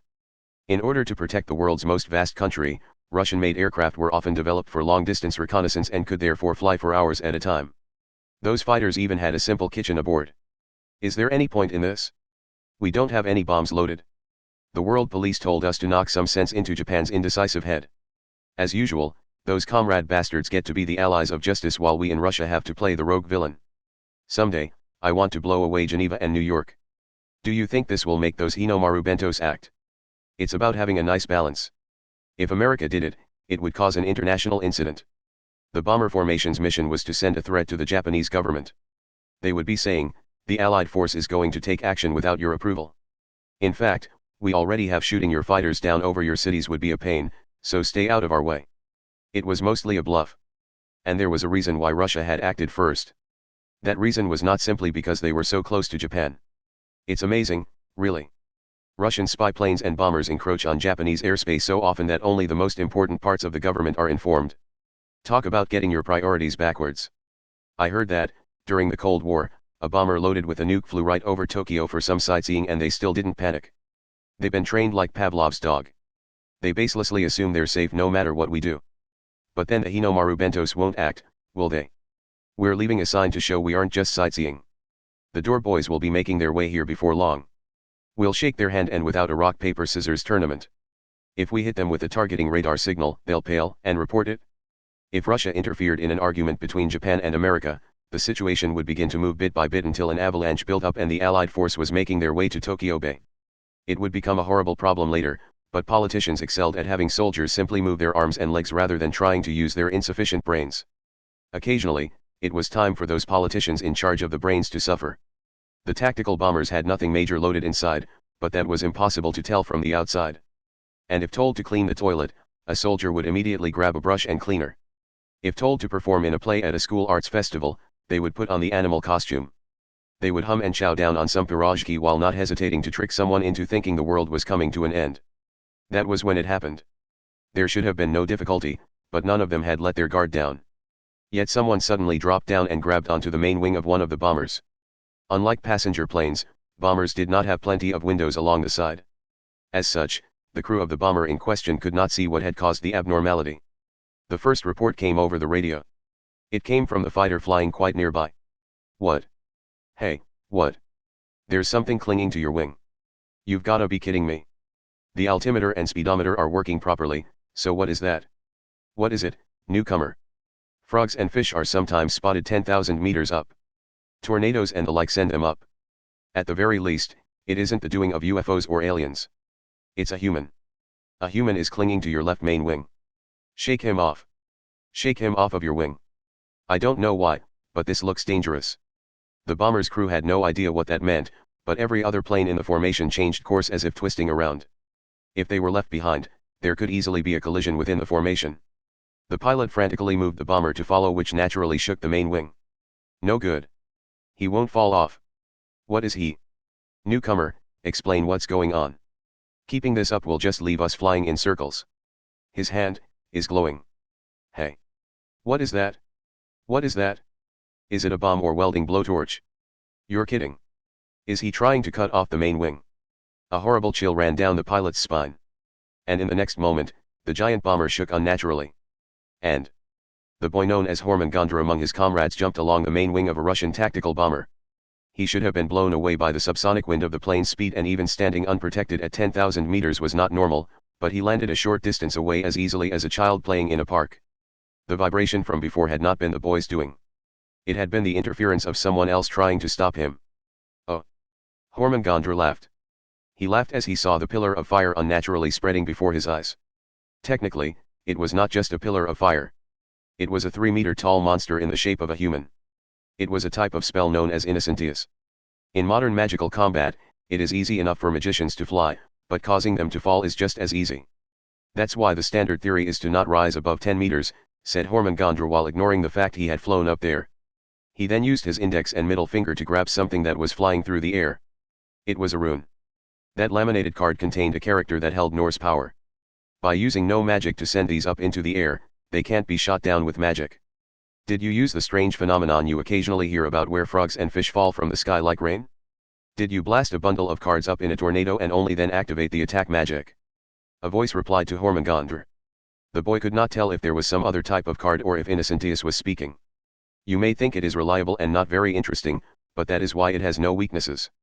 For one thing, that which stands before you has no concept of damage. Go right ahead and attack it and crush it as much as you want. I do not have time to deal with small fries. Ha ha ha. The boy could not hold back his laughter as he clung to the main wing. Did you think the attacks would only go one way because you aren't here? Don't be so naive. I can find your true location from the side of the tornado. And as he spoke, he raised his index finger. A sphere of purple glowing light grew to the size of a ping-pong ball on the tip of his finger. Hormungandr is a giant serpent that wraps around the entire world. However, the legends do not have it crush its enemies with its giant body or swallow its enemies whole. Hormungandr's greatest attack is the symbol of what allowed it to kill the lightning god while also being killed by him. He pointed that finger not at Innocentius before him but at the Sea of Japan far below. And he spoke. That is its immensely poisonous breath which can even kill the gods in heaven. Immediately afterwards, something purple and carrying lethality shot straight down toward the ocean like ultra-high pressure water being used to cut sheets of steel. It was 1 against 1. A battle between magicians began with no safe areas and with both their lives hanging in the balance. Part 8. The area was filled with such great confusion that there was nowhere to stand. But at the same time, it had happened too suddenly for most stores to close their shutters. Part of it came down to not wanting to take unneeded actions. By not doing anything differently than normal, they hoped to avert their gaze and not accept reality. A lot of the store clerks had likely decided to stay at the register because they were afraid to go outside. At a fishing pond in Ichigaya near a subway station, someone halfway between being a girl and a woman had a fishing line dangling down while sitting on an upside-down beer case. She was fair-skinned, her eyes were blue, and her hair was short and wavy. She looked just barely old enough to be in college, but she was wearing a maternity dress and her stomach stuck out as if in the last month of pregnancy. Yes, yes. The fishing pole was not getting a single bite. After all, the entire area was filled with people. Just a single step outside of the fishing pond area was a crowd of people like in a train during rush hour. In fact, it was so packed that it made one doubt if they could enter into that wave of people. Just as a commotion at a large stadium or concert would shake the ground, the tension had to be transferring into the water. Yes, yes. Well, I went ahead into Tokyo just as Thor asked. I suppose Thor and Mokurkaf will take root at Tokyo Bay. What about Percy? Well, that doesn't matter. This is so boring. Damn it. I haven't caught a single fish. I want a nice healthy one. And the woman in the maternity dress showed no sign of caring about the commotion. There was something different about her when compared to the other fishers who were staring blankly into the distance to escape from the reality of the situation. It was not that she was slow to accept reality. Instead, she had already adapted to it. The improvised NHGGRI gave birth to is resting on top of the Tokyo Sky Tower after circling around the city. Yes, and the Muspel are reacting here and there. Everything is going as planned. Ha ha ha. I knew it would. When we drive most of the people into a standstill by distributing what people stand to gain, a few irregulars are bound to appear. But that just means we have to crush them one by one before they can gather. The woman spoke disinterestedly while pressing something against her ear. Even if they did not know what she was saying, the people around her began to pay attention to this action. The great confusion in the city had left normal cell phones unusable. When no one could check on the safety of their family, friends, lovers, and others close to them, a communication device was as valuable as a jewel. It seems the Muspel are being destroyed, so I need to prepare something nastier before long. I guess I can't just sit around here any longer. Hey. That woman with short wavy hair had a large protruding pregnant belly that did not match her young age. Some people felt they could not act violently toward her once they saw it. Some people felt they would have an easy time attacking her once they saw it. Wait a second. That's a cell phone, right? Hey, could I borrow it? Please let me borrow it. Just a minute. I just need it for a minute. A man called out to her from the side. By the time the woman realized that, the man had already grabbed the slender hand she was holding to her head. But she paid him no heed. She merely glanced over and muttered something under her breath. In the next instant, something leapt from the fishing pond, took the man's body into its mouth, and instantly dragged him into the water. Everyone there had to have seen what it was. However, none of them would have been able to explain it. None of them would have been able to draw a picture of it. All that remained in their minds was terror. It held such overwhelming dignity that they felt their minds would burst if they did not turn their focus elsewhere. Okay. With that, I'll head out to the place where the most Muspel have been defeated. No one was able to do anything. No one restrained the woman in the maternity dress and no one rescued the man who had sunk into the water. The woman merely leisurely held the fishing pole. The pole suddenly bent like a bow. However, this was no ordinary bite. She had clearly not caught a fish. But it was not the unidentified monster from before. The sound of something splashing against the water's surface could be heard. The barbed fishing hook had stabbed into some part of the man from before's body. The woman in the maternity dress stood up from her seat made of an upside-down beer case and casually tossed the pole to the closest fisher. She yawned a bit and walked toward the exit without showing any concern for her large belly. She walked toward that crowd that looked like something a woman as pregnant as her would want to avoid at all costs. Lastly, what the woman held was not a cell phone. It was a wooden charm. It was a communication spiritual item that had a few runes burned into it. So wait for me, formidable enemy. The fertility goddess Freja will be your opponent. Part 9. The only way to the nearest subway station was to force his way through the crowds. After leaving the partially constructed building, Kamachi moved along with the flow of people and desperately made his way forward, bit by bit, even as the great crowd tossed him about. Once he arrived at the entrance to a subway station labeled Imperial Capital Metro Muranoshi Line, he opened an emergency disaster prevention door instead of using the normal stairway down. Finally freed from the waves of people, Kamachi placed a hand on the wall and let out a large breath. He felt so hot he almost forgot it was November and an unpleasant sweat covered his entire body. How am I supposed to reach the platform from here? At any rate, I need to get back to the normal areas of the station. He began to run. Unnatural sparks floated about in the air. They produced pillars of fire and several flame figures appeared, but Kamachi did not stop running. He did not know what made them appear or how they attacked, but Imagine Breaker in his right hand could negate any supernatural power. As such, the best option here was to not give it much thought and simply blow them away before they could attack. Flames and explosions were symbols that would bring fear to anyone, but Kamachi shouted as loud as he could and forcibly suppressed those instinctual feelings. He held back his heart that wanted to put on the brakes and he ran toward that oddity as quickly as he could. He approached, swung his fist up, and defeated them before he could even determine what they were. Fortunately, they did not seem to have the same extreme regenerative ability as Innocentius. He blew away that wall of flames and continued running. Is something calling these things in? Is it random or are they targeting me? Are they locating me somehow? How does it work? A few theories appeared in Kamachi's mind, but his knowledge was no match for indexes or birdways. He merely had guesses floating around in his head with no proof or foundation. There we go. At the end of the long passageway was a stainless steel door that opened toward the corridor. If it had opened the other way, it most likely would not have opened. That was how many people there were on the other side. Yuh. What? Is this really the station platform? He felt a bit guilty over entering without buying a ticket, but this was not the time to worry about that. The platform was a little different from the roads above. It was packed with people from one end to the other. The people who had been waiting for a train that never seemed to arrive had collided with the people who had gone to the station as their last hope after the buses and taxis obviously were not going to work. If many more people entered, people would start falling from the platform. From the looks of things, it would take a while to even climb down into the tunnel. But just as Kamachi thought that, a mass of steel shot by with tremendous force and produced a great roar. It was a 5-car train. It had no intention of stopping at this platform. It shot from the exit of one tunnel and into the other without slowing down. Even in this confusion, some people must have decided to complain to a station worker because angry shouts could be heard. The subway is running? They obviously aren't keeping the usual schedule, so maybe the police or the government are using them. At any rate, this means walking through the tunnels won't be safe. However, that presented a new possibility. Kamachi did not know how often the trains ran through the tunnels, but if he could jump onto the roof of one. The tunnel. Is there no way to get up above the tunnel? Is there a ventilation duct maybe? I need something to drop down onto a train from above the platform. The ventilation ducts in subway stations connected directly to the surface and merely allowed one to feel the flow of air when a train passed through. It was most easily described by the image of the world's most famous Hollywood actress having her skirt blown up. Of course, the surface was too crowded to remove the cover there and climb in. However, the ducts themselves were made quite large to allow in a lot of air and prevent a lack of oxygen, yet were focused on the one exit point on the surface. In that case, it doesn't matter where. I just need some way into the duct so I can travel directly above the platform. He returned to the evacuation corridor.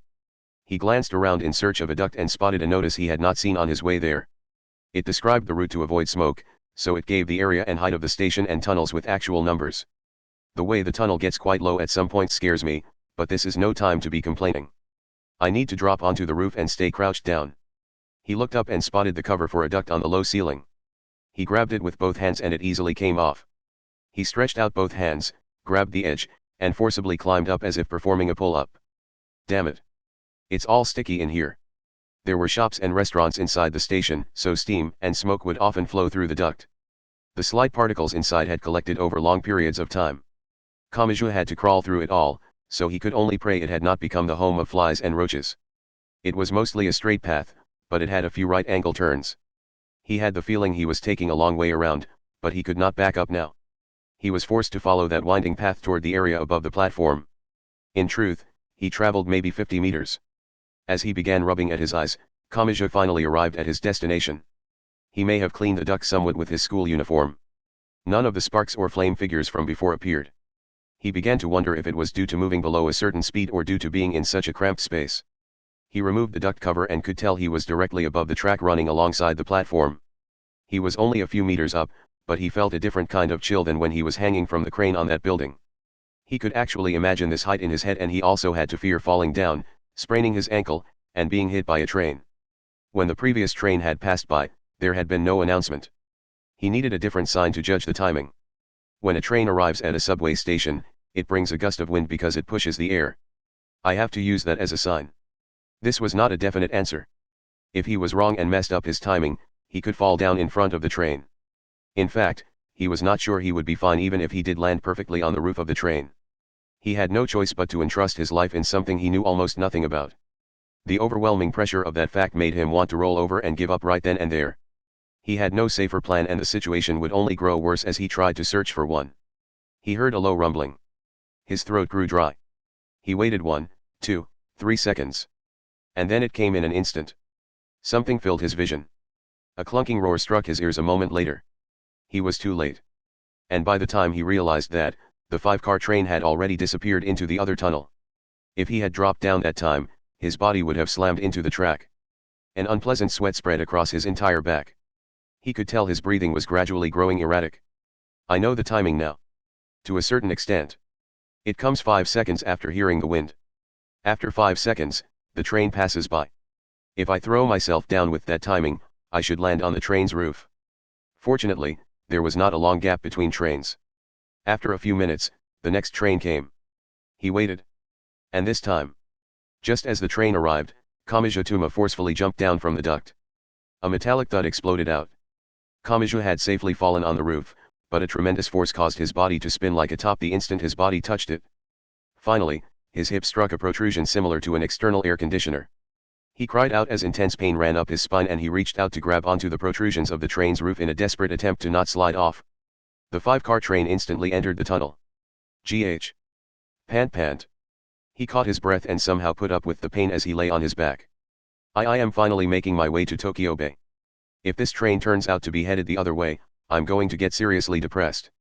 The distance to the ceiling was shorter than he had expected, but it was not so short that he had to lie down in order to not touch it.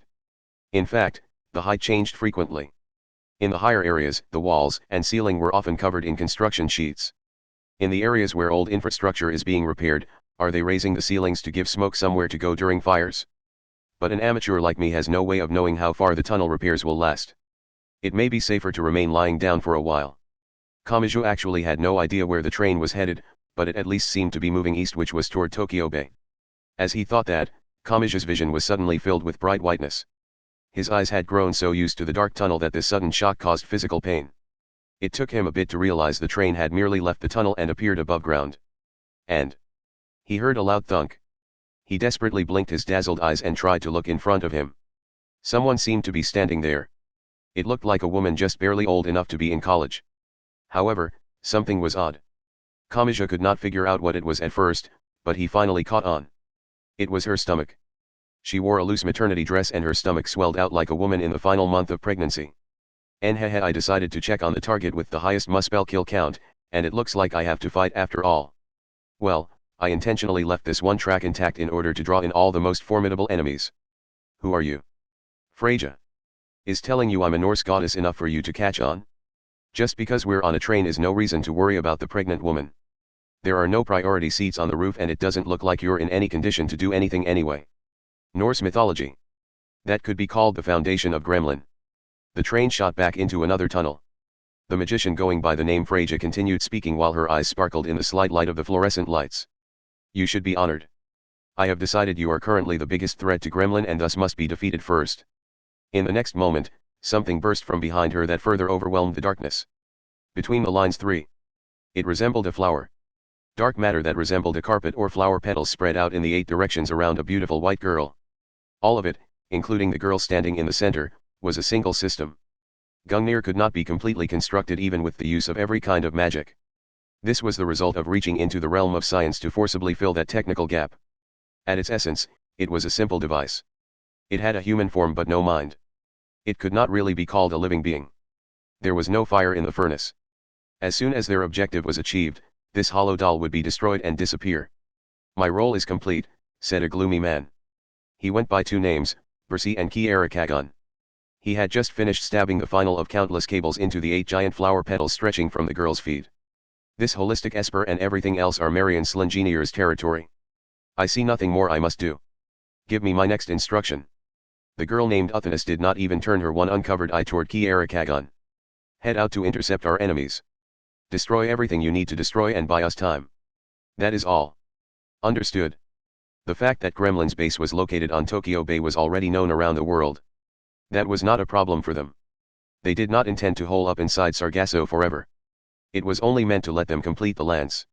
Once Uthanas had the lance, she could destroy everything in the next moment, so it was no problem at all.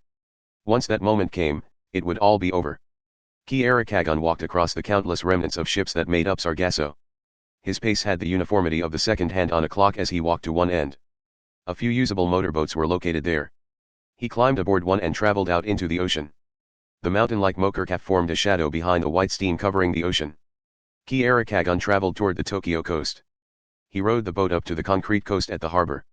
Several dozen to several hundred figures were visible there. They were police officers, riot police, and JSDF. They all belonged to different organizations and groups, but they all seemed to be those who preserved the peace of the country. To ensure their enemies did not gather into a single large group, Gremlin distributed what everyone stood to gain so everyone would naturally get in each other's way. For that reason, no unified force had come against Gremlin and everyone had stayed put despite knowing what a crisis lay before their eyes. In other words, The situation was engineered so no order could be given to attack Gremlin. However, it seemed a group of volunteers had gathered together without waiting for official orders. Special vehicles were visible here and there. That situation alone would normally have been a large enough incident to show up on tabloids. Sargasso was visible even from that distance. Or more accurately, the giant shadow of Mokerkaf was visible as it slowly circled around Sargasso. Kiarikagon felt nothing even as he watched that group attempt to motivate each other. His entire body had ceased to function, including the portion that controlled emotions. In life, he had had a single objective and he had already perfectly carried out that revenge. He had built up a great amount of magic for that objective. And that empty shell which had lost all ideals and belief now unhesitatingly charged toward that group while armed with that powerful magic. Chapter 4, Disaster in the Depths of Fertility. Goddess_of_fertility. Part 1. The unrest and tension had spread even to Kanzaki Kaori, Vasilisa, and Sasha Kroitsev, the skilled magicians acting as bodyguards beyond the thick glass. Did you read what they were saying inside? More or less. Vasilisa gave a simple shrug and a thin smile as she watched the movements of their lips. It looks like things have gotten a bit crazy. Their base is right in front of Academy City in Tokyo Bay. This makes me feel like being here as a bodyguard was part of Gremlin's manipulation as well. Some powerful people had to be sent to protect the VIPs, so they could remove us from the front lines by having an unofficial international conference held. We still don't know anything and you're already worrying about everything and doubting everyone? You Anglicans are surprisingly weak to information warfare. Thinking about all that won't help. What matters in an emergency is to do everything as you always would. It's better than panicking and falling into confusion. Having said that, Vasilisa pulled something from her hair. It was a small charm made of parchment. Okay, did you hear that, everyone? Crush every member of Gremlin hiding in Russia. That should allow the normal military to head to Japan. Protect our precious citizens. You can handle this if we keep things simple, right? Are you sending out soldiers while ignoring the chain of command? Kanzaki's eyes opened wide in shock. The head of the Russian Orthodox Church was doing everything he could to control the situation beyond the glass. For better or for worse, not many people would be willing to act without his permission while in front of him like that. But Vasilisa showed no concern. His biggest selling point is his purity. I don't have to tell him about all the dirty jobs behind the scenes. Sasha, who wore binding clothes all over her body, lightly stroked the crowbar at her waist. You do have to. A question, do you really think I, a fellow member of the Russian Orthodox Church, will overlook a traitor? Yes, yes.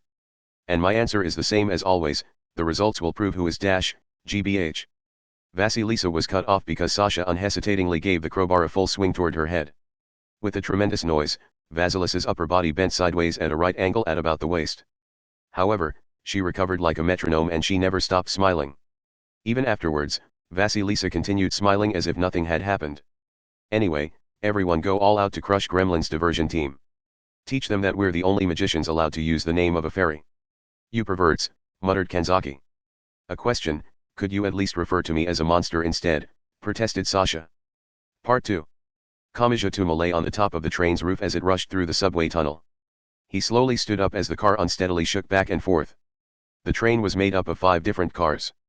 It was not even 100 meters long. As Kamija clenched his right fist, the woman named Freja who wore a maternity dress took 2 or 3 slow steps backwards. However, a smile could be seen on her face thanks to the slight illumination from the fluorescent lights that seemed to flow in the opposite direction of the train. She was not running away. She was not being forced back. Most likely, that was the ideal distance for Freja. She was preparing to attack. And once she had finished, the girl slowly swung her palm. Come forth, Brisingaman. Kamiju heard the sound of a hard object striking something. At some point, a glowing jewel had appeared between her fingers. Cost 1. Black. Call / Svalefairy. Something occurred immediately afterwards. As a single jewel shot into the air with a roar, what looked like red thread appeared and wrapped around it. That torrent of thread looked like a red tornado and it quickly compressed and tightened until it was solid. In the blink of an eye, it then twisted into the form of a giant red horse. It was a mass of kinetic energy made entirely out of powerful artificial muscles. With a glittering jewel on its forehead, the giant horse gave a tremendous neigh and charged toward Kamiju. Depending on the breed, even normal horses could weigh 400 to 500 kilograms. This horse was 2 or 3 sizes larger than that and it showed no concern over its head scraping against the tunnel ceiling that shot by at such high speed. If that thing struck a flesh and blood human, the human could easily be smashed to pieces. However, Kamijutuma's right hand held a power called Imagine Breaker. The strength of his opponent did not matter. All that mattered was that his opponent was supported by the supernatural power known as magic.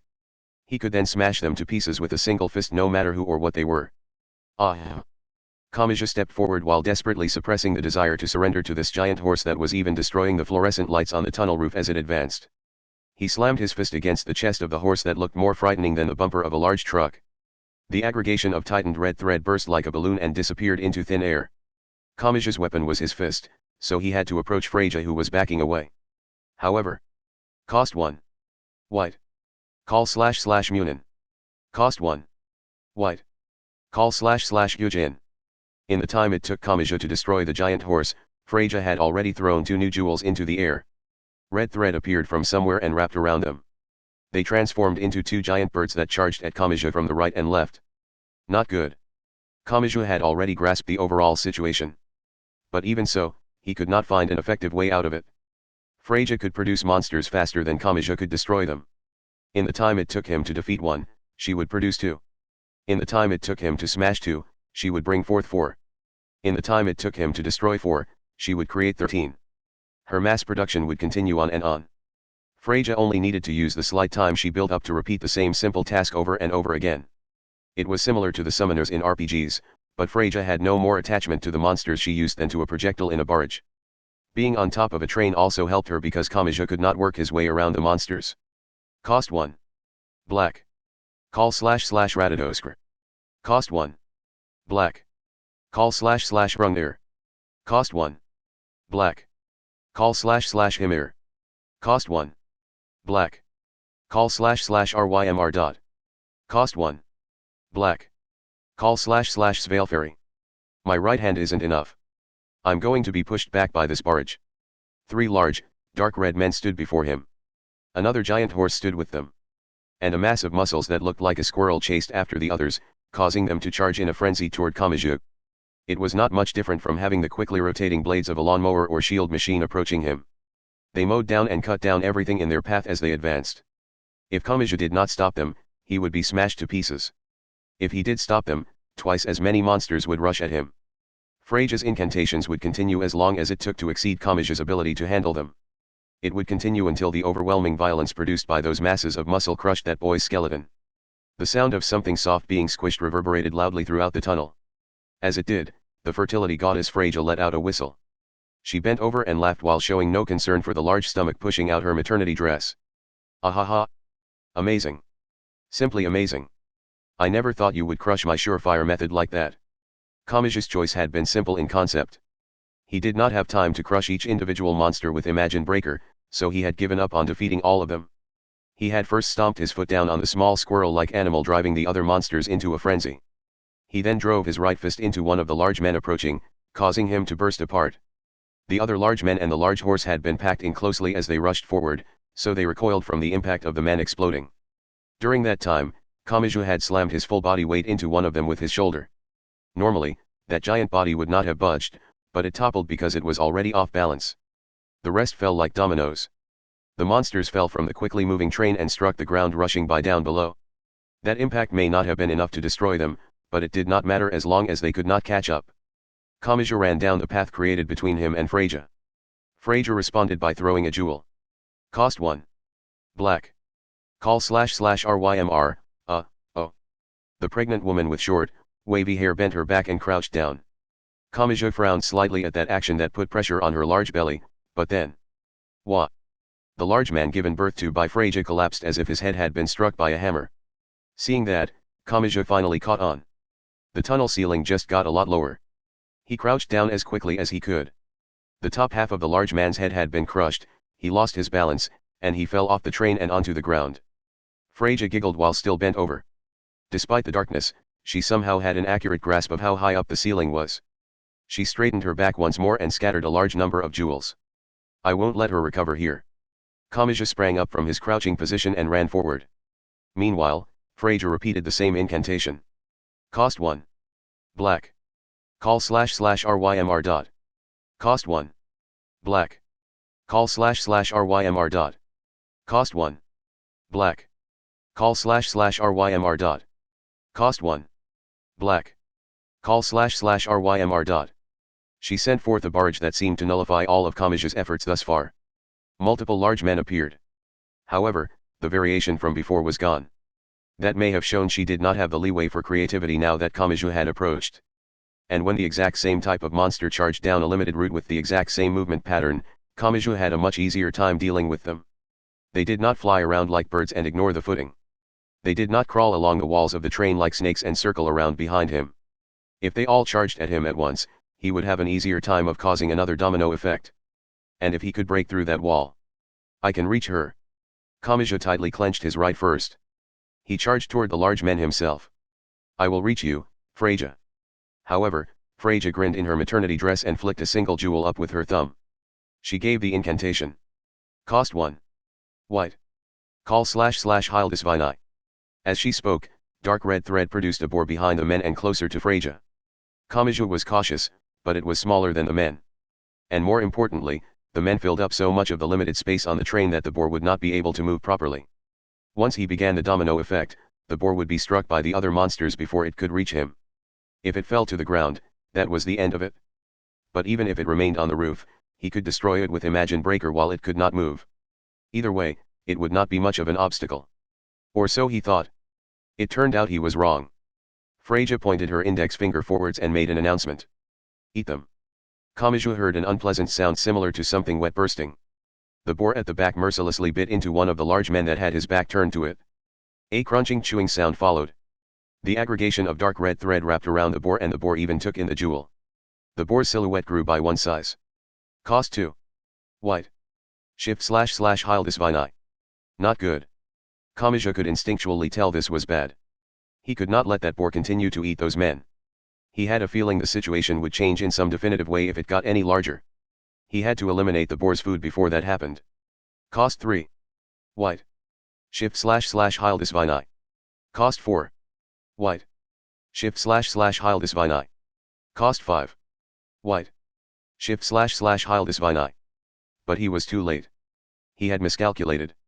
Each time the boar known as Hildisvini grew, its mouth and stomach grew, so the time needed to swallow one of the men lowered. By the time Kamaji tried to defeat one of the giants, all of the food was already within the boar's stomach. Norse mythology is a mythology of mutual destruction. It was set up from the beginning so over 99% of the gods and their enemies would die while fighting each other. By constructing a spell that accentuates that fact, I can create an attack that allows good and evil, white and black to devour each other. And the boar had grown so large that it almost crushed the train car below it. It seemed to fill the entire half-circle space of the tunnel. Its body was constantly scraping against the walls rushing by at high speed, but it did not seem to be taking damage. In fact, the tunnel was noticeably being destroyed. Kamaji naturally thrust his right hand forward. The number of enemies has decreased. This is my chance. If I can defeat any monster in a single strike, the strength of that monster doesn't matter. I just have to blow away this boar with my right hand and charge for Freja. Ahaha, laughed Freja.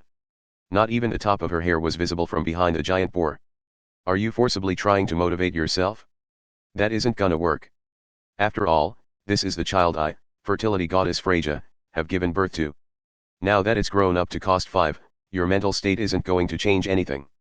Child, muttered Kamaji as he felt a great tension from that special phrasing. One big reason behind his question came from his desire to look away from the very real danger before him. But Freja continued speaking. Yes. I am not calling these children in from some other place. I am creating them myself. I guide my magic power through the womb to give it a specific directionality of germination. I pour that magic power into a Brisingamen jewel, and I create a completely different design using that jewel as the core. Kamaji then heard a sound similar to rustling silk. Freja may have been rubbing at her stomach. Kamaji may have been able to guess that, but the words she spoke next exceeded anything he had imagined. But I suppose this child is the same. Ahaha. My own magical sense is hopelessly lacking. I had no choice but to borrow this child's brain and body to use magic. Damn you. After being trapped in here for 2 full years, not even I really know what's going on in here. Ahaha. I'm not sure how to say it. Maybe it's like when a leftover has been sitting in the back of fridge for a long time and you're afraid to check on it.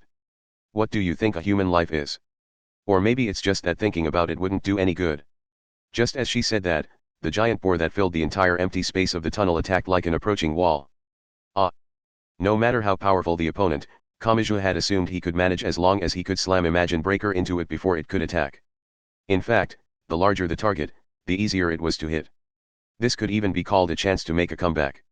Even as he forced himself to think positively like that, he tried to stop his trembling body. He had been completely wrong.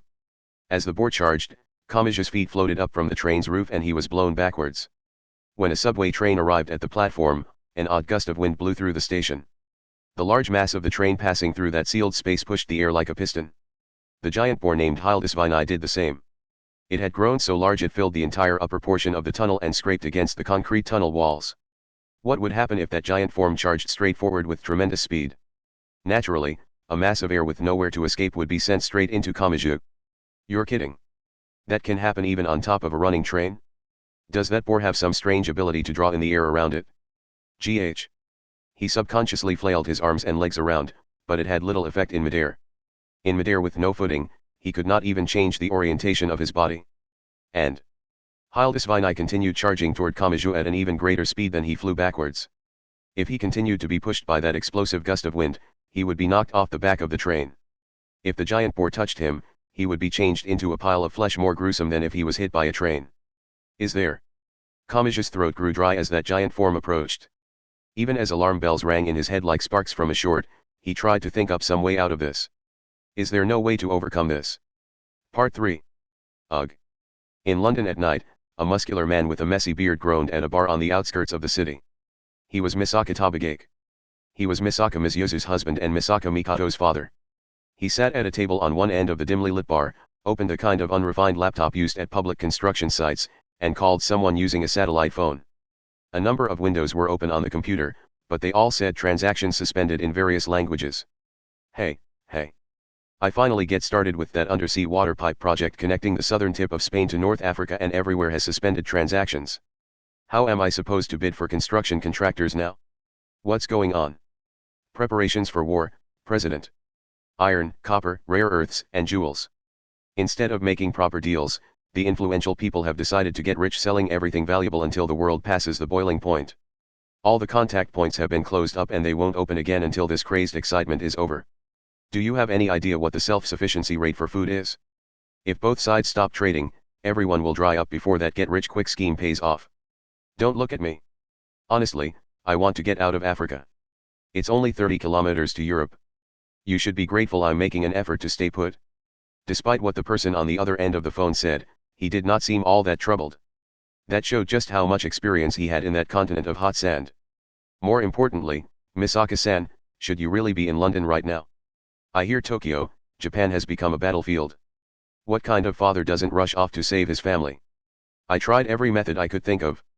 All the airlines have shut down and I can't use my connection with the RAF. My calls and emails aren't getting through. I went back to working on this job because nothing worked. It scares me how you mentioned the Air Force so casually there. I tried getting a civilian space trip, too. You know, one of those things that gets you in space after only 30 seconds of ballistic flight. But that didn't pan out either. Everyone is in a complete panic over this imaginary war. No matter how much I say I'll pay with my black card in hand, they say they don't want to send anything into the air during these unstable circumstances. Damn. Maybe I should buy a Soviet warplane from the European Mafia. My personal funds should be enough for an unarmed long-distance reconnaissance plane. I get it. You care for your family to a reckless degree. If I wasn't holding your reins, you'd probably split the planet in half. I get it, so let's focus on our work. Tabagake brought a hand to his forehead when he heard the voice coming from the satellite phone. He took a long, slow breath and consciously calmed his heart rate. Gwaya. I can't stand it. I'm returning to Japan right this instant. There has to be some way. I know. I could buy an old ballistic missile and climb inside as the payload. You haven't calmed down at all. You wouldn't survive that even if you wore a spacesuit. Part 4. A single small boat floated under the sun in the chilly waters of the Pacific Ocean. The small boat seemed to be made of wood and might have appeared charming had it been floating in a pond at a park. But with only water visible in all 360 degrees, it gave the more sinister image of being stranded. A girl in a dress stood in the boat. The dress may have originally been as pure white as a wedding dress, but more than a third of it was stained red and black as if splattered in her enemy's blood. And the same was true for the girl herself. Her skin had sticks running in every direction like a battered stuffed animal that had been repeatedly repaired. And when the skin had been grafted onto her, it appeared there had been little concern over the moisture. Some of her skin had the youthfulness of a young girl's skin, some of it was as wrinkled as an old woman, and some of it was discolored a dark blue. This added to the cobbled-together impression she gave off. "Here they are," she said as lightly as someone who had spotted the person they were waiting for in front of a train station. The girl casually pulled out a small kitchen knife and threw it toward the ocean surface. The change only took a few seconds. The ocean water for over 100 kilometers around the small boat completely froze into a thick layer of ice. The girl in the bloody dress took an elegant step onto the ocean surface that looked like a lake during winter. The ice palace reassuringly welcomed the girl with a hard sound. The girl smoothly walked across the ice like she was being escorted by the hand of a well-mannered noble. Several military ships had their path blocked by the sudden appearance of the ice. It was as if a special chemical had been used to harden the oil in a wok with scraps of vegetables still inside. And the ice did not stop at the fleet on the ocean. The ocean was likely frozen all the way to nearby Saipan. Wars are not only fought by the superheroes wielding machine guns. If one crushes the supply ships and their routes, the superheroes' supply of ammunition will dry up, muttered the girl in a dress with the lightheartedness of someone reading back their shopping list. The supply ships had several escort ships with them and were armed with autocannons themselves. Even if they did not understand the details of magic, they at least understood that the instant large-scale freezing of the ocean had occurred with that small boat in the center. A deep voice gave a warning in English using the speakers meant to communicate with pirates. "Stay where you are. Immediately disarm yourself and put your hands up. If we determine you are a threat, we will fire. You have plenty of weapons to drive off pirates, blow up cruise missiles, and shoot down planes, but you have nothing ideal for killing a delicate maiden, do you? I suppose I should commend you for hesitating to tear me to pieces." Her voice remained carefree. And she continued. "The Queen of Nibelheim can draw out a location's causes of death." Lights appeared. And not just around the girl in a dress. Small candle-like flames floated up over the entire 100-kilometer area of frozen ocean. They numbered in the hundreds, thousands, or even tens of thousands. The girl raised her index finger and scooped up one of the candle-like lights. She brought it to her lips. And she breathed something in. Analyzing the residual information of the death. Arnold Mackenzie, male, 24 at time of death. While taking a trip on a cruiser, an acquaintance aboard questioned him about a romantic relationship. It developed into a fight and he was stuffed headfirst into the oven in the kitchen space. He died of shock due to the intense pain of burns all over his body. Oh. I wonder if he had any relation to Freya. She tilted her head and reached for the chest of her dress. She pulled out a shiny black revolver. The supply ship immediately reacted to this obvious weapon. "She has a weapon. All crew on deck, stay on your guard. Throw the gun away within 5 seconds or we will assume you are hostile and dash." The voice suddenly stopped. A high-pitched sound similar to feedback came through the speaker and the girl stopped moving for a moment. Finally, a new female voice spoke over the speaker. "We quieted down those men who don't know how this works. It was very childish of you to use such a large spell on people who know nothing of magic. How about we actually enjoy a fight between experts?" "Wait. I'm not the type to enjoy fighting," said another female voice over the speaker. The girl in the bloody dress tilted her head so far one began to worry she would snap her neck. And she spoke. "Who are you?" "I am Sylvia and this is Brunhild Echtobel. Simply put, we're your enemies." "Fine then." Without hesitating, the patched-together girl pulled the revolver's trigger. With a dry gunshot, a highly deadly .45 caliber bullet was fired, but it was no match for the mass of steel that was the ship. It would do nothing more than scatter a few orange sparks and make a sound similar to a pot being struck. That was all it should have done. That was the common knowledge of the world. And yet, with a great roar, the entire steel supply ship was enveloped in crimson flames. Nothing had been ignited. Even if all the fuel stockpiled aboard the supply ship had caught fire, the flames would not have spread so evenly. It would have instead exploded at a single point, breaking the ship in two. The unnatural flames had been caused by the girl in the bloody dress. "I can draw out causes of death from the residual information of the dead, store them in existing weapons, and swap out the causes of death. I can strangle you with a sword, drown you with a train, crush you with a blowtorch, and burn you with a handgun. That is a suitable reason to bear the name of Hel, the Queen of Nibelheim who rules over the dead." When the ship had been struck by Hel's bullet, it had been heated all over as if it had been stuffed headfirst into an oven. Everyone aboard, be they expert or amateur, soldier or magician, would be roasted like turkeys. However, a sound like shattering glass exploded out. The flames enveloping the supply ship were suddenly blown away and the ship appeared unscathed from within. It was similar to peeling away sunburned skin. The supply ship's exterior was actually a bit shinier than before. A woman's voice came from the speaker as if nothing had happened. "Sorry, but barriers are my specialty. If you want to kill the crew of this ship, you'll have to take care of me first." "I see," was the girl named Hel's only response. She spread her arms to show off the candle-like flames scattered as far across the icy ground as the eye could see. 10,053 causes of death have appeared here in all. As expected of a location deeply related to the world's largest gun nation, many people have died here. I will use all of these to kill you. And if I kill you, I will use your cause of death somewhere. Hell, said the other female voice. It was a bored-sounding voice. People once called me Hell. I never thought I would run across an idiot who proudly showed off the sinister name of that queen of the underworld. Now you have my interest. Not mine.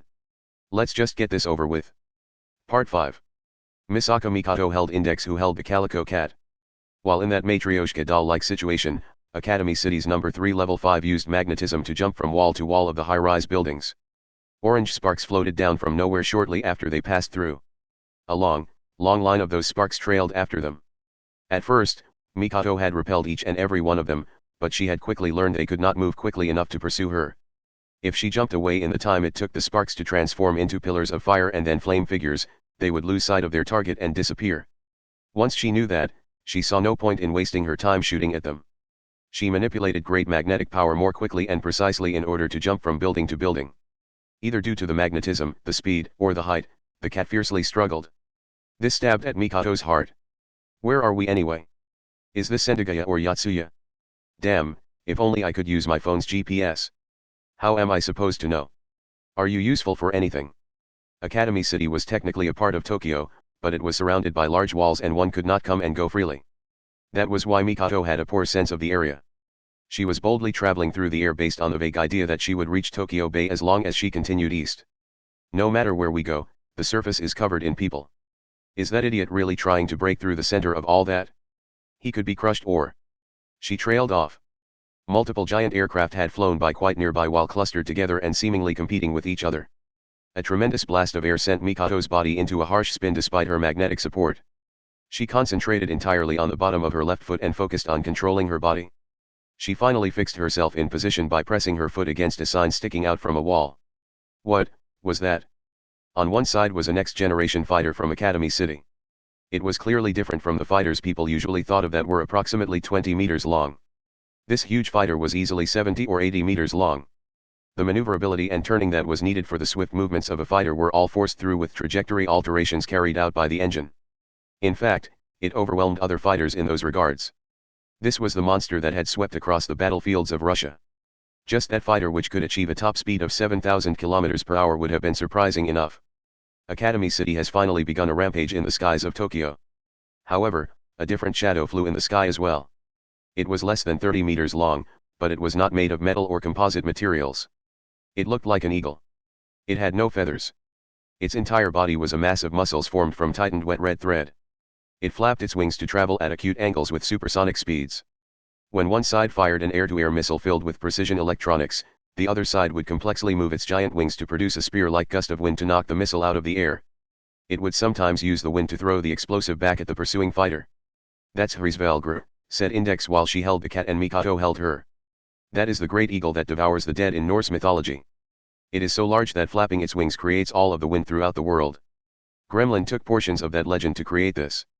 Mikato did not understand what that meant, but the sight before her eyes was overwhelming. Multiple explosions occurred in midair. Two giant forms weaved through the gaps and repeatedly attacked each other and evaded. A spear-like gust of wind was fired and the giant fighter flipped over and just barely avoided it. The fighter then fired a missile, but more like it was placing it in the air than aiming and firing. The surrounding explosive blasts and spear-like gusts of wind knocked the unignited missile around like a pinball. It flew through a complex trajectory before dropping down. And it fell directly in front of the giant eagle known as Hrisvelgr. The explosive blast was filled with a wet sound that had been absent previously. The mass of muscles had lost its head and... It's falling, shouted Mikato. Instead of a building-lined street overflowing with people, it fell toward a wide open space that was either a park or a sports field. Thick trees were snapped apart as easily as a bundle of pasta before putting it in the boiling water, and a large cloud of dust rose into the air. The lack of screams led Mikato to assume no one had been there. The massive flood of people was formed from the people stalled after losing any means of transportation. People were still not trying to evacuate, so they had not yet started to gather in the parks. Or at least, Mikato hoped that was the case. Watching from where she was would change nothing, and remaining still would allow the orange sparks to surround her. Mikato thought as she once more traveled from building to building with magnetism. Academy City and this gremlin group are both seriously planning to fight here. But do they really understand what that means? If they set up a defensive line in such a densely populated area, who knows how many people will be dragged into this? The situation had developed in an even odder direction. As Birdway, Lesser, and Kimokawa Maria traveled through the sewer to reach the river, they were forced to walk through the sewer all the way from Shinjuku to the Takeda no Baba area. After exiting into a river, they had stolen a small boat as planned. However, the river was only knee-deep. They had obtained a dark rubber boat. Kimokawa Maria did not know enough to tell it was a JSDF military landing boat with an engine attached on the back. You're going to return it with a message card later, right? I can have a certain president replace it for them. That should make a good memory for most anyone. The tiller attached to the engine at the back of the rubber boat was being operated by a 12-year-old blonde girl, but no one challenged them. It was obvious to everyone that this was not the time to worry about that. That bridge is about to collapse, commented Kimokawa Maria from the front of the boat as they passed under a small bridge covered in people. Lesser's nose began to twitch from where she sat next to her. I sense an odd presence. You too, said Birdway without turning around. Academy City and Gremlin have finally collided. Everything was limited to the air before, but a few pieces of wreckage have crashed into Tokyo. The looks on the people's faces have changed. They're changing from simple dissatisfaction to panic and fear. However, there was nothing those three girls could do. The phone and internet lines were overloaded and they had no way of speaking to all of the people at once. And even if they did, they could not think of anything to say which would calm them down in this situation. Dissatisfaction held much more energy than people thought it did. It was more difficult to understand than the more obvious emotions, but that meant it was difficult to defend against. It could cause a real change in people's mental activity. When a leader controlled a single administration, he needed to detect the quantity and quality of the people's dissatisfaction and establish a means of reducing it before it exceeded the tolerable limits. That showed just how important it was. And the quality of that dissatisfaction was changing. The stabbing sensation approaching from every direction was likely anger. Birdway gave a sneer and spoke. Those damn pacifists have turned their anger toward Academy City. Why? Gremlin is the one attacking. That dogfight just now only happened because Gremlin targeted a foolish passenger plane that didn't change its course during this emergency situation. Academy City's supersonic fighters may look flashy, but all they're doing is trying to intercept Gremlin's attacks. They aren't observing this so calmly. Lesser dragged over the cooler sitting in one corner of the military rubber boat. The normal people will know some strange creatures had been flying around until now, but they weren't attacking. It was only once Academy City interfered that they started going on a rampage. And so Academy City is the villain? That's no different than ignoring the hornet's nest on the eaves of your house. This is part of their distribution of what people stand to gain, readily replied Birdway. Doing the right thing but having the majority mad at you is not fun on the political side of things. I doubt that's enough to break Academy City, but it should at least slightly dull the decision-making ability of those on the scene. And Gremlin's plan doesn't end here. They're trying to tangle up hundreds of threads to bind everyone from multiple directions. Understanding even a bit of the structure is enough to know how unpleasant this is. Part 6. A bubbling sound could be heard. Sargasso contained the remains of a luxury passenger ship. On the deck of the giant rusted ship was a giant rectangular pool. It was filled with a thick, transparent liquid. It seemed to be at quite a high temperature because the air bubbles of a boiling liquid floated up here and there. Perhaps due to the stickiness of the original liquid, it looked like a monster's gastric juices or a dark swamp with a corpse submerged in it. No one would have thought it had originally been pure gold. In the Norse areas, gold was both a symbol of wealth and the material used for the weapons of the gods. After Gremlin had concentrated all of their techniques into extracting the weapon material side of its meaning, the gold had already lost its chemical properties and meaning. People from the science side would have hesitated to even refer to it as gold. Three girls stood on the pool side, magic god Uthanus, Vergramarian Slingenier, and Jalnir who took the form of a drum. They were all central members of Gremlin who were focused on producing Gungnir which could control and stabilize the power of a magic god which was too powerful to use properly. However, they were not constantly and unendingly uttering incantations. So this is what it's like once it begins, said the eye patch wearing girl. Igniting it is the hard part. This girl here did a good job of taking in and controlling the volcanic energy we acquired in Hawaii. We should only have to wait now. Marion traced her fingertips across the surface of the black drum and the girl who had been given that form shook happily. Most people would associate the name Jalnir with the weapon of the lightning god Thor. It had immense power, it would pursue and directly hit its target when thrown, and it would return to its owner like a boomerang. However, it was exceedingly heavy and could only be used by the chosen one. That was the standard image. But just as Thor was originally an almighty god in charge of the weather, terrain, and farming, the hammer that symbolized his power was a convenient tool that could be used for many different tasks. It could be viewed like a magic wand. Even after Thor's abilities were limited to those of the lightning god, that hammer retained the vestiges of his power over farming. Thor could eat the goats he owned and they would return to normal with just a wave of the hammer. Mjolnir was a spiritual item that could be used for anything. It was a joker that let one pass over a single hole in any experiment. Putting it that way showed just how rare an existence that drum girl was. She was so rare the entire magic side could easily fight a war over that single girl. Now that it's started, we only have to watch the process. We only need to interfere if we decide a manual recovery is needed. Are you saying I should go take a nap? At the very last, I will not let my guard down until it passes that stage. Haha. Uthanus, I'm surprised a magic god like you can still get nervous. This is not an issue with my abilities. This world is unskilled and untrustworthy. That stage. There was one obstacle they could not overcome even with a magical joker that let them fill in a single inadequacy. They knew the lance could never be completed with the existing techniques of the magic side. Mjolnir could fill in any one magical symbol, but only within the field of magic. Mjolnir could do nothing when any kind of magic was useless. To fill in that deficiency, they had stolen the power of the science side. Specifically, a holistic esper. The remnants of Academy City's number 2 had been forced to create a specimen in the form of a girl and Kiara Kagon had made some alterations to that specimen. They now had a truly unique disposable item. Uthanus would occasionally use the Einherjar who sat on the line between living and dead, so she knew the truth of the matter. That specimen was not an object created from a living human. It was a human-shaped object that had been altered. It was a soulless existence. What we are doing is essentially a magical ceremony, said Uthanus. But it cannot be completed solely with magic. In other words, the automatic work will stall somewhere. To accurately throw in the holistic esper and continue the ceremony with the proper timing, it needs to be switched over manually.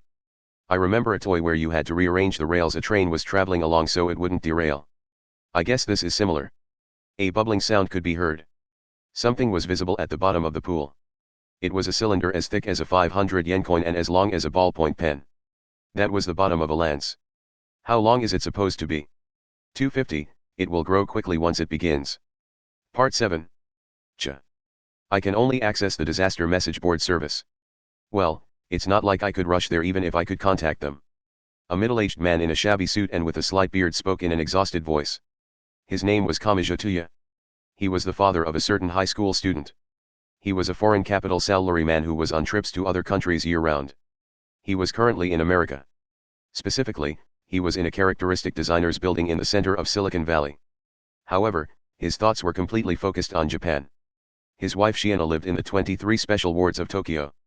His son Tumo lived in Academy City. The area they both lived in had fallen into complete panic. As a father, he could not help but be worried. From the simple sites he could browse on his phone, it seemed all of the airlines had shut down reservations for flights. It was not that all the flights were full. Instead, they were refusing to send out passenger planes when the safety of the air was not confirmed. Something was happening in Tokyo. No, that was only the tip of the iceberg. That was only the part that showed up the most. Tuya's expertise in finances showed him the greater confusion lurking below the surface. Sorry about the wait. A voice as high-pitched as a whistle filled the reception space. It belonged to a young girl. Tuya frantically put his phone in his pocket and stood up from his seat. A blonde girl not even 10 years old had entered. Her name was Lindy Blueshake. After the fall of the data queen of the United States, Ole Blueshake, this girl had inherited her kingdom. She was the new queen that controlled a large pillar supporting the value of the United States and its currency, the dollar, by controlling the world's largest search engine and several other internet services. During the incident in Hawaii, rumors had spread of the corporation's bankruptcy and dissolution, but it seemed the people had not wanted to see such a convenient service disappear. It was now back in business thanks to the support of several financial investment companies. For example, Kamaji-Tuya's parent company. Lindy trotted over to the table with a gait that made one think she should be wearing colorful rain boots. I have looked over the paperwork. I just have to sign here, right? She asked. Well, yes, excuse me, but did you read over it at least 3 times? I know it is odd to say this as the one making the proposal, but this kind of contract usually has some king of cruel wording hidden inside it. Don't worry. I read over it with my lawyers and accountants. It seemed she was not giving much thought to the possibility of opposing factions or bought industrial spies within her own company. Tuya suddenly wanted to explain the basic workings of the world to Lindy, but the large man standing behind her lightly cleared his throat. He was a tanned and muscular man with sunglasses completely hiding his eyes. The black suit did not suit him. In fact, it was the wrong size. It looked like it would rip in places if he started running. Tuya guessed he was a native Hawaiian and the man spoke with a voice as deep as one would expect. There is no problem. We have a system for revealing corrupt personnel. Very well then, it is not our problem if your group begins to decline because of this. Lindy looked puzzled and Tuya exchanged a quick glance with the large man wearing sunglasses. He watched that young hand sign the documents on top of the reception space table. As Lindy moved her hand, she spoke. Does it bother you? What? Well, the situation in Tokyo. Tuya gave a bitter smile at how readily she said that. Lindy continued her struggle against the many documents. Specialists like us can tell right away when communications are overloaded in an area. Haha. It looks like it is difficult to hide anything from you. But it is strange. Using the internet normally should not overload it to such an extreme. Unless everyone in Japan took simultaneous action to overload it, information should not be cut off so cleanly for a localized area. Are you saying someone or something is guiding this large flow of events? As Tuya answered, a different piece of information passed through the back of his mind. The New York Stock Exchange, the London Stock Exchange, the Shanghai Stock Exchange, the Berlin Stock Exchange, and the Indonesia Stock Exchange. This information dealt with the flow of money and objects. Iron, steel, car, and aircraft stock as well as the standard futures in oil and grains. Those hasty people are buying and selling everything like a war is starting. And all of the deals are ones that will pay off if the confusion grows. Does it bother you? She asked again. Tuya raised his head to find Lindy continuing to battle the paperwork. He could not tell how much she knew. The eyes of a child could sometimes see through the deception of adults with a special kind of instinct and logic. Tuya viewed her comment as just as dangerous as women's intuition. There seemed to be a fair number of people who would be happy if this commotion dragged on for a while. If one gathers and analyzes search results, SNS posts, and message board posts, one can create a graph of the world's trends. It gives a logical framework for what is known as big data. Anyway, it seems that arrow is pointed in quite a dangerous direction. What an unpleasant age we live in. Tuya kept that thought from showing on his face. Instead, he spoke. In the financial world, there are plenty of people known as traders of death. However, it is more than just the specialists this time. We are catching glimpses of innocent young man and housewife day traders who want this confusion to continue. It appears that some hints have been left to ensure those people voluntarily think that way.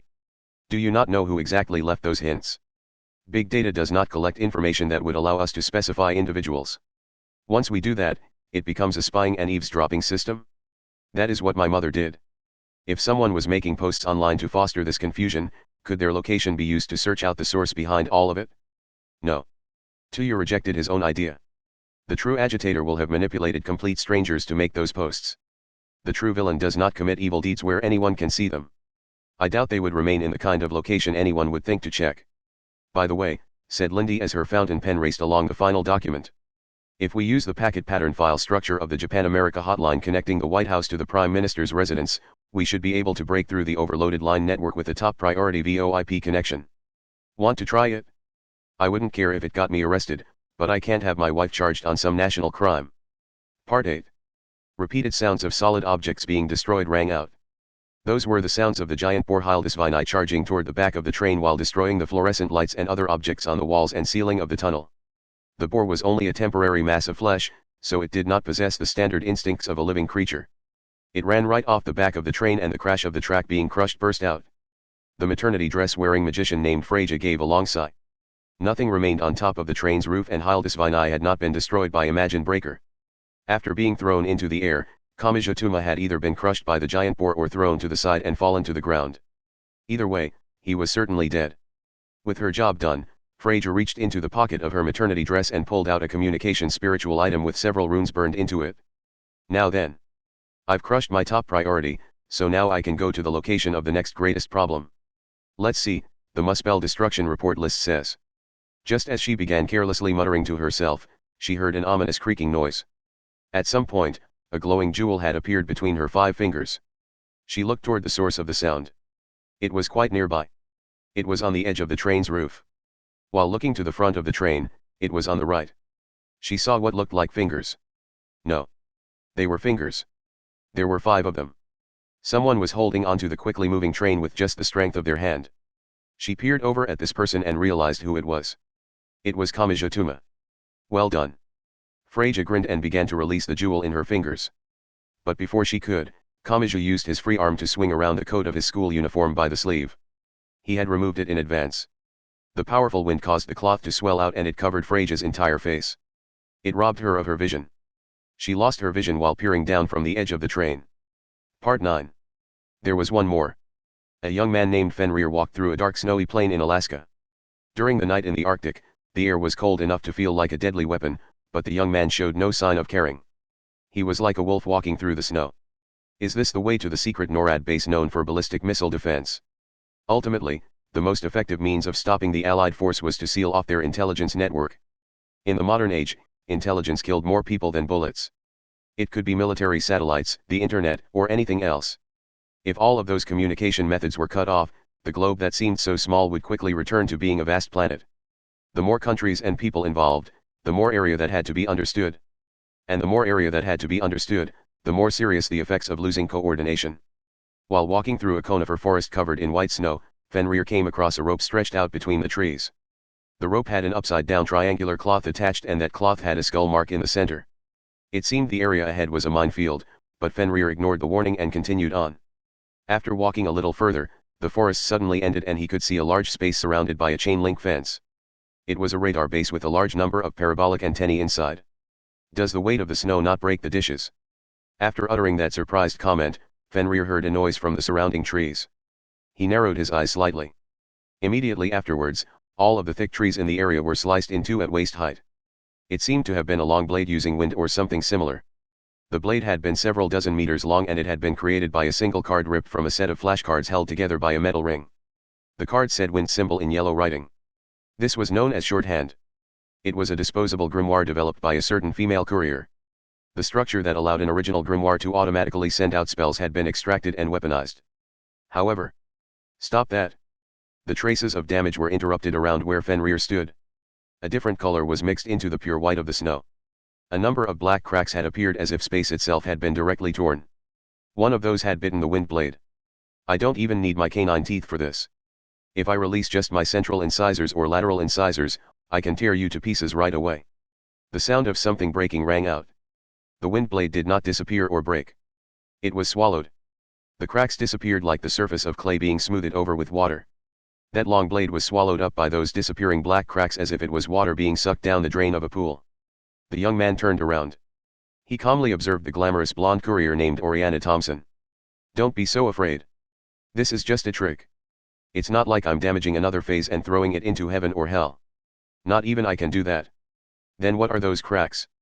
It's simple. I distort the flow of power a bit. The young man shrugged. Eastern Feng Shui is the same. The existence of mountains and rivers changes the flow of energy through ley lines and the like. In that case, you can create a ditch that draws in the surrounding energy by creating a new mountain or river. It's the same as how the rainwater will naturally flow toward an irrigation canal and be swallowed up. Fenrir was the beast that would devour Odin during the final battle of Ragnarok. The gods had feared him and so bound him and stabbed the sword into his mouth through the lower jaw so he could not close his mouth. When they had, the drool that had flowed from Fenrir's giant maw had created a large river. He had used that legend. By incorporating the same symbols as a river into a location, he created a large ditch that swallowed up the massive power of the ley lines. It forcibly swallowed up the magic power that constructed magic and swept it away. In response, Oriana Thompson lightly spun the set of flashcards in her hand. And she spoke. This is not my first time doing it with an enemy of magic. I have yet to use them on that boy, but I have simulated some countermeasures. Oh, you mean that right hand? All I do is have the magic swept away. I can't completely annihilate the occult, so I can't take on the exaggerated role of being a reference point for the world. The space around Fenrir grew distorted. Several black cracks appeared. But with this, I can drag in plenty of other things along with the massive amount of energy. You could say it's like sucking a human down the drain of a pool. Part 10. Even on Tokyo Bay, repeated earthquake-like rumbling noises could be felt vibrating in one's gut. A few more Hrisvelgers that fertility goddess Freya had given birth to ahead of time flew from Gremlin's base of Sargasso. That base was only a few dozen kilometers from Academy City, which was sending out bombers and fighters which could fly at 7,000 kilometers per hour. It was even possible a shell fired from within the city's thick walls could fly in a large parabola and strike Sargasso.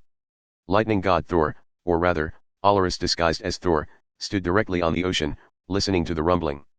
Technically, he was standing on a large amount of goat fur he had scattered on the ocean surface. Needless to say, this was a spell constructed using the symbols of the goats that pulled Thor's chariot. A disguise could be a lot of work. Now then. Everyone knows Sargasso is in Tokyo Bay, so there is no more need for me to remain within Gremlin. To reduce the danger from Academy City's attack or magic god Uthonus tearing me apart if my cover is blown, I should leave here right away. On the other hand, he heard a great roar overhead that was deeper than the distant explosions. It came from Mokurkaf. That giant was known as mountain-like, and it really was large enough to fit that description. Despite being made of dried clay, it rose almost 500 meters above the ocean surface, so its great mass alone could function as a weapon. And unlike Olorus, Mokurkaf was not using a spell to float on the surface. It was so overwhelmingly large that one could forget its feet were touching the ocean floor. Mokurkaf had been patrolling around Sargasso at a uniform speed, but it was beginning to focus primarily on the region of the ocean in the direction of Academy City to the west. A few shadows flying through the air slipped through the net of Hrisvelgr giant eagles and charged toward Sargasso. They were Academy City bombers. Well, that isn't going to work. Even if I leave this to them, there is no guarantee they can do any real damage to Uthonus. And if they do not stop the production of the lance, not even fleeing to the other side of the world will be enough to avoid the destruction. In that case, I should continue this recklessness for a bit longer. The force trying to destroy Gremlin approached. Olorus calmly calculated that they were not powerful enough and made an immediate announcement. Knock them from the air. Mokurkaf mercilessly swung its giant arm, which produced a great roar as it tore through the air. It was because he could do this that he had been able to infiltrate Gremlin. It was because he could do this that he had grown somehow twisted. Part 11. Kamachi had been blown toward the back of the train by an artificial blast of wind, and the giant boar Hildesvini had tried to charge at him. However, he had grabbed at the coat of his school uniform. Even if he flailed his arms and legs around while in midair, he could not move, as if swimming through water. But what if he had something that could fan the air even more? What if he unbuttoned his coat and spread it out? Kamachi intentionally opened up only the right side. He had no guarantee it would work. It was a complete gamble. As soon as he did, his body moved as if being greatly twisted. The gust of wind was powerful enough to easily blast a human into the air, so it was obvious what would happen if he prepared a makeshift sail that increased the air resistance. As his body spun, he was pushed to the side. And he fell. As the giant boar scraped along the top of the tunnel, it ran directly along the roof of the train. By that time, Kamachi had already avoided it by grabbing onto the edge of the roof with both hands and pressing against the wall. Hildesvini was large enough to fill the empty space, but that was only the area above the roof of the train. The gap next to the train's wall was wide open. The wind produced by its giant form did not reach down there either. Gh. Pant, pant. He had survived for the time being. But if he climbed up now, Freja would begin her attack once more. And she might not wait until after he had finished defenselessly climbing up. He needed a way to fight back. Fortunately, Freja would likely assume she had won. With that much destruction, checking for a body would be difficult. He had to make his preparations during that slight period of safety. Currently, Kamachi was supported only by his 10 fingers and was about to fall to the ground, which was rushing by with tremendous speed below. The biggest obstacle was removing his coat. Removing his arms from the sleeves meant he had to temporarily support himself with only one arm. With his removed coat in hand, Kamachi supported himself as if performing a pull-up and slowly moved toward Freja while clinging to the side of the train. Once he was close enough, he only had to wait. He waited for her to peer down at him. All he did was throw his coat up to block her vision. Damn it. That's your decision, shouted Freja.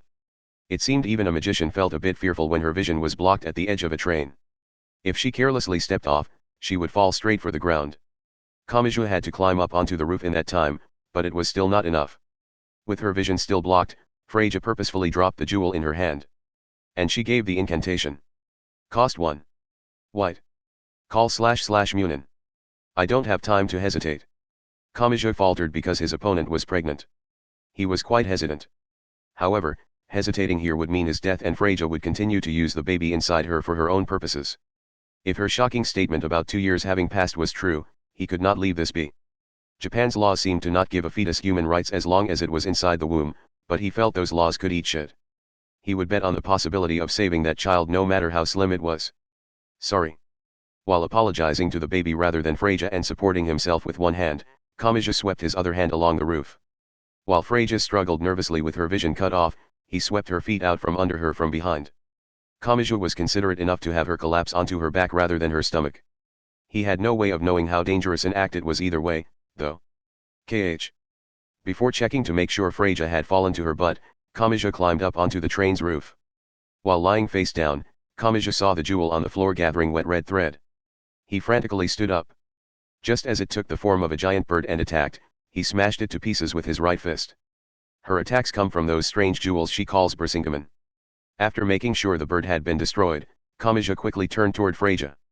If I can steal or destroy that, she won't be able to attack.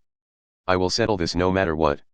If I don't take advantage of this timing, this will turn into a long, drawn-out fist fight. I want to avoid that for the baby's sake. A maternity dress was meant to reduce the burden on the mother. Its material was not made any thicker than necessary and it did not have a large number of unneeded pockets. He could clearly see her body lines through the dress and the only pockets were the ones on the left and right. There. If the Brisingamen jewels were supported by magical power, he would not even need to steal them. Simply sticking his hand in her pocket would destroy all of the jewels she had stocked up like bullets. This was checkmate. But as soon as he thought that, don't. He heard a horribly low-pitched voice.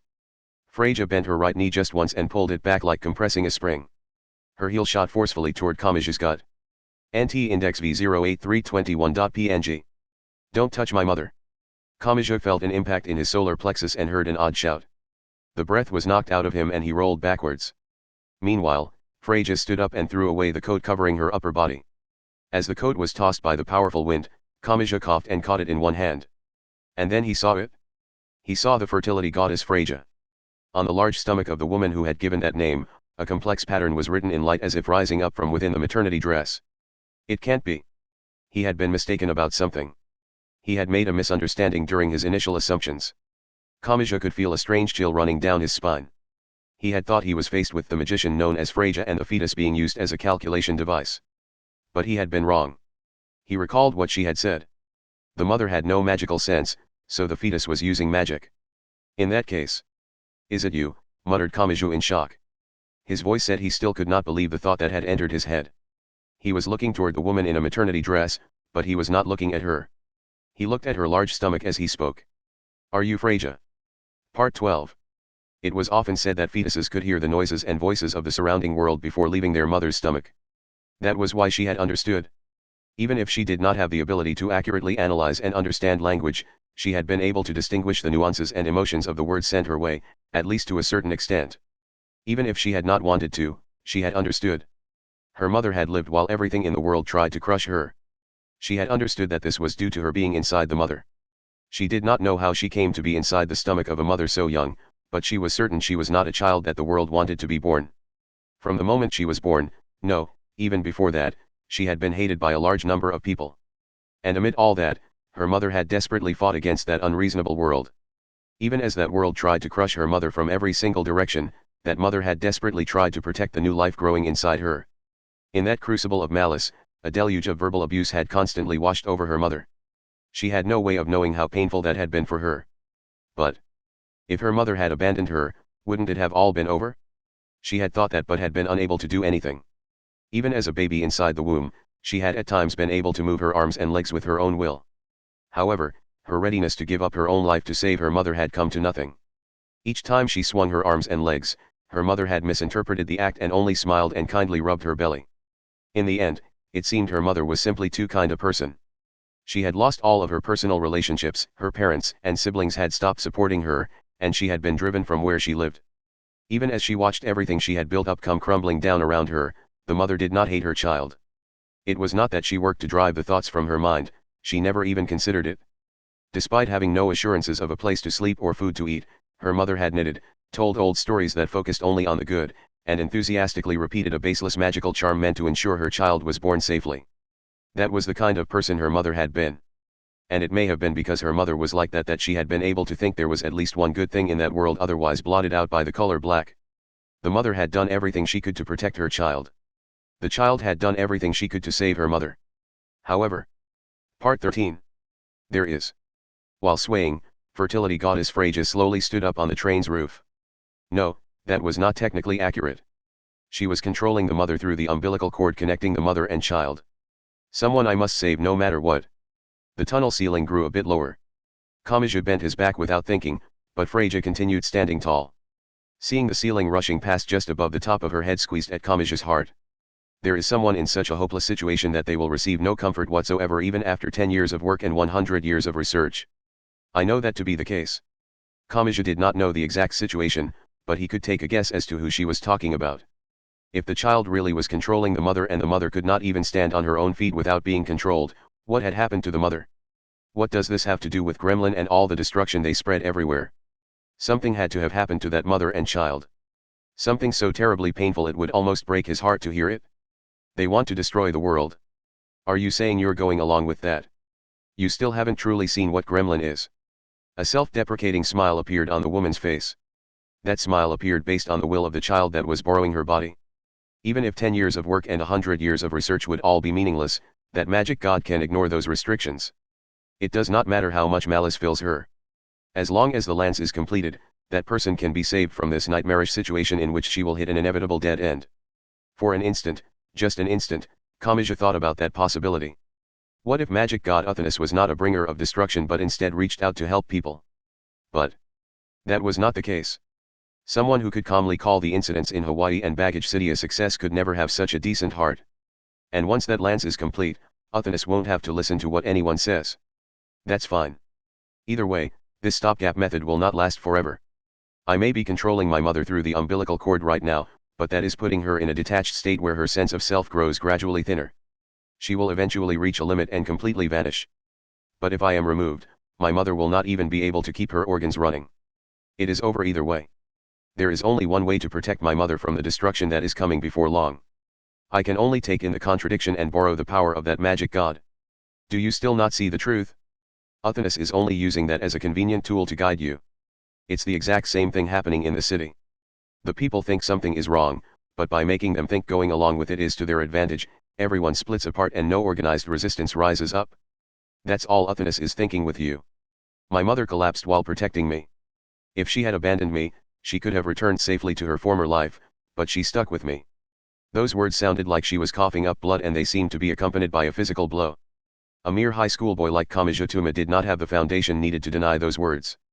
However, he was sure that woman in the maternity dress had fought amid all that. She had fought to protect a life in some place Kamija could not even imagine. So stay out of the way. Kamija heard a sound like something solid being scratched at. By the time he realized something was wrong, it was too late. Until that time when I can return her body, I will not let anyone hurt my mother. It came from below. But there was nothing on the roof of the train below their feet. It came from further below than that. They were standing on a 5-car train. There was a large space inside that giant box. When he had outwitted Freja by climbing along the wall, he had been so focused on supporting his body that he had looked only at the hands supporting his weight. He had never looked inside the train car. But what if Freja had made effective use of that space? What if she had called in a large number of monsters while fighting Kamiju and had fed them all to a single monster to fatten it up? Cost 70. Black. Shift//NHGGR Volume 02. Just as the 5-car train left the tunnel and appeared above ground, Kamiju's entire vision was filled with bright sunlight. An attack came in that instant he was blinded. Freja cried out and something inside the car Kamiju stood on ripped it apart like plastic. A much too large red dragon appeared with its maw pointed upwards. Freja took 3 or 4 steps backwards and moved to the next car forward. By the time Kamiju saw that, the entire destroyed car had already been tossed into the air. The following cars were dragged along and derailed. He could not land on the roof of the remaining cars. He would be smashed to pieces along with the back cars being turned to scrap. Shit. The woman in the maternity dress stood out of reach in front of him. That was the much too young magician named Freja and the mother who had tried to protect her. That mother and child had been forced to rely on the slight possibility of magic god Uthanus's powers even if they knew Uthanus was using them. I can't let it end like this. I still haven't grasped anything in my hand. Suddenly, the falling motion of Kamiju's body clearly changed. This was due to external interference. When he realized that, Kamiju finally noticed someone was grabbing onto the back of his school uniform. It was a girl who had fallen from the sky. It was a girl who had carried out the acrobatics needed to jump onto the roof of the subway train. It was a girl who could jump from high-rise building to high-rise building with her free control over magnetism. It was a girl who already held a white girl in one hand and had saved Kamiju from a hopeless situation with her other hand. It was Misaka Mikato. Academy City's number 3 level 5 and the ace of Tokiwada Middle School landed on the roof of the train like an arrow stabbing into it. Only 2 cars remained. Even after they landed and Kamiju sank to the roof, he still lacked confidence that he was alive. What a pain, said Mikato simply as she released index from her right hand and Kamiju from her left. I finally caught up to you, you idiot. Just because our cell phones don't work is no reason to run off on your own and get cornered. Did you forget that you only have one life no matter what kind of power you have? The white nun holding a calico cat sighed. Saying that won't change Tuma. And because nothing will change him, we have no choice but to compromise. Sorry, Tuma, but I'm joining in this time. No matter what you say, I'm not backing down. There may have been people who would say this was pathetic. There may have been people who would mock him as powerless. There may have been people who would criticize him for getting others involved for his own selfish purposes. But a cell phone fell onto the train roof. It had fallen from Kamachi's pocket while he was thrown from the train and roughly rescued by Mikoto. Some button must have been pressed during the fall because the small electronic device began playing a message. He had set it to record the message to his phone if there was a new message on the disaster message board service. It was a short message only a few dozen seconds long. He heard a familiar voice. Hey. I wonder if they can hear me. Tuya-san, Tuma-san. Is this reaching you? It was a female voice without a hint of unease or worry, as if nothing at all was happening. A mother. That was a person that, unless special means were used such as Academy City's cloning technology, anyone born into the world had one of.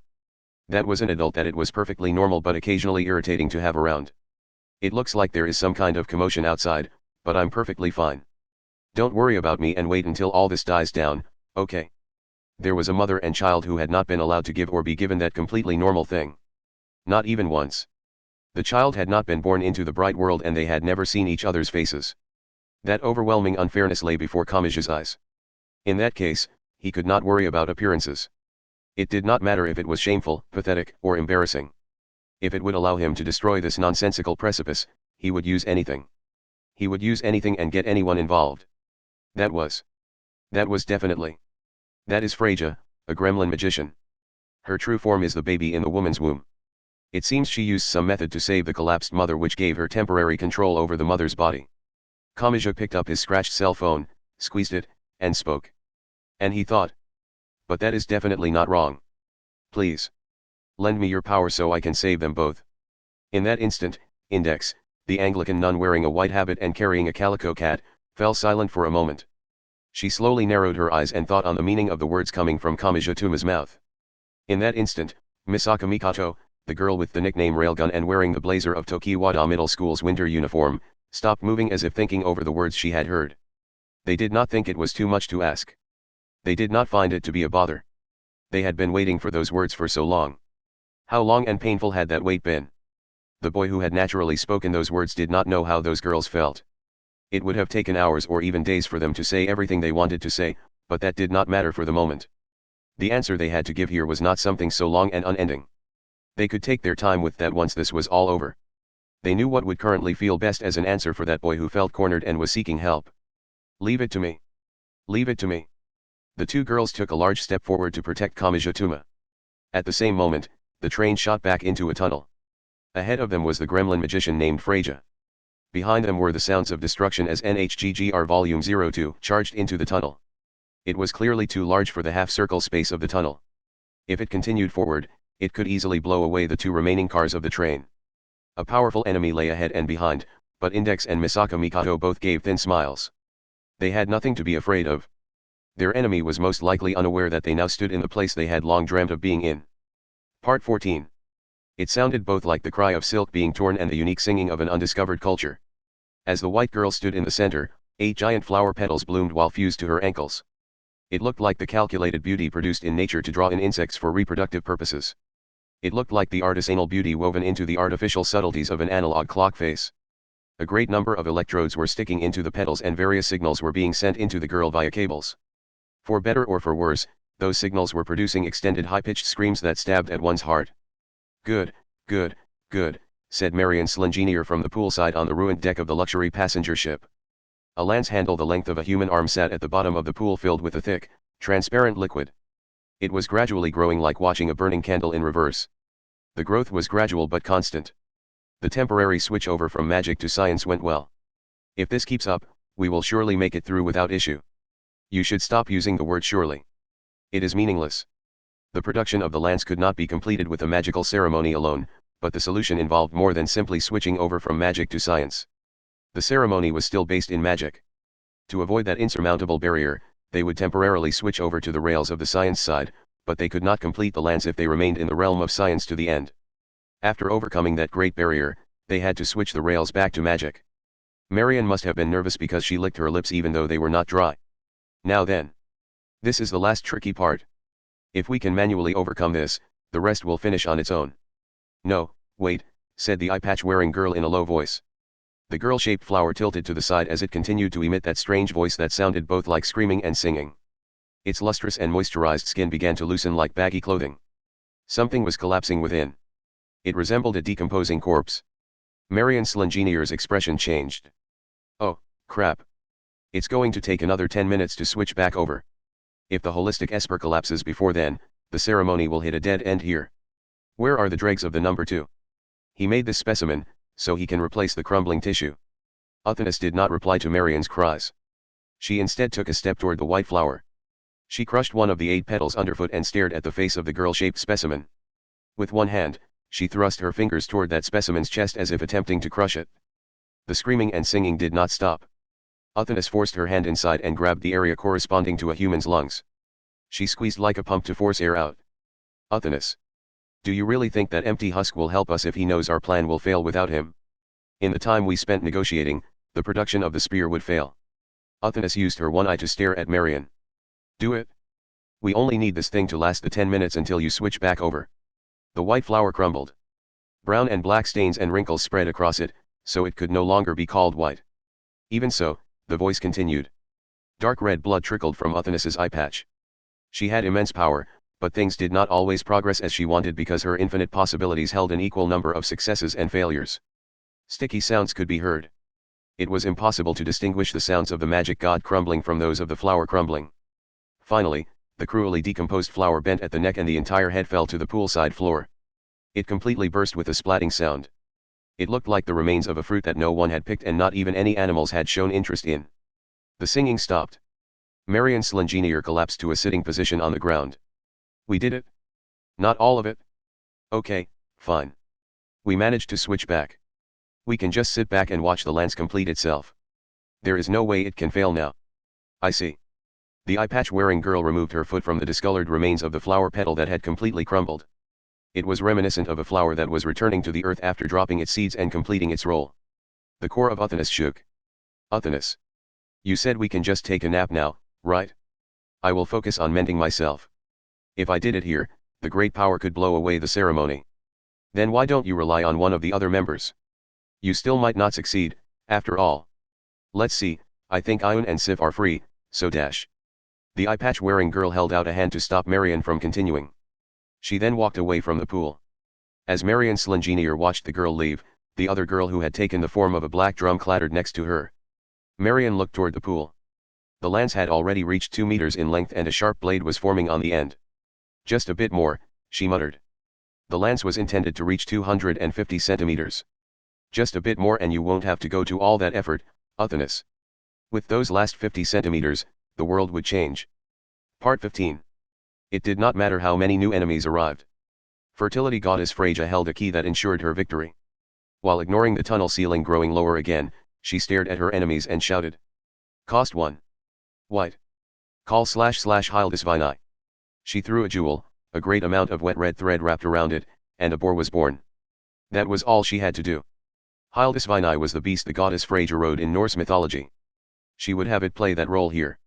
Even Freya would be killed instantly if she jumped from the fast-moving train, but she could survive with a cushion between herself and the ground. She would use the boar for that. Now she merely had to send NHGGR Volume 02 charging in from behind. The attack would fill the entire tunnel and smash the train to pieces. That would annihilate her enemies. Both Freya and her enemies would be thrown into the air, but Freya alone would have a cushion to allow herself to escape unscathed. No matter how dirty the method, she would make sure to protect her mother.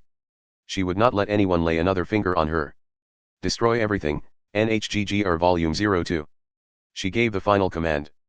That giant dragon gained an extra burst of speed as if crossing the final line. That dragon had cost 70 jewels.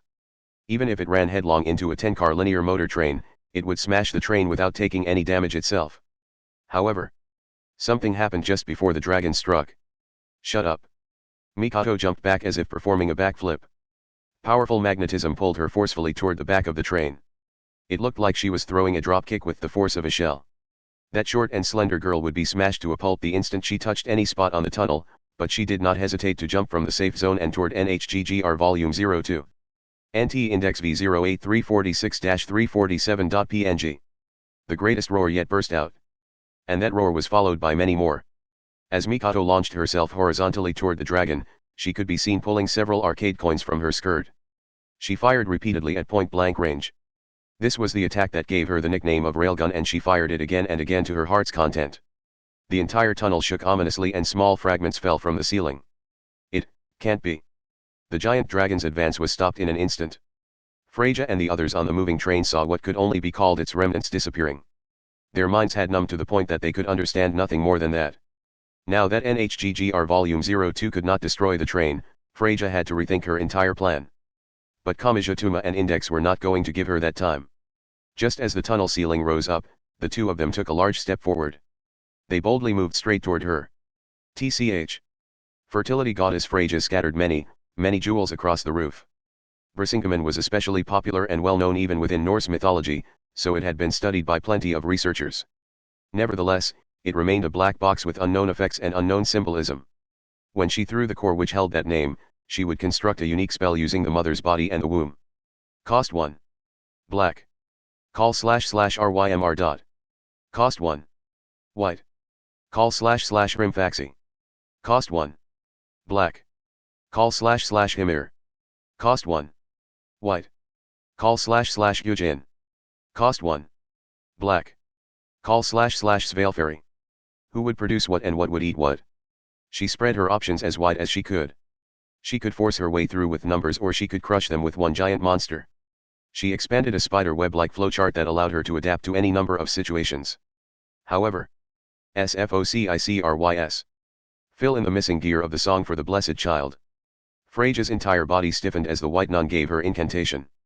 This was spell intercept.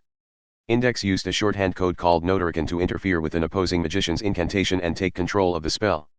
Index could not refine magic power on her own, but she had put together the single compilation of skills to take part in battles using the supernatural power known as magic. That girl took all the knowledge contained in the 103,000 grimoires stored in her head to instantly analyze her opponent's attack method, search out the most effective method of interfering, and use that against her enemy. At the same time, Kamijutuma spoke to Index, who was facing the enemy magician. He told her to analyze the magic being used to give birth to those children. Now that I think about it, it didn't really make sense, said Kamiju after letting out a slow breath. You said you worked to protect your mother from within her womb. But how and where did you learn magic? Was your mother a magician?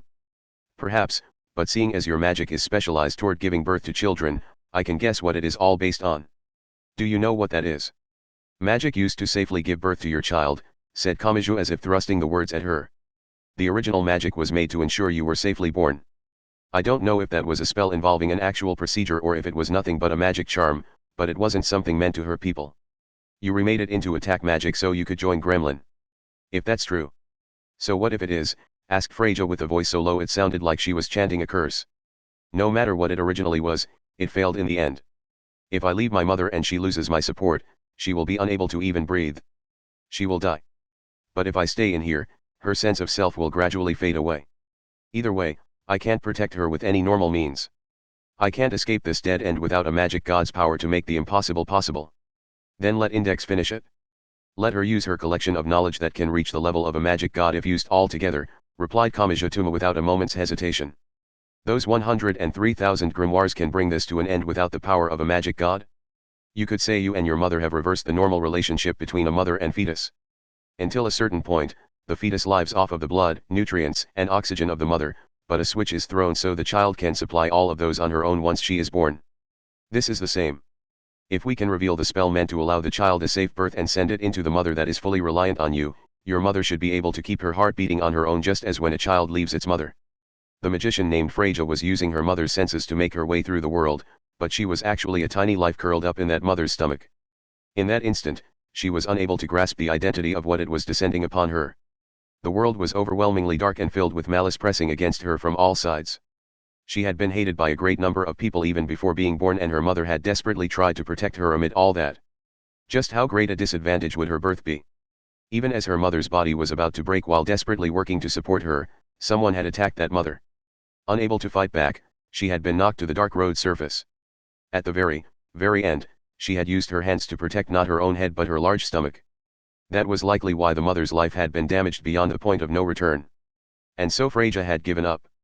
She had given up on hoping for anything from that dark world.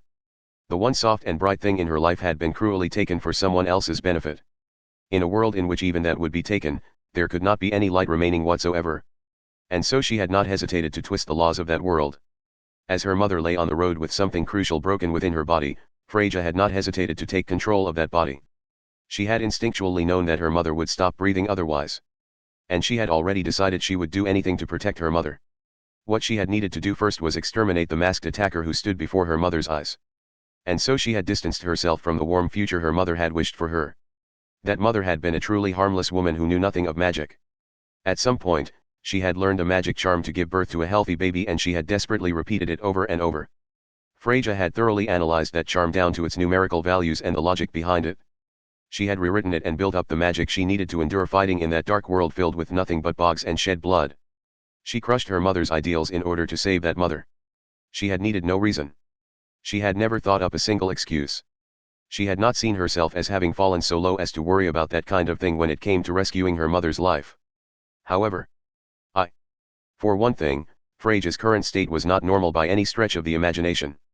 Normally thinking, a fetus could never control the mother.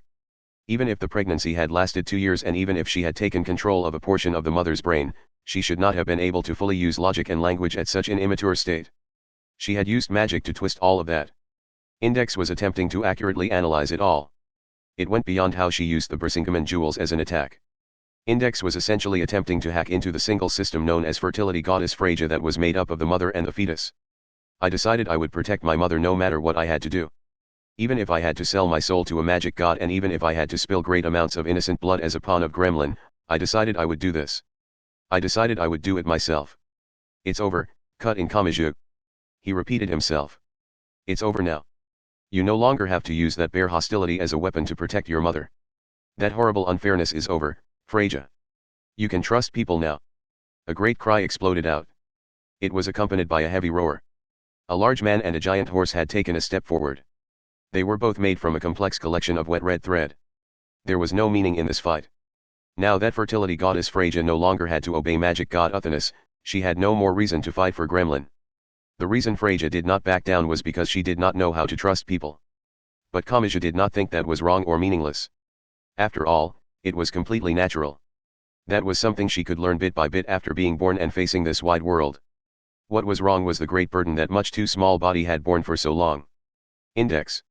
Kamachi once more stepped forward to face the approaching threat. He spoke without turning around. I'll take out everything that tries to interfere. I'll buy you the time you need to prepare. You can focus on this one thing without worrying. He stared forward. He confronted those monsters of muscle that held frightening strength. He confronted them and he spoke. So do this. Kamachi and the monsters ran full speed toward each other. Their clash lasted an instant. While it was an important element that would decide the trend of the situation, it was a trivial matter that did not produce a single scratch. The white nun muttered an accurate incantation under her breath. The young child trying to protect her mother let out a bestial cry. Kamachi naturally smiled as he used his right fist to blow away the monsters of muscle that were made up of dark red thread wrapped around a jewel. It's over, Freyja, he said without thinking. All of this had just been a long rehearsal. Her true performance was yet to come. So let's end this and bring on the next stage. We're waiting for you in the wide world ahead of you. The battered train left the dark tunnel. And it entered the bright, white sunlight. The train no longer held any monsters with the strength to crush a human in a single blow or any gremlin magicians who possessed the frightening power and skills needed to keep the head of a nation from acting. Excuse me. Where am I? This was the same pregnant woman as before, but she asked that question with a frailty that was completely different from before. This was no longer a mother whose fetus had been forced to take control to keep her alive. This mother and child were no different from those found anywhere. Part 16. The train carrying Kamachi, Index, and Freyja continued on. Freyja had lost consciousness as if sleeping and Kamachi and Index did their best to stay down. They did not want to be thrown from the roughly shaking train and the ceiling came frighteningly low at some points, so they did not want to stand up if they could avoid it. The subway train continued all the way to Tokyo Station before stopping. Damn. So it won't take us all the way to Tokyo Bay. Moving to a different train is a pain right now. Shinbashi or Shiodome would have been closer to Tokyo Bay. It was not that far from here, but that distance would feel a lot longer while walking through those crowds. They had to think up some other means of traveling. For some reason, the large station was completely deserted. The main entrances may have been sealed off early on and the remaining people may have been let out through the staff entrances and evacuation corridors. They had actually wanted people out so they could use the station themselves, but the official reason had likely been to protect the people from being killed by the smoke if a fire broke out. This subway facility had handled the situation very differently from the one on Shinjuku. That alone showed just how confused the station workers were. What? The platform is covered in tons of wooden boxes. They could not stay on the train's roof forever. If it set off again, they would not be able to climb down. Now then. Kamachi had been worried because over half the train's cars had been damaged or derailed, but after climbing down and checking inside, it seemed the train had held no normal passengers. A single man sat in the driver's seat and the passenger areas were filled with tons of wooden boxes. Kamachi did not even need to check on the contents. The man in the driver's seat did not look like a normal driver hired by the railroad company. The camouflage he wore was a dead giveaway. The riot police or the JSDF are using the railroad to transport materials. Those boxes aren't full of ammunition, are they? He was worried because a dragon had broken through the roof of one of the passenger cars and several of the cars had derailed, but it seemed no one had been hurt. Freja may have intentionally set it up that way. That child had been fighting against the unfairness of the world to protect her mother, so she may have wanted to avoid sullying her mother's hands as much as possible. Kamachi wondered how difficult it had been to get Gremlin to recognize her as a useful member of that inhuman organization. At any rate, the driver looks fine. Kamachi knocked on the door to the driver's area and called out to the man but received no response. He and his organization had likely been trying to stop Gremlin's invasion in their own way, but he had apparently fallen into mental shock upon seeing Gremlin's destructive power up close. Index spoke from the roof. Tuma, what should we do? I'm probably a high priority target for Gremlin. Not because of my strength or anything but because my right hand can stop the production of that lance. The best way of keeping her safe would be to keep her as far away from us as we can.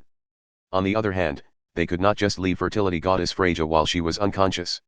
She was a member of Gremlin and could possibly regain her great strength under the right conditions. Gremlin would want to capture her to regain her power and the defenders would want to capture her to defend against Gremlin's invasion. I see.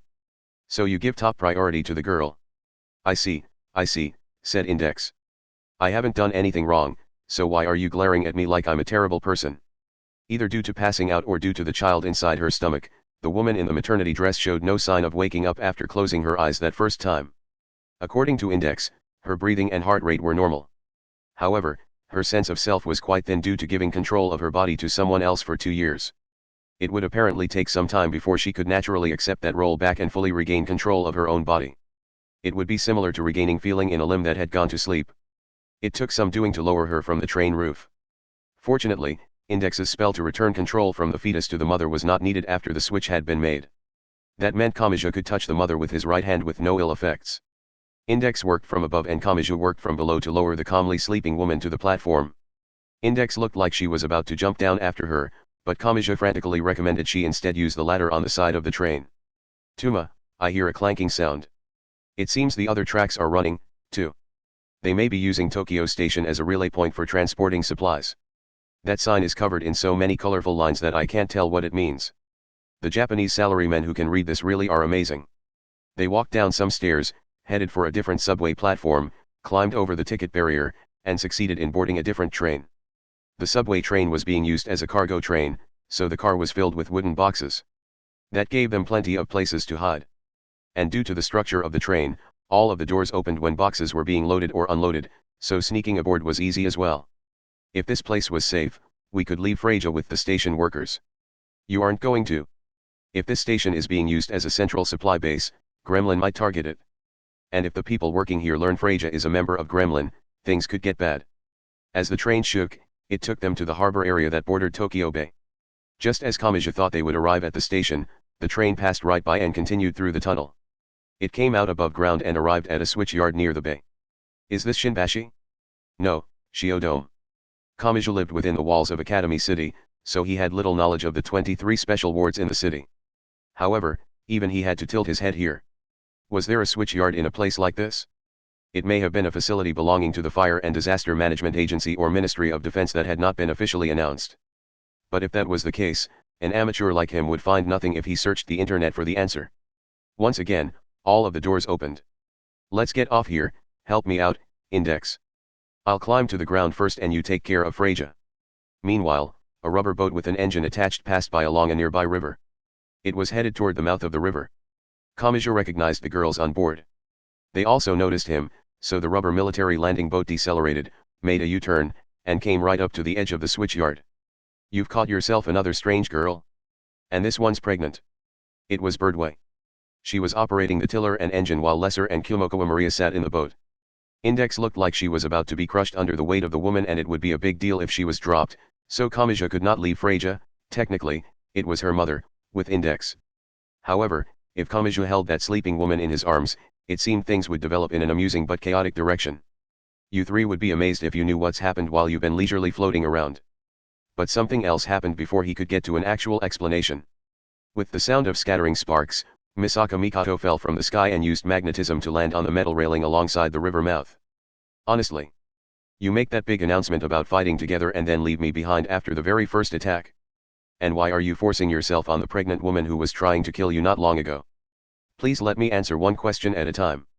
You're chaining them together like some kind of competitive puzzle game. A great number of sparks appeared along the path of the rubber boat and Misaka Mikoto's descent. Between 50 and 100 flame figures appeared, so they did not have time to stand around talking. Birdway held up her wand and Misaka Mikoto flicked a coin up with her thumb. With a great roar, the army of automatic soldiers was blown to pieces before it could begin to attack. Lesser calmly placed a hand over her eyes and looked off into the distance. It really does look like these attack automatically if you exceed a certain speed. Does it check over a distance of 10 meters? I ran into some at the subway station. Is that what calls them in? By the way, I'm perfectly fine with a guy who can't help but go for a pregnant woman. I'm not fine with that, protested Kamachi. Kazuma Maria wore a maid uniform colored in black and yellow like a bee, and she slowly looked away from Kamachi. That's going a bit far for me. I know you should try to value as many things as you can, but that's just, yeah. It's going a bit far for me, too. What is with this? Can no one see anything but what they want to see? If you think you can escape your lack of knowledge by typing your favorite words into a search engine, you are sorely mistaken. However, he did not have time to spend hours solving the misunderstandings. For one thing, Kamachi-tuma's life was made up of a series of those misunderstandings. The bitter flavor of his life was stronger than that of a pain reliever made from 50% kindness. Birdway smacked the cover of the rubber boat's engine. Well, at least we managed to meet up. Gremlin's base of Sargasso is located on Tokyo Bay. We'll be heading straight there. They may have destroyed the major roads and railroads to set up a thick barricade of living flesh with the crowds filling Tokyo, but that has no effect on the ocean. Now that we've come this far, it finally looks like we can actually do something. Magic God Uthanasis. I have serious doubts whether that monster can be killed with direct strength. However, she's currently producing that lance. If we interfere in the large-scale ceremony that Gremlin is pouring all of their power into, the energy that has lost anywhere to go will bear its fangs toward the spell user. Even if we can't kill her, there is a decent possibility her own power can be used to kill her. Most likely, none of them fully approved of the word kill being used there, but they all knew Gremlin had to be stopped. Setting aside the question of how far they would go, they needed to prevent Magic God Uthanasis from doing anything more. If you understand, then get aboard. We can't waste any more time. And don't tell me you plan to bring that pregnant woman along with you. To be honest, I can't figure out what to do with her. Do you think the hospitals are running properly right now? And is there a safe route to get her there? From what I heard, the child has been in there for 2 years. I have no idea what will happen or when, so I can't just leave her in some warm place and dash. He trailed off because a powerful gust of wind blew through. A shadow appeared overhead. Kamachi looked up and his face stiffened. It was NHGGR. That giant monster which had glared down at the people from the top of the tower earlier was now soaring very close nearby. That dark red dragon passed above Kamachi and the others and then slowly circled around in midair. After turning 180 degrees, it charged toward them again. The first pass had been to locate its enemies in preparation. The second pass was the attack. As the dragon charged at them with tremendous speed, it showed no concern about striking the ground. It flapped its wings to pick up more speed as if it was fine with creating a giant crater in the ground and causing that coastal area to crumble and allow seawater in. With his hands full due to holding the woman in a maternity dress, Kamachi shouted to Mikoto. I thought you defeated that thing. I did. This one is a lot bigger. It looks easily over 100 meters long. If a mass that large slams into the ground with the speed needed to catch up to a supersonic passenger plane. This is different from those sparks from before. It has some special conditions for attacking. Does it have to do with that pregnant woman? Birdway and Lesser prepared strange spiritual items. NHGGR may not have been trying to exterminate them. Fertility goddess Freyja had been the primary person sealing off Tokyo, so her defeat may have triggered a rescue attempt by the dragon. It may have been ordered to do that from the beginning. But it was all for nothing. Freyja no longer wanted to be rescued by Gremlin, and this violent method would smash both enemy and ally to pieces. Freyja may have originally intended to provide adjustments for this simple rescue order, but she could not do so anymore. The impact from that great mass would tear into the planet. None of them could stop it. Even if they tried to run, they could not escape that dragon. The destruction would be on too large a scale, and it was not a simple mass of stone falling from the sky. It flapped its giant wings to adjust its course and accelerate. It would follow them if they tried to run, so they had no way to escape. Damn it. The enemy was approaching from the sky, so Kamachi and Kyomokawa Maria's hand-to-hand combat was of no use. They could only rely on Misaka Mikoto, Birdway, and Lesser. But could those three push that dragon back? Kamachi glanced around in search of something to use as a shield or wall, but he found nothing. The switchyard had a number of trains stopped in it, and it had warehouses that were likely used for maintenance, but none of those were strong enough to withstand this attack. They had to worry about both the initial impact and the immense shockwave it produced. The trains would roll like empty snack boxes, and the warehouses would be smashed flat. When the attack would eliminate all unevenness in the area and leave only empty land behind, thinking about cover was hopeless. What can I do? Stay out the way, roared Birdway. A coin was fired at 3 times the speed of sound, and multiple explosions followed behind it. It did have an effect. The dragon's silhouette crumbled as if its temporary flesh was being torn away. However, the dragon ignored it. NHGGR continued charging toward the ground at full speed. It didn't work. Kamachi began to squeeze his eyes shut. But then he saw something else. He saw a man's silhouette. The man grabbed the crane's wire and flew through the air like a pendulum. He appeared in the space between the dragon and the ground. NHGGR did not hesitate to tear this intrusion to pieces with its giant maw. The man made no attempt to dodge. His body was taken between the dragon's teeth, and the destruction began. It was as if the man had wanted that. Immediately afterwards, a bluish-white blade of light extended from the dragon's mouth and sliced its giant body 2 or 3 times. "Ah," said Kyomokawa Maria without thinking from aboard the rubber boat. She recognized the silhouette. She recognized that man who had constructed a spell to neutralize only the fatal wounds he received, and a sword spell that amplified its tremendous sharpness the more he was injured. Ah! The man had not sliced the dragon into pieces. That would have left the pieces of that giant corpse to rain down on the switchyard. The countless flashes of that sword of light did not fully slice through the dragon's body. He left the pieces attached like vegetables cut by a terrible cook. All he needed was air resistance. He needed to throw off the dragon's balance. NHGGR's giant body could no longer maintain its orientation, so the direction of its flight greatly changed, as if a giant invisible hand were moving it off course. The dragon now headed toward the river instead of the land, and it crashed into the water, starting with its battered head. Water flew in every direction with incredible force, and the rubber boat shook, but that was all. A hopeless situation similar to an asteroid strike did not occur. The man in the air twisted his body around a few times to adjust the direction of his fall, and landed on the gravel-covered ground after falling from a height of over 10 meters. The bluish-white blade of light extending from between his index finger and middle finger slowly disappeared. He was Percy. He was Kiara Kagon. This man was officially a member of Gremlin and had supposedly died during the commotion in Baggage City. He had risen again with the power of magic god Uthonus, but that had not meant his life had been saved or that he was once more working for Gremlin of his own will. He was still dead even now. He had completely lost the life force he should have produced. Instead, he was a doll that never rotted and moved using the magic power injected into him from outside. The look in Birdway and Lesser's eyes showed those 2 girls of the magic side had silently put up their guards. But Kyomokawa Maria was a bit different. Kiara Kagon was acting somehow different from the lifeless doll she had seen at the end of the incident in Baggage City. And finally, she found it. There was a slight scar on the back of his neck. Part 17. The eye-patch-wearing girl in Sargasso narrowed her one eye slightly and looked up. Part 18. That man had once devoted everything to take revenge on and kill a certain Kiara. He had thought of every possibility and left behind backdoors with which to escape any dilemma. One of his ideas was a countermeasure for a very dirty and Kiara-like method. From the beginning, Kiara Kagon had considered a certain hopeless possibility. What if he failed in his revenge and, upon his defeat to Kiara Biauri, control of his physical body was taken in some way? What if he was ordered to attack one of the people he most wanted to avoid baring his fangs against? To escape such a situation. "There's something embedded in here," muttered Kyomokawa Maria. That freed him from being controlled like a doll. It was nothing more than a small semiconductor. A list of how Ki Arakagon would act given certain conditions had been inserted as a string of ones and zeros. Ki Arakagon was not thinking using the brain of Ki Arakagon. However, a tiny effect would appear only when he was forced to do something that was not like him. He wanted to ensure that he would take the actions that were like him based on the list he had inputted into the device. 1. He would exterminate his enemy, Ki Arabiauri. 2. As long as it did not interfere with 1, he would limit the loss of life of both enemy and ally as much as possible. 3. To achieve 2, the damage or destruction of anything other than human life was allowable. No one but Ki Arakagon himself knew those rules. He had already fought a few times along the coast of Tokyo Bay in order to fulfill those conditions. It was not limited to this attack on NHGGR.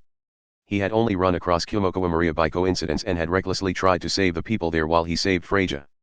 It was the same as that time when he had held a shovel and stood before a killer in order to protect a few children. He would no longer say anything to her. That device most likely did not support something so complicated. No one could ever know the truth of the matter. However, "I'm going to stay here," said Kyomokawa. She stepped out of the rubber boat and onto the concrete bank of the river. "Someone needs to take this pregnant woman to a safe place, right? I'll take her. And she might not be the only one in an urgent situation. Even if the rest of you go to defeat the cause of all this, it wouldn't hurt to have someone in the city, right?" Kyomokawa slowly took Freja from Kamiji's arms. "You understand, right?" asked Kamiji. "I have already accepted that he is dead," she readily said. "This is just the last remaining trace. It's like finding his will after the fact. Most likely, he wasn't trying to save me.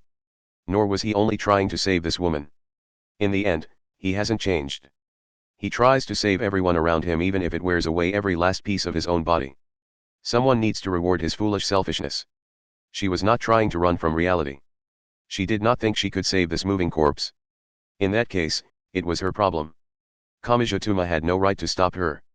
"We're counting on you, then. We're counting on you, too."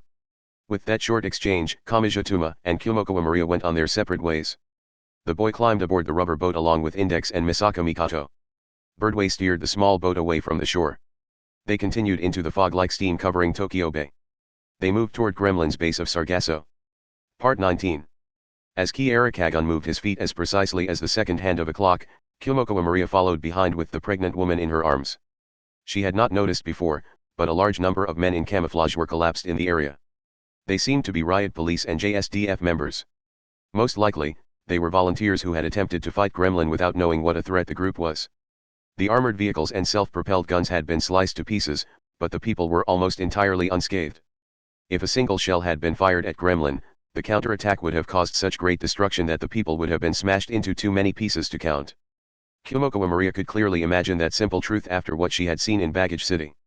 Ki Arakagon had carried out an obvious act of destruction. It may have been a quick decision after receiving an order from Gremlin. However, he had ultimately protected the lives of his enemies. Seeing that, Kyomokawa knew that man never would have changed.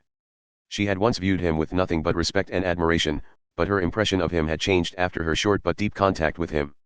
He was definitely not suited to being part of a household. She doubted he could fit within the structure of society even in his job. No matter how old he grew, he spoke seriously of dreams and ideals, he refused to look at problems realistically, and he smiled at the small results he gained even as he lost so much more. That was likely who he truly had been. He had not been perfect. In fact, his personality had contained more negatives and problems than anything else.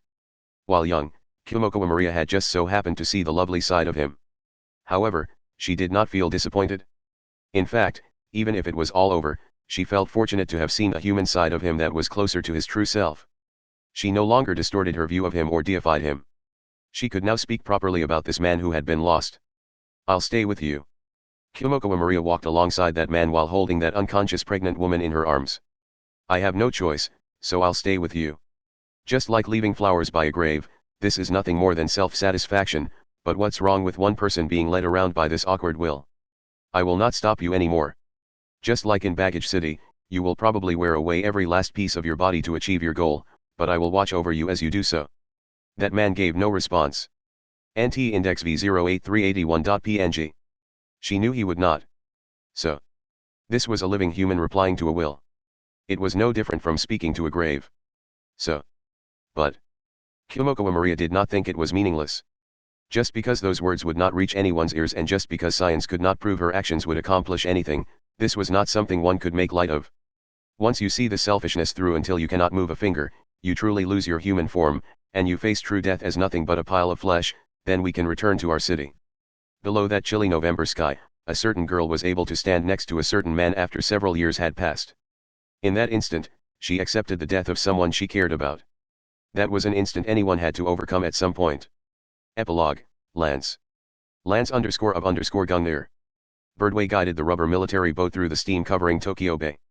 In addition to her, the boat contained Kamijutuma, Index, Misaka Mikato, Lesser, and the Calico Cat. A gray curtain that could cause one to lose their sense of direction filled the space around them evenly in all directions. The scenery looked like some kind of eerie illusion rather than a part of Tokyo. They have to have noticed us, said Birdway quickly. Even now, those sparks floated down around the rubber boat because it was moving above a certain speed. However, Birdway did not wait around for them. She kept the boat running at full speed and passed by the sparks before they could materialize as fire figures. The fire figures therefore lost sight of their target the instant they were born, so they sank into the ocean without doing anything. Thinking back, Kamaji realized it had been NHGGR that initially attacked the supersonic passenger plane. No flame figures had appeared inside the plane. They may have divided up which targets they went after. The rubber boat continued toward Sargasso with an eerie trail of orange light behind it. Gremlin will have long since noticed our approach. The question is whether they're too focused on producing the lance to send anyone after us or... They then heard a low rumbling as if from an earthquake. A giant mountain-like shadow suddenly appeared in the gray fog surrounding them. They had to have been a few kilometers away still, so the overwhelming scale squeezed at Kamaji's chest. This was even larger than the dragon from before. That giant humanoid shadow rose over 500 meters from the surface of the ocean. Kamaji's common sense was shaken by the thought of something that large standing on two legs. What is that? He muttered. Is that part of Gremlin, too? How much nonsensical power are they hiding? This is the group that sent a mobile fortress several dozen kilometers long flying through the air. Don't act so surprised to see an enemy measured in kilometers. If they had truly wanted to destroy Tokyo, they could have done so at any time. The only reason the city still retained its form was because the strategy they chose had happened to be one of distributing what people stood to gain. Don't let it get to you, snapped Birdway. We can't get past without defeating this thing. If we focus our attacks on a single leg and keep it from moving, we can get past. Don't forget that this is just the opening act. We're here to stop the production of the lance. Before Kamaji could respond, the giant shadow split into a few chunks and sank into the ocean. What? Before you start asking questions, shut your mouth and hang on. You don't want to bite your tongue or get thrown out, do you? After a lag of a few dozen seconds, a great wave mercilessly struck the rubber boat. Birdway tried to keep the front of the boat as perpendicular to the wave as possible to ride over it. A few undulations measuring several meters passed by. The rubber boat was light and it could not right itself very well. It could have easily capsized. That's the cornerstone of Sargasso's defenses, right? I doubt it would crumble on its own. Did someone take it out? Don't ask me. Isn't there only one option if it wasn't us? Lesser's comment caused Birdway to frown as she desperately worked to control the combined tiller and engine. You mean it was done from within Sargasso? Amid the many remains of ships making up Sargasso sat a single plate. The plate was made from dried clay and a dark red heart sat atop it while continuing to beat. It belonged to Mokerkaf. Mokerkaf was an enemy of Thor in Norse mythology. It was an artificial life form that was made from a mare's heart contained within a giant mountain-like body of clay. The legend said the mare was so cowardly that Mokerkaf could not fight properly and Thor's servant destroyed it. So if the defective heart was replaced with a more powerful item, one could create an overwhelming power worthy of being an enemy of the gods. A slender arm held that heart. It belonged to lightning god Thor. As if acting out the legend, that boy picked the heart up from the plate while ignoring the iron-smelling liquid staining his fingertips and palm. No. Technically, that was not what was happening. He may have looked exactly the same, but this boy was someone other than lightning god Thor. He did not hesitate and no change came over his voice or expression. The boy crushed the dark red heart. With the sound of a rotting fruit being thrown against a wall, the remains of the heart fell to the ground like kitchen trash. Immediately afterwards, one could hear the deep sound of something large crumbling. What are you doing? Asked a girl's voice. This blonde-haired, green-eyed girl had one eye covered by an eye patch and wore a witch's hat and cape. Despite her lovely appearance, she was known as a magic god and held the power to end the history of humanity at any moment. She was a rare life form that sought that lance not because she lacked power but because she had too much. She was Uthonus. The girl had suddenly appeared behind this killer disguised as lightning god Thor, but he only shrugged. I just thought it was about time. A great roar exploded out. One section of Sargasso was filled with a pure white flash of light. It came from Mjolnir, who was connected to Thor. She had also been helping Marion Slingenier with the production of the lance. I doubt that will be enough to kill her, but it should be enough to keep her out of action for a bit. Now, Uthanas, how high on your list of priorities is the Dvergr? Show your true self. Do you want to die in disguise? At some point, the boy became a young man. He was tall yet somehow melancholic. He had the expression of someone who was a bit disappointed with either life or the world. He too was an existence of whom legends were told in some places. He was Olorus. Originally, he would have been the magic god of the modern age. However, Uthanas had usurped the single method and chance. His role was that of an old god. He was the ruler of the old laws that was to be defeated in order to prove the new god's power and legitimacy. Olorus had been dragged down to that position, but he was still qualified to confront the single person to have reached the territory of a magic god. The eye-patch-wearing girl narrowed her eye and lightly touched the brim of her witch's hat with her slender fingers. Why are you here? You have risked your life for this plan, so I doubt that was it. If it was, I will kill you right this instant and return to producing the lance. I am a god of magic that can bend the laws of life and death to help me in my fight. Did you think someone's life or death would be enough to stop my plan? I'm glad you didn't see through my plan all at once. That puts my mind at ease. It looks like your infinite possibilities sent your power in the negative direction. I can only add humans to the ranks of my Einherjar, muttered the girl in disappointment. I have no way of sending a god to join them. I will truly obliterate you. You don't mind, do you? Ha ha ha. Don't get so pessimistic, Miss Almighty Magic God. No one can stand on your level at the moment. Don't treat me like a true monster just because you're lonely. The girl known as a magic god closed her single eye just once. It looked like she was trying to take her mind off of some truly hideous clown. An instant later, the slight space between them was filled with tens of thousands or even hundreds of millions of strange explosions. If the theory of relativity that summarized the relationship between time and space would allow a black hole-like object to exist under certain special circumstances, the extreme compression of space by their frightening clash may have twisted the continuity of time. That was how extreme the series of attacks was. A wall of explosions completely filled the space between those two monsters. It showed no sign of ending and seemed to completely ignore the concept of numbers. I thought you had a bit more sense back in Baggage City, said Magic God Uthanas while only slightly opening her lips. Despite the noise from all the explosions, her voice sounded oddly clear. But it seems I was mistaken. Or did you lose your mind at some point? Either way, think about it from the perspective of those who have to deal with you. The world does not revolve around you. Only I may claim that. I never thought I could win with this cheap trick, replied Olorus carefreely. And it does not matter if I don't win. Immediately afterwards, Olorus suddenly ended his side of the eternally even exchange of explosions. The eye-patch-wearing girl's great number of attacks approached with the force of surging waves. Olorus did not defend or evade. He instead stepped into the deluge of explosions himself. His bones could be heard shattering and his flesh could be heard bursting. An arm flew off, but Olorus's expression did not change even slightly. Before it could, he rushed up to Magic God Uthanas as quickly as possible. His hand was palely glowing. Only someone who has touched the territory of a magic god can research one. And only someone like that can find how to oppose one. He jabbed his palm into the center of the girl's chest. What looked like a stake made of light shot forcefully out. I will turn you into a fairy. Time stopped. The explosions disappeared. In that silent space, Magic God Uthanas's eye was opened wide. Only Olorus's words filled the stillness of Sargasso. I built a spell out of a historical fact the great Christian powers carried out without realizing it. Simply put, they shrank down the pagan gods. The king of the forest transformed into a dwarf. The queen of the sea was remade into a female monster that sank ships.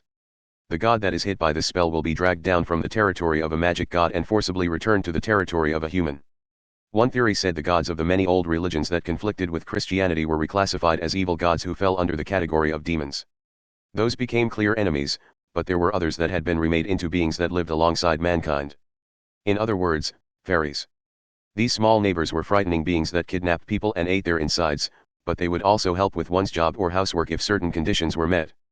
The religious powers had once forbidden belief in them, but they had remained in the people's hearts. These beings had not been completely remade as enemies or completely eliminated. Unlike the evil gods whose great power was recognized but were seen as merciless enemies, most of these had managed to remain unchanged in people's hearts on the condition that they were made powerless or shrank down. Olorus had created a system from this and contained it within a single spell. The word fairy was not all that rare. Religions did not treat it as taboo and it filled children's fairy tales and picture books. However, very few people had accurately extracted their true form and original role from the flood of information.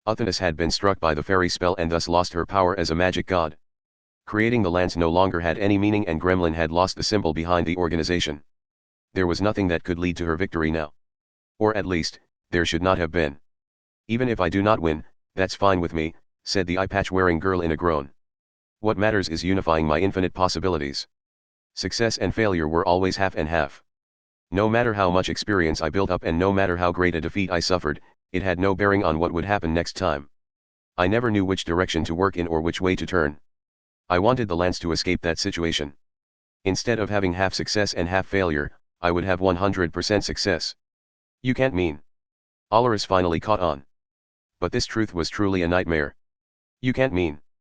I only needed it to lean in one direction or the other, she announced as a grin split across her face. It did not matter if I completed the lance and gained 100% success or became a fairy and gained 100% failure. My actions were sealed by the constant 50% balance between success and failure. I could never know if my actions had achieved heads or tails, so I could never know if I could build on top of that action. Moving forward with constant heads is one possible path. But if I know every path I choose will come up tails, I can achieve 100% success by always moving in the opposite direction of the path I choose. Failing as a magic god acts as a guidepost towards success as a magic god? You two meant nothing from the beginning. Whether I won or lost, you could not stop me from becoming a complete magic god. If she had won, she would have become a complete magic god. If she had lost, she would have become a complete magic god. That's why that Imagine Breaker was so irritating. In a way, it did hold the possibility of driving me to 100% failure, but its role as a reference point and repair point for the world meant it clashed with my desire to change the world. With that method of achieving 100% failure off the table, I had no choice but to invite 100% success with the lance. I never thought you would bring such an interesting alternative approach. She had only needed to obtain one extreme or the other. Ha ha ha. Ha ha ha ha ha ha ha. I was afraid of ending up in a twisted situation where I thought I was constantly failing but hit a dead end while walking down the opposite path. Once you reach my level, it is hard to experience such a thorough defeat that it is impossible to recover. That is why I had hoped you would do it for me. I knew you would eventually come to kill me. You really are a genius. Haha. A genius at being used by me no matter what you do. By the point Uthonus had built up that plan, her battle against the world had essentially been over. No matter what the result, she would accomplish her goal. The lance had not been an irreplaceable piece of her plan. It had been nothing more than one of a few different branches on a chart. And she had managed to hide that fact. So let me say it again, thank you, declared the eye patch wearing girl with a smile splitting across her face. To use your own words, the lance was my first hope and not using it was my second hope. I can't deny that this is making me feel a bit ill, but the end result is the same. Now, the time has come for me to spread my wings. I will rule over this world in my proper form. No one had done anything wrong. Her plan had been made so this result would be reached no matter what anyone did. Olaris and Fiamma of the right exchanged a quick glance. And they both took action. Success and failure, heads and tails. None of it matters to me anymore, said the girl with the smile splitting her face. She spread her arms as if welcoming an old friend. After coming this far, do you really think you have any chance of fighting back? The two of you were only able to crawl through the dirt because you could not leave the territory of fragile children of man. Kneel before me as you witness history. This is 100% success. The rubber military boat approached one end of Sargasso.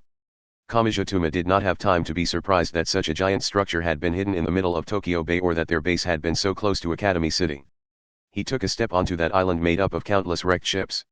A strange sensation rushed up from his foot and stabbed into his brain. He thought he might pass out right then and there. Something was wrong. He almost doubted this was part of the real world. He felt as if he had been plunged into a nightmare horrible enough to kill a human from shock and he could not even tell when the switchover had happened. Yes. This doesn't feel real. Is this gremlin? Are they able to twist the world this much? What had happened with the lance? What about the magic god? With those questions in mind, Kamachi saw something fall from the deck of a passenger ship that had broken in half. It was the man named Olaris. Kamachi could not tell if the bloody young man was breathing. Hi there, said a girl standing atop the passenger ship. Kamachi's head slowly turned in that direction. It was as if his head were being forcibly pulled up by an invisible wire. He could not tell what was happening outside his vision. Index, Misaka Mikoto, Birdway, Lesser, and the Calico Cat had been aboard the boat with him, but he could not hear any of them speaking and could not catch even a glimpse of them out of his peripheral vision. Were they frozen in place like him? Or, as much as he did not want to think of the possibility, had they disappeared somewhere? Standing above was a human-shaped singularity that distorted the world more than a black hole. Magic god Uthanus alone smiled. It's already over. You were too late. But none of that matters now. This was destined to happen whether you were late or early. I was too late. Kamachi's eyelids twitched oddly. He could not believe it. Are you saying that the lance, that Gungnir was already completed? Oh, the lance, said the eye-patch-wearing girl with the look of someone recalling a trivial fact. Marion's Engineer failed. Hawaii, Baggage City, and the attack on Academy City over Fräulein Krutun all ended in failure. Olaris destroyed it all. He could not relax even for an instant. Despite what she said, Uthanus was not concerned or angry. But none of that ever really mattered. The eye-patch-wearing girl gave a light shrug. The lance was nothing more than an item used to complete my position as a magic god. As long as I had a way of doing that without using the lance, it didn't matter at all. For example, there was the one and only means of killing me that Olaris secretly developed. Also, all of Gremlin's actions may have been working toward the production of the lance, but that was not necessarily the only way of creating it. The method using Dvergramarian Slingenier was just one more decoy. I could have made the lance on my own, but if I revealed that, all of you might very well have interfered. I went out of my way to gather those weaklings and had them carry out that decoy plan alongside my own. It was all so all of you would work to stop that decoy instead. You're kidding. About what? That I could so easily overturn the assumption that there was only one method of producing the lance? Or that my subordinates and your comrades could be so easily deceived? Mockingly asked the eye-patch-wearing girl. Did you know this? The Norse god from whom I took the name Uthanus is known as the god of war, magic, art, and also betrayal. He would deceive people to spread chaos and cause unnecessary disputes, all to more efficiently gain the souls of dead warriors. All of your information about that lance was spread by me. Gremlin and its enemies were manipulated by the information they found where I had conveniently left it for them. No matter what anyone says, that is the truth. Even Olaris was deceived. Kamachi could not keep up with the situation. His brain refused to comprehend the information.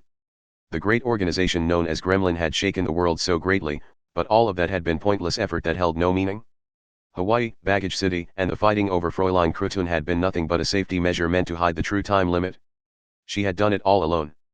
The eye-patch-wearing girl known as a magic god had manipulated the entire world. Now, it's time for some fun.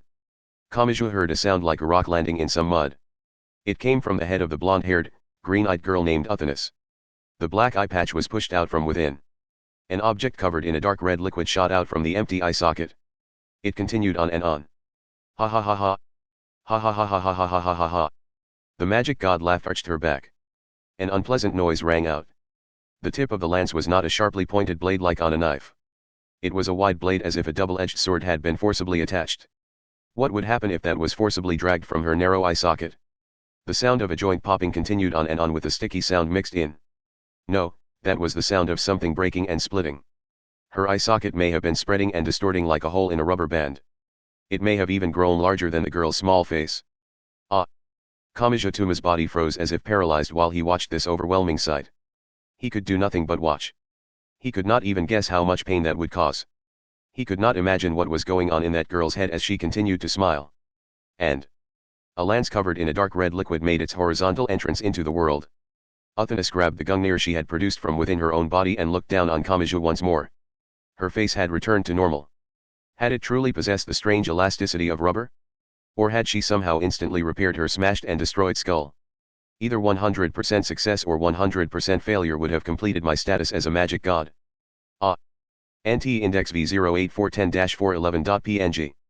Thanks to all of you, I have gained both solutions at once. Do not think of me as a mere magic god any longer. I will now show the world what Uthanus truly is.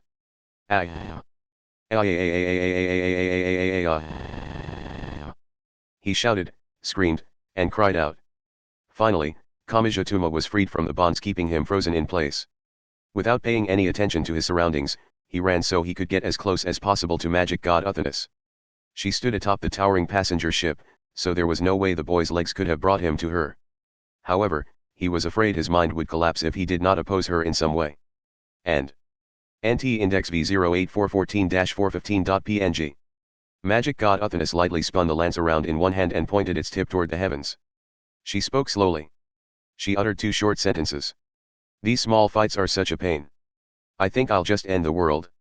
And exactly as she had announced, everything was immediately destroyed.